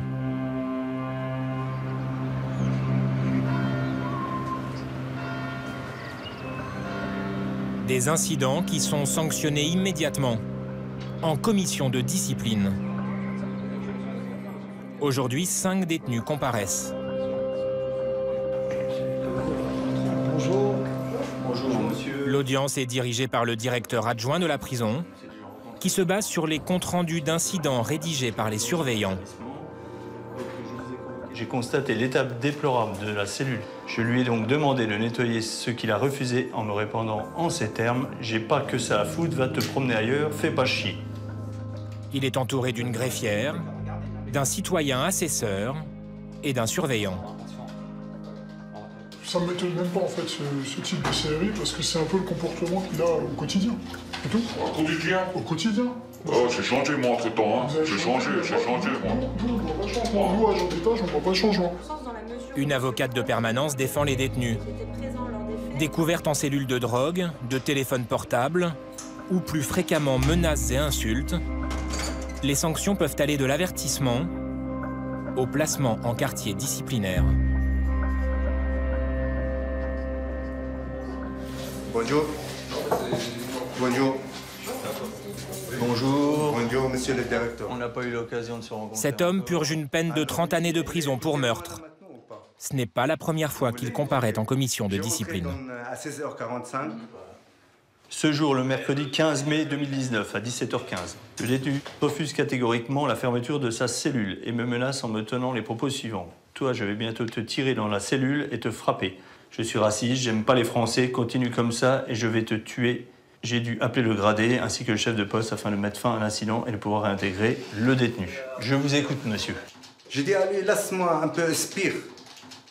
Et lui, il dit non, je suis le chef ici et je commande ici. J'ai dit à lui, respecte-toi. Pour moi, j'ai fait respect pour toi. J'ai pas menacé, j'ai discuté avec lui. À la fin, j'ai dit à lui comme ça directement. Tu as 2 solutions, sinon tu tues moi, sinon je tue toi. C'est tout. Elle dit devant. Ça va, monsieur, vous êtes un peu plus expressif. S'il vous plaît. Laissez-moi parler, s'il vous plaît. Monsieur, après, vous parlez. Non, monsieur, c'est moi qui préside la commission de discipline. Si j'ai une question à vous poser, je vous ne vais pas couper votre parole, s'il vous plaît. Avoir des menaces, je te tue, tu me tues, on n'est pas là pour ça. Si l'agent de... Moi, c'est pas... Je suis pas quelqu'un de violent, je vois. Demande à fermer la porte. Eh bien, il ferme la porte. Pourquoi? Dis-moi pourquoi, quelle raison? Vous êtes juste injuste. Vous aussi faire un peu de pouvoir, diffamation, c'est tout. Comme au tribunal, le délibéré est couvert par le secret. En 2018, 183 sanctions ont été prononcées ici. Le délibéré. Il y a pas de quoi. Il faut que je refasse. Je suis dangereux, putain. Je pète, attention. La commission a délibéré, j'ai décidé de vous sanctionner de 7 jours de quartier disciplinaire, faites à côté d'aujourd'hui. Aucun vous problème. Avez 15 jours pour faire un recours auprès du directeur interrégional. Rien du tout, aucun problème. Immédiatement placé au quartier disciplinaire. Le détenu n'a plus droit qu'à 1 heure de promenade par jour, seul. Aucune activité non plus. Et une cellule spartiate, sans télévision, avec juste un poste de radio. La justice pourra aussi lui retirer des réductions de peine. Un incident comme celui-ci peut repousser d'une quinzaine de jours sa libération.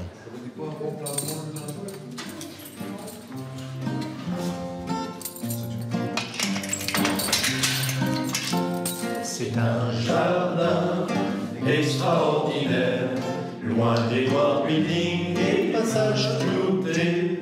Il y avait un bal, donnait des pringles verts dans un coin de verdure, de petites grenouilles chantaient une chanson pour saluer la lune.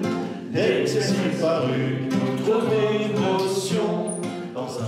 Incarcéré depuis 2011 pour un crime dont il n'a pas voulu nous parler, Alfie est arrivé ici il y a quelques mois. Il s'est inscrit au cours de chant hebdomadaire et à bien d'autres activités. Je suis déjà donc inscrit à l'activité informatique, culture générale, philo, à l'atelier modelage poterie, à la méditation de pleine conscience, à la médiation animale, donc il y a des personnes qui viennent avec leurs chiens. Pourquoi autant d'activités? Mais moi, mon pire ennemi, c'est l'ennui. Et si je m'ennuie, je déprime. Si je déprime, j'ai des idées noires. Si j'ai des idées noires, on devine la suite. Ah, comme on dit, il faut tuer le temps avant qu'il nous tue. Donc, ça permet de sortir de cellules, ça permet de rencontrer du monde. Et sans ça, c'est vrai que on se demanderait pourquoi on se lève le matin, quoi. Qu'est-ce qu'on ressent quand on se dit qu'on a encore 7 ans à faire?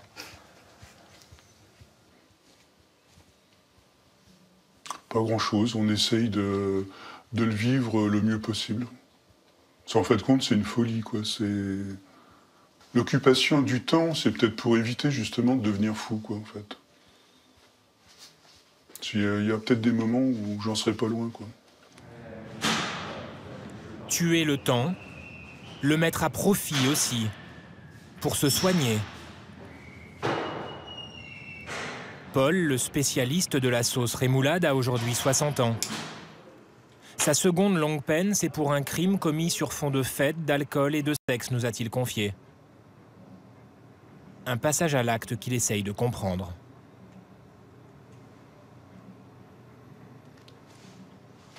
Moi, ma vie, elle est simple. Hein. Ma mère, elle était mère au foyer, mon père travaillait à la mine. Moi, ils n'avaient pas les moyens de m'envoyer à l'école faire des études de médecine ou tout quoi. Non. Voilà, on n'a pas tous la même chance hein, dans la vie.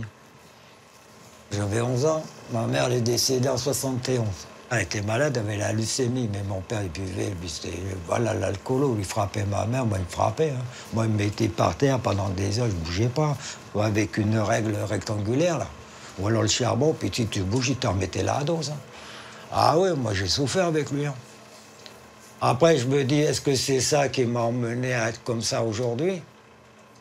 La violence, pas aucun... je sais pas comment je pourrais dire ça. Moi, en fait, j'ai aucun sentiment. J'ai pas de sentiment pour les gens.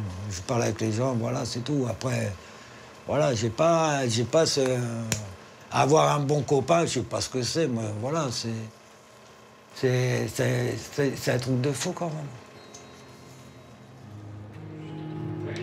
À Ensisheim, 75% des détenus consultent en psychologie ou psychiatrie. Plus d'une trentaine seraient schizophrènes. 2 psychiatres et 4 psychologues viennent travailler en prison, avec des méthodes parfois surprenantes.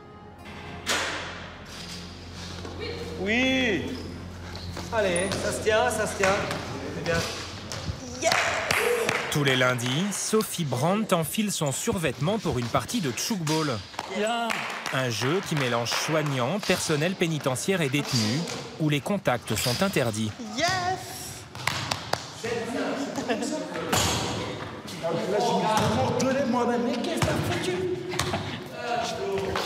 Une activité thérapeutique pour apprendre aux détenus à canaliser leur agressivité. Out. Victoire.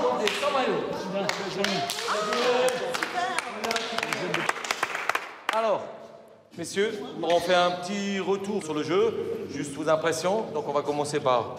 Tu es bas? Alors. Je me suis bien défoulé, et voilà, je vais rentrer tranquillement dans ma cellule, une bonne douche, et puis voilà, repos. Ok. Aujourd'hui, tu étais vraiment à fond dedans, et collectif, enfin, tu as marqué des buts, ça fait 10 ans que tu n'en as plus marqué, quoi. Non, c'est bien, franchement, très bien. Voilà. Toi? Toutes les fois où je suis venu comme ça, c'est que ça a donné quelque chose de bon. Et ça a très bon sens. On est quand même un bon petit groupe. Et sur le jeu, voilà. Aujourd'hui, je dirais que tu es le MVP. Tu es le meilleur joueur. MVP, t'es sérieux là? Tu es parti de rien ou même de très bas. Et aujourd'hui, tu as vraiment bien joué. Tu as fait des passes, tu as fait du collectif. C'est ce qu'on recherche. Hein. Et d'ailleurs, tu es le meilleur exemple du tchoukball où ça marche. C'est une sacrée évolution sur les 8 séances. Voilà. Ouais. Ok, messieurs, bon après-midi. Ouais, bonne fin de journée. Au revoir. À ma petite. À l'unité médicale de la prison, les psychologues et psychiatres réalisent près de 3000 actes par an. Lors de ces rendez-vous, Sophie aborde avec ses patients la vie en détention, le crime commis, mais elle remonte aussi loin dans leur passé. Depuis 11 ans, un petit peu plus, que je travaille en prison. Je n'ai pas rencontré une seule personne qui m'ait dit qu'elle avait un parcours sans difficulté, avec une enfance heureuse, avec des parents aimants. Quand on en arrive à agresser l'autre dans des choses assez violentes, c'est que forcément on a soi-même vécu des choses difficiles pour en arriver là. Et puis nous, c'est une des choses sur lesquelles on va travailler dans la rencontre avec les personnes détenues. C'est une excuse? Non, c'est pas une excuse, c'est quelque chose qui permet de comprendre. Notre pari, en fait, c'est que si la personne se sent mieux psychologiquement, ça c'est assez évident, elle n'aura plus besoin de passer à l'acte. Hein, quand on va bien, on n'agresse pas l'autre. Guy, le détenu qui gère les stocks en cuisine. Entrez. Merci. Prenez place. Consulte Sophie environ 45 minutes chaque semaine.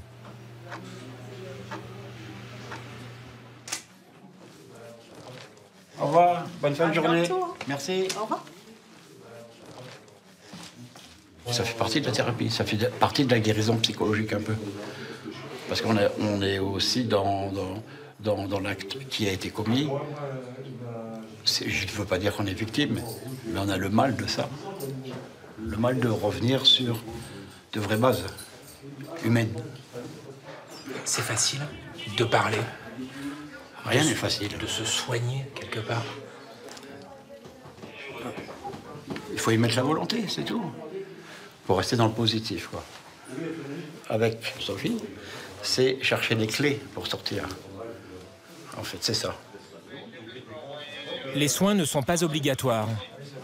Mais avec le paiement des parties civiles et le fait de travailler, cela permet de bénéficier de réductions de peine. Jusqu'à 3 mois en moins chaque année de prison. Une carotte que tous les détenus ne saisissent pas.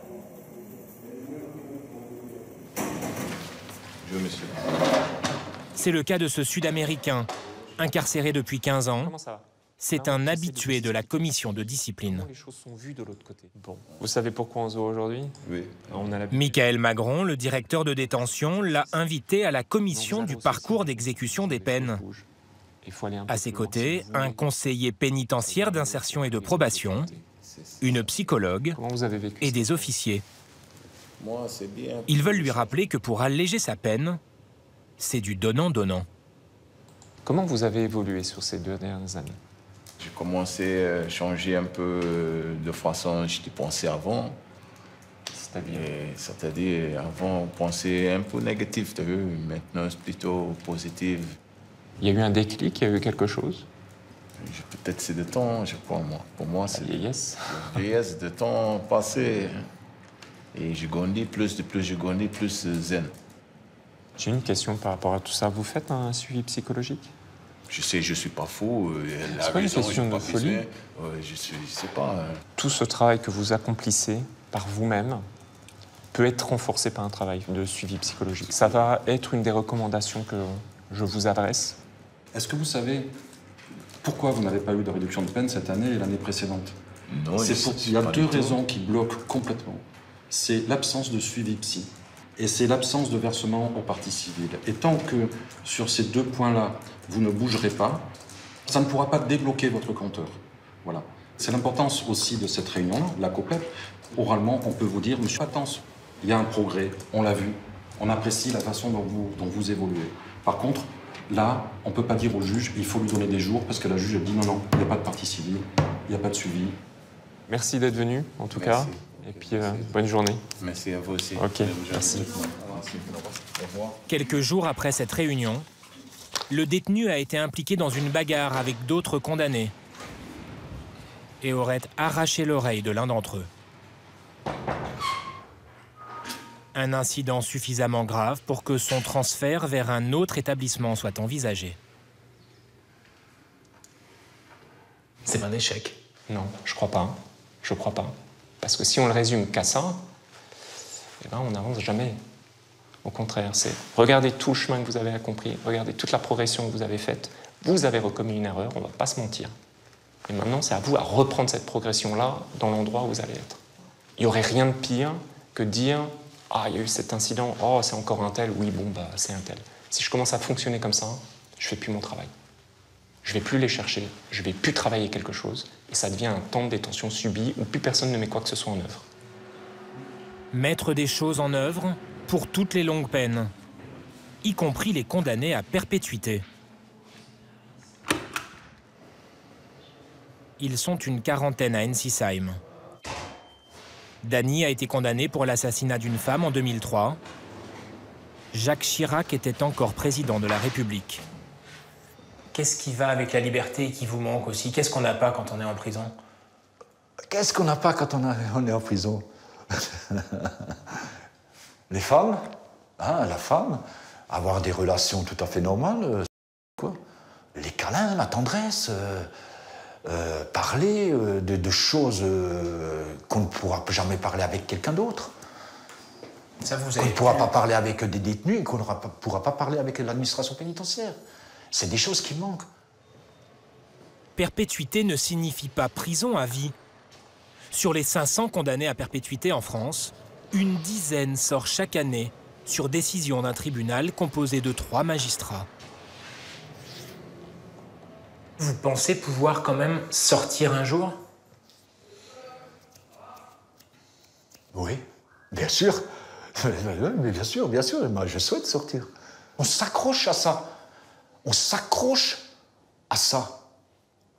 Parce que si on ne s'accrocherait pas à quelque chose qui nous tient à l'extérieur, à quoi ça sert que je vive? À quoi ça sert que je fasse ce travail avec l'administration? À quoi ça sert que ces gens viennent chez moi? Mais monsieur, faites un effort. Mais monsieur, vous verrez, vous sortirez, monsieur. Vous savez, à perpétuité, il faut bien penser une chose, c'est que s'il n'y a plus rien à perdre, les premiers qui sont quand même en danger, c'est déjà nous-mêmes, hein, l'autodestruction. Certains détenus peuvent être en danger et l'administration pénitentiaire peut être en danger. Décédez aux étages, dès que possible, annoncez-moi la fermeture de votre étage.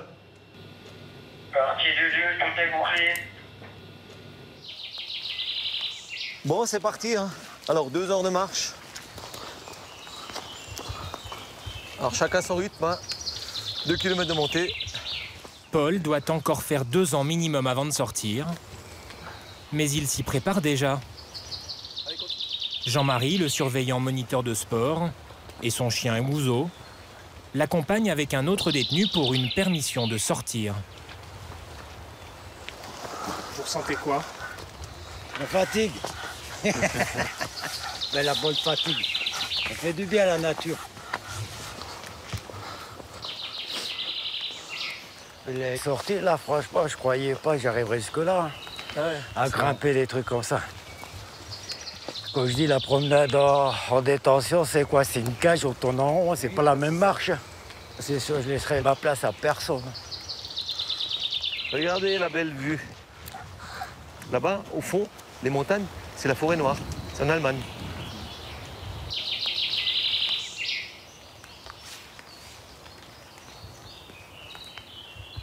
La vue, c'est agréable. Là, je crois que je vais construire, là. Vous avez vu, je crois que je vais rester là. Ça y est, c'est bon, je vais construire là. Petite cabane, ça suffit. Il y a le lac en bas. Pour nous, c'est mieux déjà la nature. C'est mieux que de sortir, de se retrouver au centre-ville, là où il y a trop de monde. On n'a plus l'habitude voilà, de se retrouver comme ça au milieu des gens, des voitures.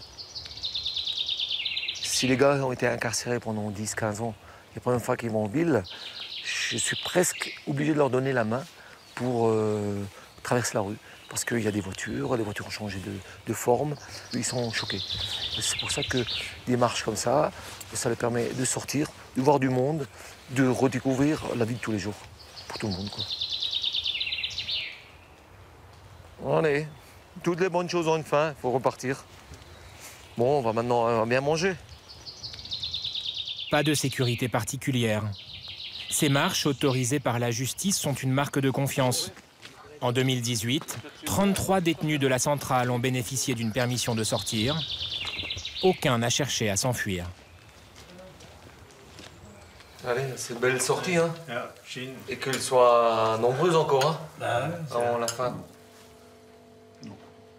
Un déjeuner roboratif que les détenus paieront de leur poche. Voilà, bon appétit. Merci. C'est pour ce qu'il y a. Merci. On l'a mérité quand même, hein. Ah oui, ça.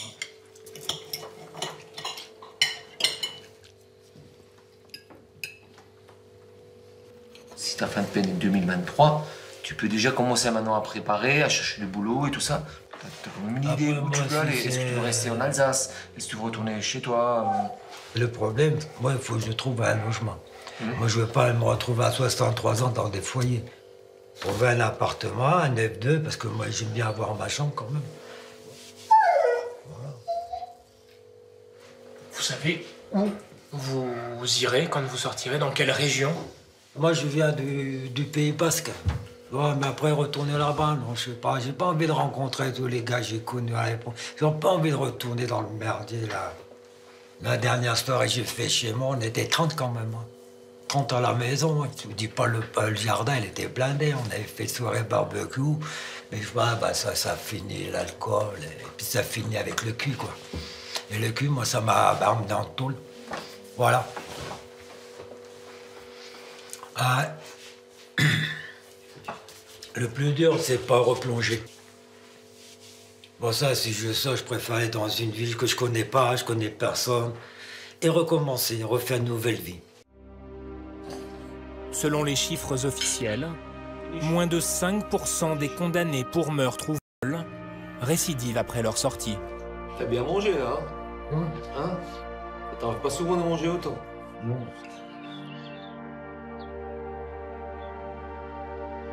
Qu'elle soit proche ou encore lointaine, la sortie, tous les détenus y pensent. Vous allez sortir? Ben, un jour ou l'autre, si je me suis un peu avant. Ce qui peut arriver aussi. Non, c'est vrai en plus, je suis sérieux. Bien sûr que je m'en envie de sortir. Mais la vie, c'est pas ici. Hein. Je sais pas si je refais ma vie avec une autre femme. Hein. Je pense que c'est pas possible. Sachant que ce que j'ai fait, je veux dire, qui voudra d'un qui a fait du mal à des femmes, quoi, je veux dire. Personne. Je pense que je peux sortir vers 2027-2028. Tout le temps, je me pose la question, est-ce que mes amis seront encore là, quoi?